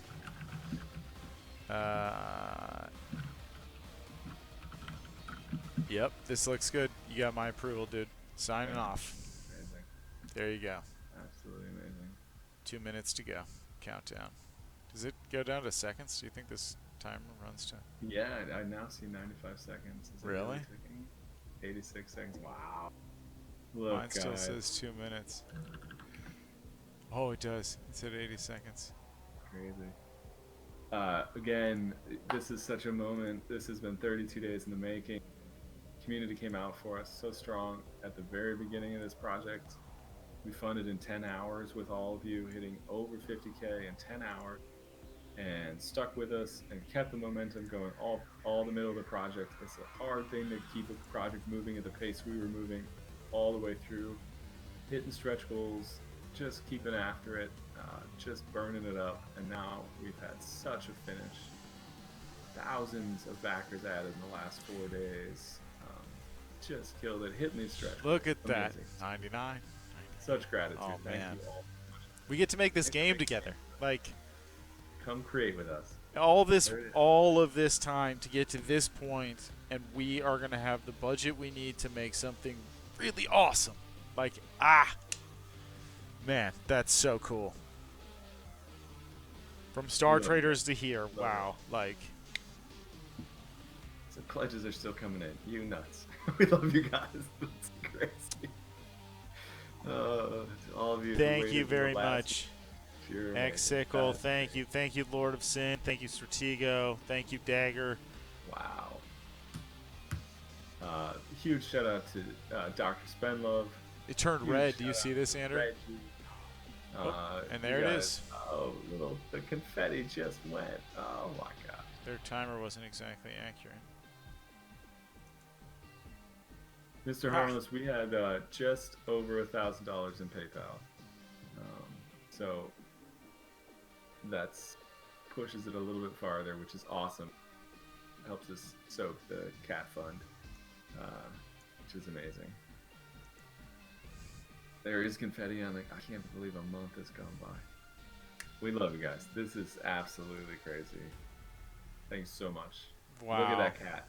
Just for just $1 a day. That cyber cat is in the game. Wow. Yes, XL. There were still. That wasn't even pledge increases. New people. That's crazy. People were just still piling in. The last minutes of Kickstarter is a pretty crazy place.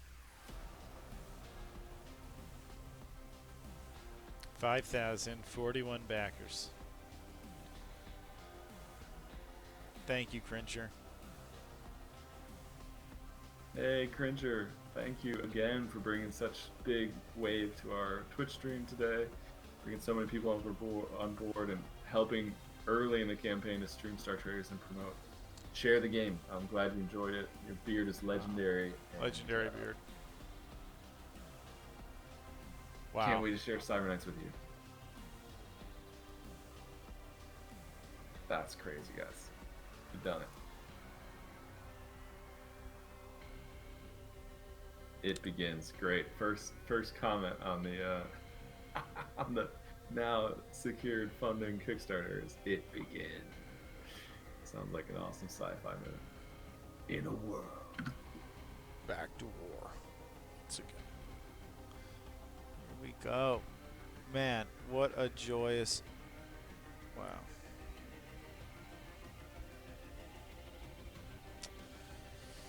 Wow.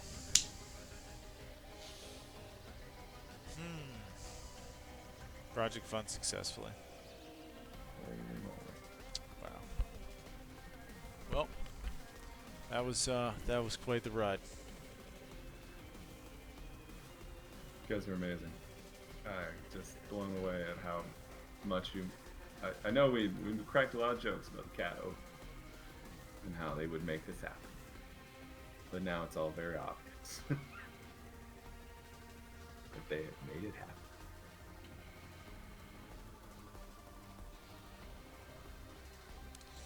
I feel like, to a certain extent, this is like a roller coaster where you're now at the top of that hill.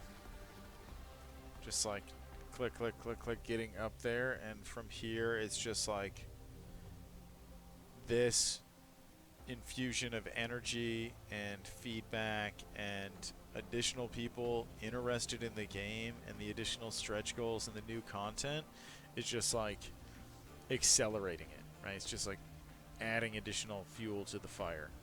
Yeah, I think it's a great thing to focus on, and again to thank every community member who helped us, joined in, who's been with us for years, or is new to Star Traders, or whatever point of the cycle you got on board and helped get the word about this game out.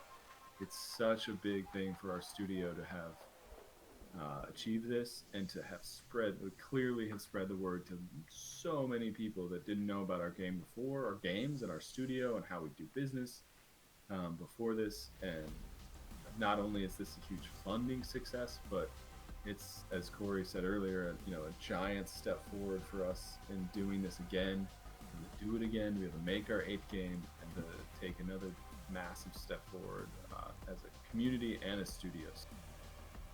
Our hats off to you guys and girls, all of you.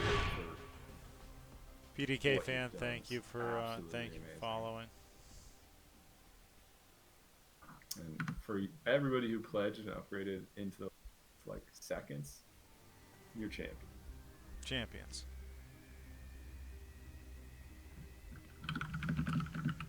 From all over the world, new backers, returning backers. So many people coming in for the Cyber Knights. Showing support for any devs. Thank you, Calgstew04. Calgstew04. Thank you very much. Thanks for your support, Bear Hug. Yeah, I mean, if you've played Star Traders, you know that another like base job that gets supported and planned from the very beginning is an exciting thing, because it's going to open up a whole bunch of new playstyles. And this is like a job with a really neat mechanic. You know, the Cyber Cat, totally different than the other companions, and having those jobs, like that diversity of jobs, if it really pays off. Oh yeah, we could look at Kick Track. See how it all ended up. I haven't looked at Kick Track today at all. I can tell you that it's pretty crazy. 453. 453%. Wow. Dang, dude. Unreal. Look at that. Oh. Wow. Yeah, it's really something, man. That comments feedback. Wow, look at those last days, man. The comments. 2 400s. Insane. Crushed the comment count. Thanks to everyone who had something to say, posted their update, their pledge upgrade in a comment. We had just such a rush. It drives so much traffic. Really appreciate everybody who was chattering on there. So helpful. I'm just, I'm inspired, dude. I'm awe-inspiring. We got 1,800 backers in the last 4 days. Wow.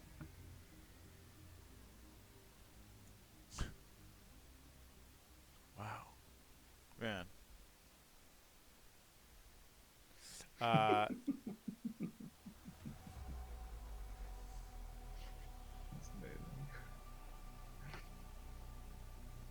Yeah, isn't that sweet, Prime? Isn't that excellent, dude? We're gonna get. We were talking about this. If it was you that made the final like call to like leave on station, out of station, just turn it off for one build to see what it was like. Me? I don't know. No, Resistor. I thought it Resistor, might have okay. been him, but I know you and I argued and maybe argued that's just for it his in the legend. forums. I don't know. We did the graphic, we redid the UI like twice. Tried to sell it, kept trying to sell it. You know, sometimes you're just blind to things. You need community to tell you that. Yeah, Gene Forge is looking awesome.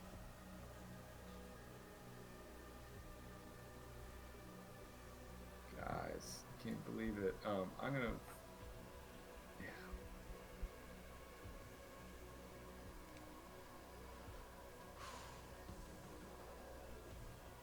Something crazy, dude. Mother loving Cybercat.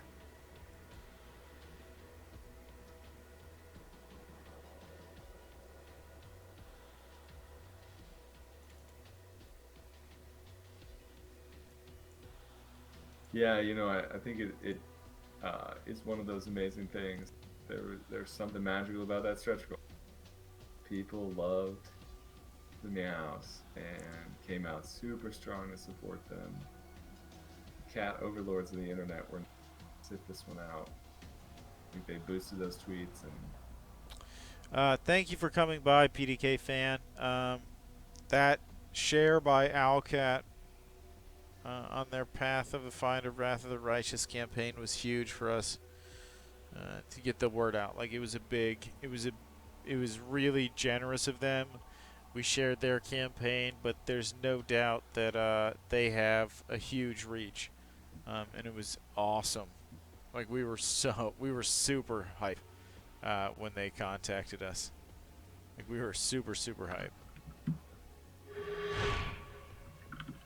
So that was really a big honor actually to have them mention us.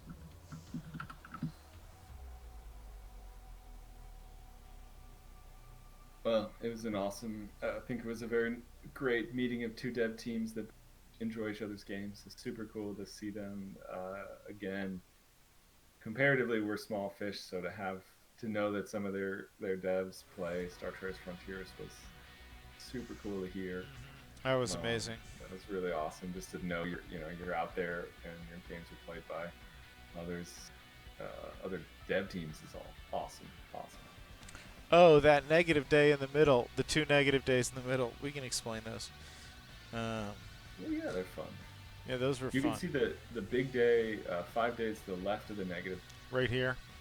That $14,000 day is the Troll Pledge day. Troll Pledge.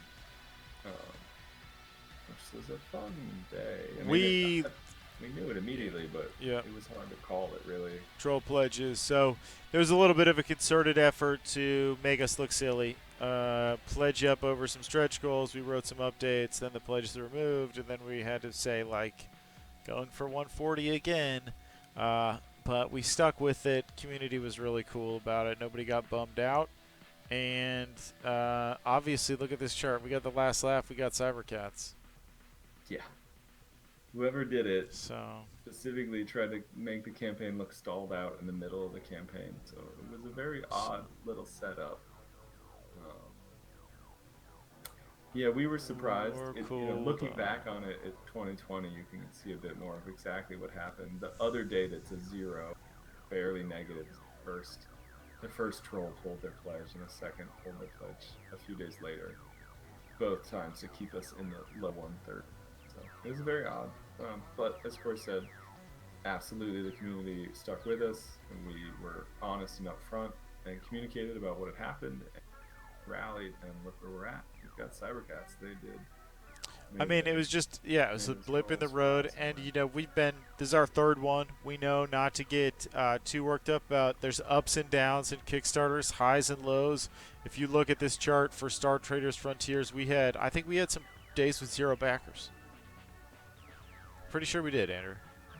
I'd have to look, but, we've been through this. Like there's ups and downs. There's no way you can let good days or bad days like derail you. So Kickstarter's a long grind. We stuck with it, battled it out, hand in hand with the community. I mean, this has been a really fun one. Really fun one. And you know, when Owlcat contacted us, like, yeah, we were absolutely overjoyed. Like, they were really gracious about it, and we were happy to promote their campaign because we thought it was a really good fit. You know, if you love Cyber Knights, you're almost certainly gonna love Wrath of the Righteous. You know, it's got pause with real time, it's got turn-based, it's got evolving characters, it's got companions with stories, it's got a long replayable campaign. Like, it's right in the like Tracy Brothers fans, you know. And I'm sure Wrath of the Righteous and Cyber Knights, like, you know, you got to be picky, and you hear talk to a lot of people about promotion. You really want to make sure that you focus on people that are a good fit. You know, we don't want to like promote some gadgets or something, you know, that doesn't have anything to do with you dudes, guys and gals, on the Tracy Brothers role-playing game. Be amazed how many gadget Yeah. campaigns contacted us and asked to be cross-promoted. Yeah.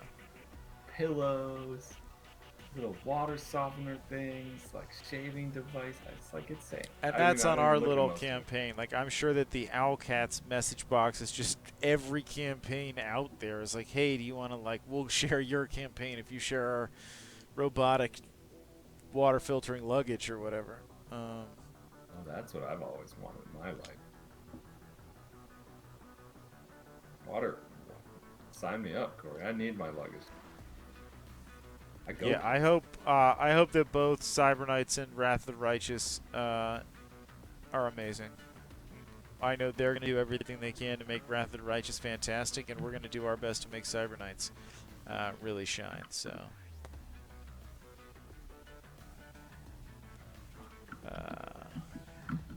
I think you just type permit.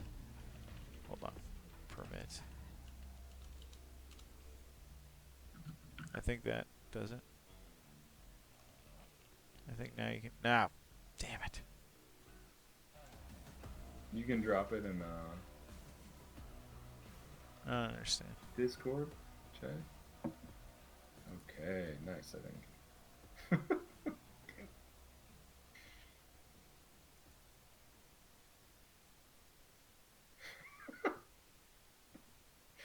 Oh, that's awesome, Alford. We love it. That was looking so good. Thank you for cracking us up all day with the cat meme. Best memes, Absolutely dude. amazing. Best memes. We got cats. Sub-Sister Cypher, that does sound like a pretty cool content. Peddling that water filtering luggage. I'm a murder cat. Deal with it. I'm a We got murdering to do. Good stuff. Thank you, man. I got all these saved out in my memes folder. I'm loving it. Please. We did it for the cats. You're great, man. Yeah, but we were really honored. Owlcat's huge developer with a lot of reach and tons of fans and way more backers than us. So when they shared the campaign, it was really awesome. Like, you know, we will have to write them an extra special thank you note at the end. And we'll be watching their campaign. I'm sure they're going to have a heck of a last couple of days, man. Wow. That'll be nuts to watch. They're gonna blow. Yeah, I think we got like a week left, 6 days or something. I think again we want to say just express our deepest gratitude to all of our Star Traders, Frontier Captains who played our games, know our way, know how we do game dev, and came out to support. And we know there are thousands of you in this project. We want to support all of our Templar, Strike, Leviathan, Strike Mech Squadron captains who took a break from slaughtering Xenos on the battlefields of the CERN Quadrant to hop over here and support our next turn-based tactics game. We want to say thanks to all of our heroes who have been defending the Underdeep against the fallen gods. I want to say thanks to all the knights who came back from Classic, OG, Cyberknights, 10 years. There are so many people still playing and loving that game, and you've been knocking on our door, poking us, saying, whispering sets for 10 years. So thank you so much for the support. I mean, it's amazing. I know we have so many new fans and backers because of this Kickstarter, but the core of this community is built around loving the games, 7 games we've made, and we're super excited to open our arms up and welcome all the new fans into the community. Check out our existing games and watch how we do with Cyberknights Flashpoint. Join us on Discord. You'll find we are this community is fantastic. They're one of the nicest places on the internet. Supportive, love of gaming, great place to be. So welcome to the party, and absolutely cannot wait to make this game. We could have cross-promoted to the shower shroom. Yeah, they reached out to me. Did they? I was gonna do it today. Forgot to. But I forgot. There was just so much going on. We've been working on Cyberknights Flashpoint for about a year, and in that time we've continued to update Star Traders Frontiers. So our intention is to continue the Star Traders Frontiers roadmap. We've sort of laid out 3.0 and 3.1 and what we have kind of planned for the next good chunk of time, and we'll continue executing that. I think when we get to the end of the published roadmap and our Kickstarter commitments are all completed, we'll kind of reassess and see where the game's popularity and interest level and seeing it continue is. Basically talk to our community and see what people are thinking. Yep. Yeah. So I would say keep in mind that I'll be back in a minute. Working on Cyberknights for a year, and during that time, the major expansion packs, Interdiction, Brood, and Highfall have all come out in that time. We also ported the game to mobile, and it released probably about 60 updates in that year on top of the expansion pack. So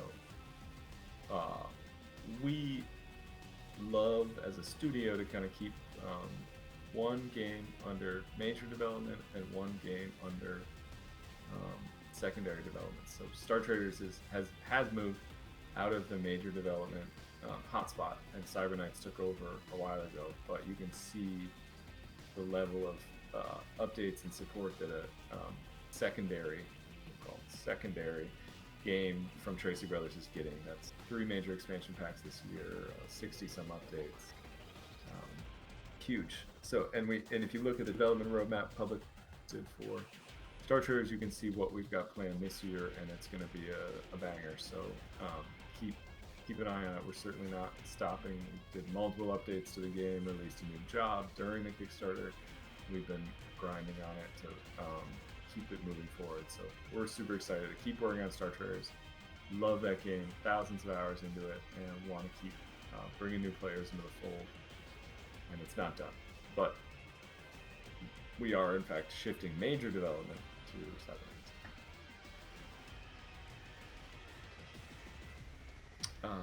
Let's see. Thanks, Prime Resistor, for hanging out. It's been a blast. Thanks again, everybody. It's been a long one. We've got such a good crew hanging out. So many people hyping and sharing and pushing. And look at that number. I cannot believe we got over 225 today. Absolutely fantastic.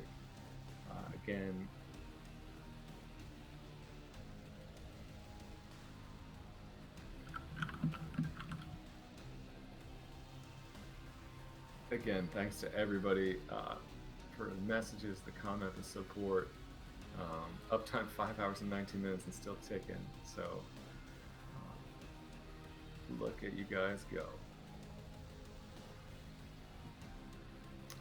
Diverse. Our thing is about stretch goals. You're asking, are the non-reach stretch goals going to be future planned content down the road? And the answer is no. We run a campaign. When we run a Kickstarter, we want to set our commitments and focus on those commitments completely. If we did this kind of thing where we were like, yeah, we might do goals, and we started in the back of our head to plan for them and kind of make space for them in the roadmap, then we're not doing justice to what we committed to our backers. We now have put a line in the sand at 226. Cybercats, Assassin, Matrix, MK2, new drones, new dogs, animations, like, and a core game, an alpha, and a timeline. We have this big bucket of commitments, and our focus becomes 100% on delivering on those commitments on a good timeline, and to start thinking about stretch goals we didn't make and how we could possibly do them is not the to over deliver on a Kickstarter. So for us, that's a no. I know that is disappointing to some, and we wish we could have gotten Neoprog, but there are real hard costs to what we're doing. Cybercats is not cheap, and basically the money we raised will be going straight into the cat animation, art and rigs, and systems development, and all sorts of things to support them. So we do not plan to pick up or attempt any of the stretch goals that we missed. You can see that in action. Star Traders Frontiers, our last game, same thing. We did all the stretch goals we promised, 100% delivered them. They're awesome. But we did not attempt to do any stretch goals outside of that. So we set our commitments. We want to be really clear, and then we're going to be over the top communicators about getting up to those goals and achieving them. And I think Jimmy's the best cop was saying it earlier today, punching above our weight. So we're gonna over deliver what we promised, but it is not in our nature to go off and try to do things we didn't promise, or try to find a way to get to a stretch goal we didn't do.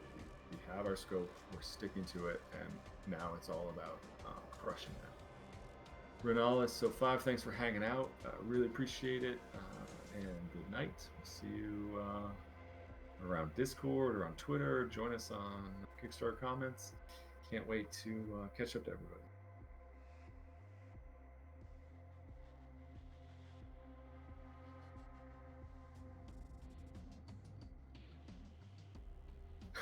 Axel, Alex LL, yes, you do have to pay for. Sorry if that was a surprise, but I think they've swiped the money and it may be too late now. Yeah, dude, Casey mentions that we don't do DLCs. That is pretty much our thing as well. It would be one thing if we plan to do DLCs. Maybe you would try to fund some of these stretch goals we missed by DLCs later. But again, we hit our scope and we're going to stick to it. And as Corey was saying, much like Star Traders, when we reach the end of that commitment roadmap, the publicly posted roadmap, will make an assessment if we want to add anything. But that's years down the line from now, and I wouldn't want to say, I can't say that it's an absolute no, but I think it's pretty much a no. So, and we don't do DLCs. So you're going to get the game for the price of the Steam key that you bought. And if you give it to a friend, $15 Steam key, they get it forever, all the updates forever, all the expansion packs. And if a buyer buys it on the day one, they get every expansion pack and every update for the life of the game for free. And that's part of how we do business. So that, again, I know some people can be disappointed that we didn't reach stretch goals, but I think we should instead focus on just how freaking cool Cybercats are going to be. Definitely. Good night, AK Wolfie Wolf. Thank you for being a part of that pledge rush at the end, and the multiple upgrades to your pledge to help us get across the line, coming back to the well time and time again. So that's thank you awesome. very much.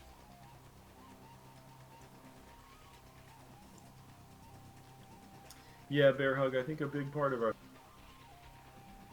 we're really, really hype about accountability and delivering what we said, and we're really meticulous in a Kickstarter of tracking all of everything we promised and all the commitments we made, and then making sure that we communicate those to backers so they know where we are in the delivery of every single one of the promised, and that we work until we've delivered them all. So there are things for starters that we're still working on finishing 100% of every promise, but we're gonna get there. So map quadrant B2 is coming. We've publicly promised it, and it's on its way. So we're very careful. I would say we try to be careful about our promises, because when we make them, we are pretty relentlessly going to stick to it. So if we say stuff that isn't really what we should be focusing on, that makes it harder for us to deliver the real promises. Yes, Sella Cassette. It is going to be awesome.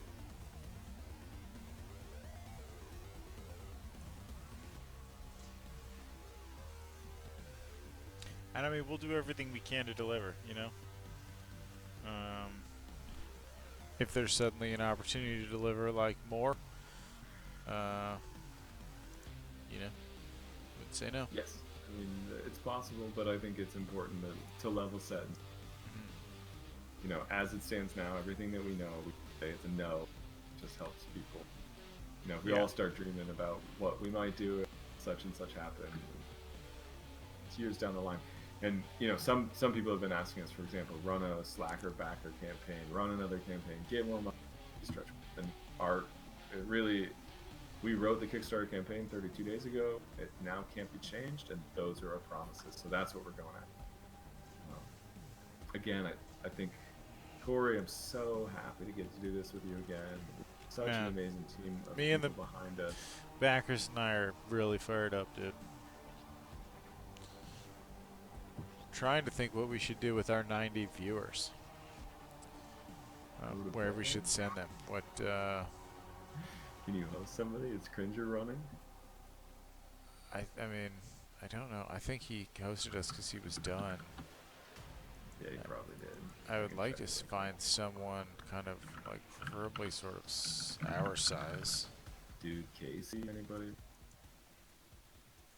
No, Cringer's hosting us. I'm checking our Twitch thing to see if anybody's on it.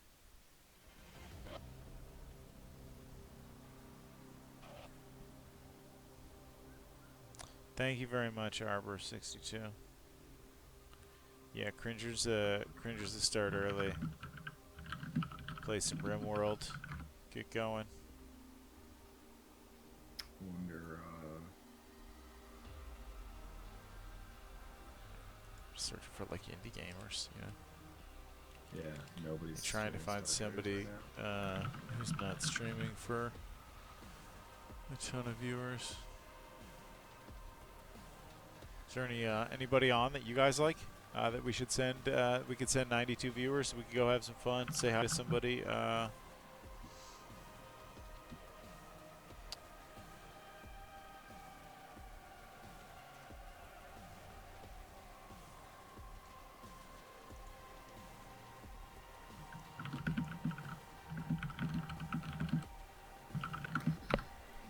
You know, guys, I think backers. We just, again, another way to say thank you is I think we are super excited to work on a game that you're going to be able to be proud to be a part of. That is such a goal for us. You guys are going to be able to look back and say, this game is amazing. I want to tell my friends I helped make it a reality. But thank you so much. We are going to work so hard to deliver that. Thank you so much.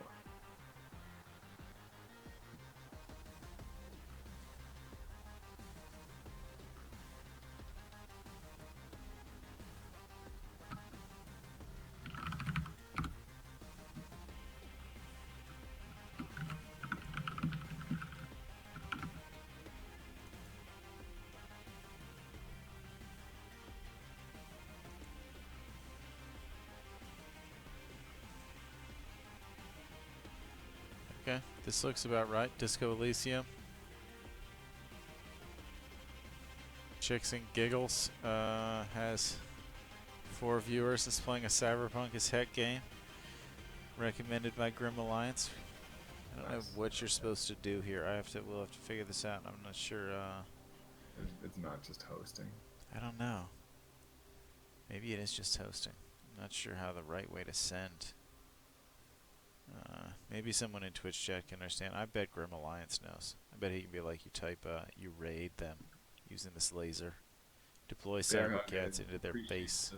Appreciate the empathy there. You know, our about the pressure to deliver now that the Kickstarter is over and we've got a game to make. We have a very tried and true process here, and it depends on the alpha. We lean into you guys so hard for this. We're going to show up with a great, fun game that we've applied all of our game dev skill to, but then we're going to bring it to you guys and make sure that you all the backers get together and play it and help us make sure that it's as good as it can be, and we're just going to improve it. So I think the 1,000+ backers are going to make sure that this game is bonkers fun before it goes beyond you. So that is such a part of our process to make sure that the game is amazing. So we've got the design of this. Thank you, Corey, for years of database work that gave you such crazy skills, and we are putting together such a cool thing here. It's the inner workings of this are a beautiful thing. Yeah, this one's going to be really fun because this is like, we've learned so much. Over the yeah, last everyone gets better. tricks Star Traders taught us a lot. So much. Combined with Templar Battle Force. Woo.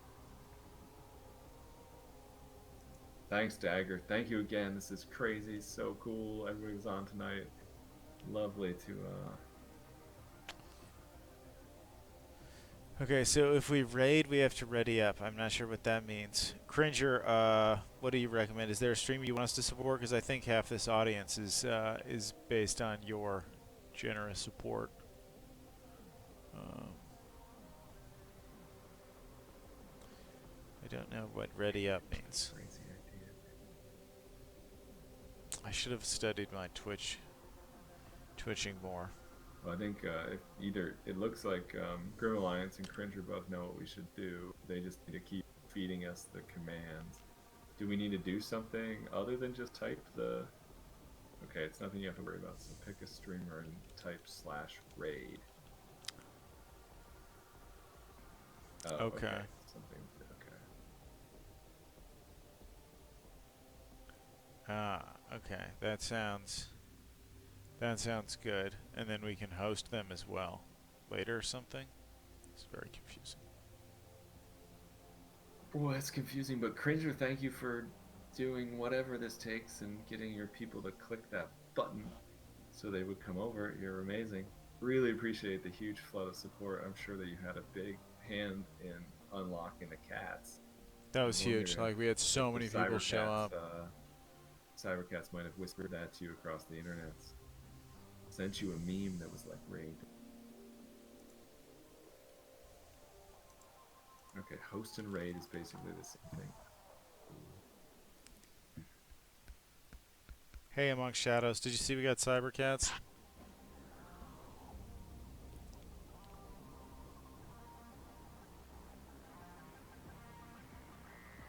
People are so excited. I love it. There's a hilarious thing going on right now.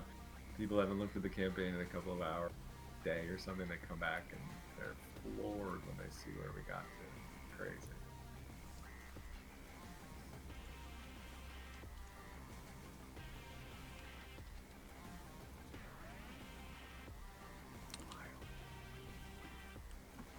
What a day, dude. Oh no, this thing didn't save. Okay, so now I don't like that. I need to figure out how to save the whole chat log.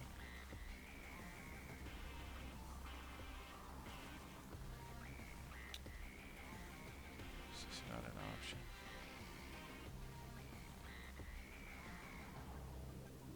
Oh, no, no, no.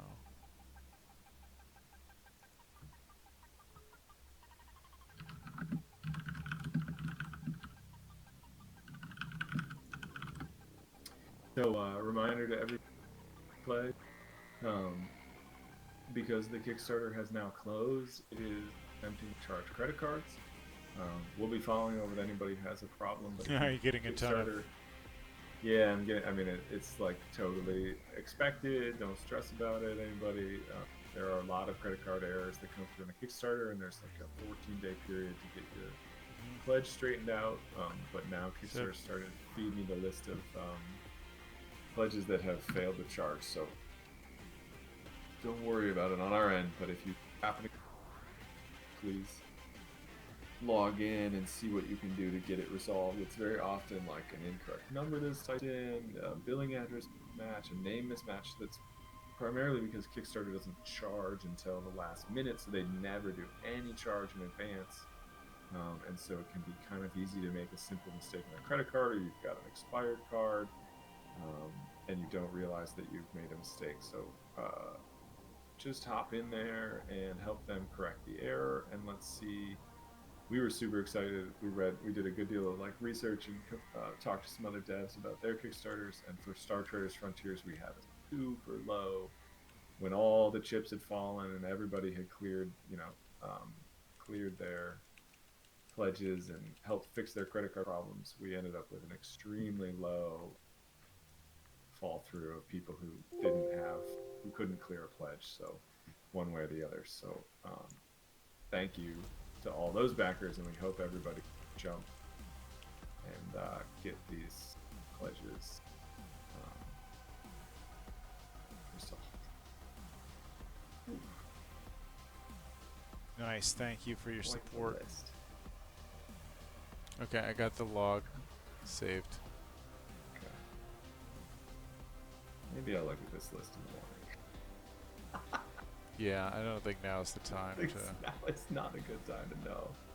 Please, everyone, make sure if you do get a message from Kickstarter, big or small pledge, whatever you did, in there. Oh, what? Yeah. Okay, yeah, everybody do check it out. Just make sure, they'll try to email you, but log and like visit the campaign page, make sure you clear. Yep. It's really not that numerically that many people, but it's very important to make sure that you do clear. Appreciate it. If you don't clear, to be really clear, if your credit card does not clear, you don't get rewards. So go check and make sure that your credit card is clear. Love you guys. Okay, here we go. You ready? Are we rating? Yep. We rating? We're gonna rate this person playing Disco Elysium. She seems nice. Let's do it. Says backseat gaming allowed. So Andrew, you can tell her don't die. Don't die. All right, let's talk on Discord. Join us anytime. We'll see you guys next time. Thanks for all your support. Thanks so Cyber much. Knights Flashpoint is coming later. I think that channel is intended for mature audiences. I guess I can't raid. Raid override.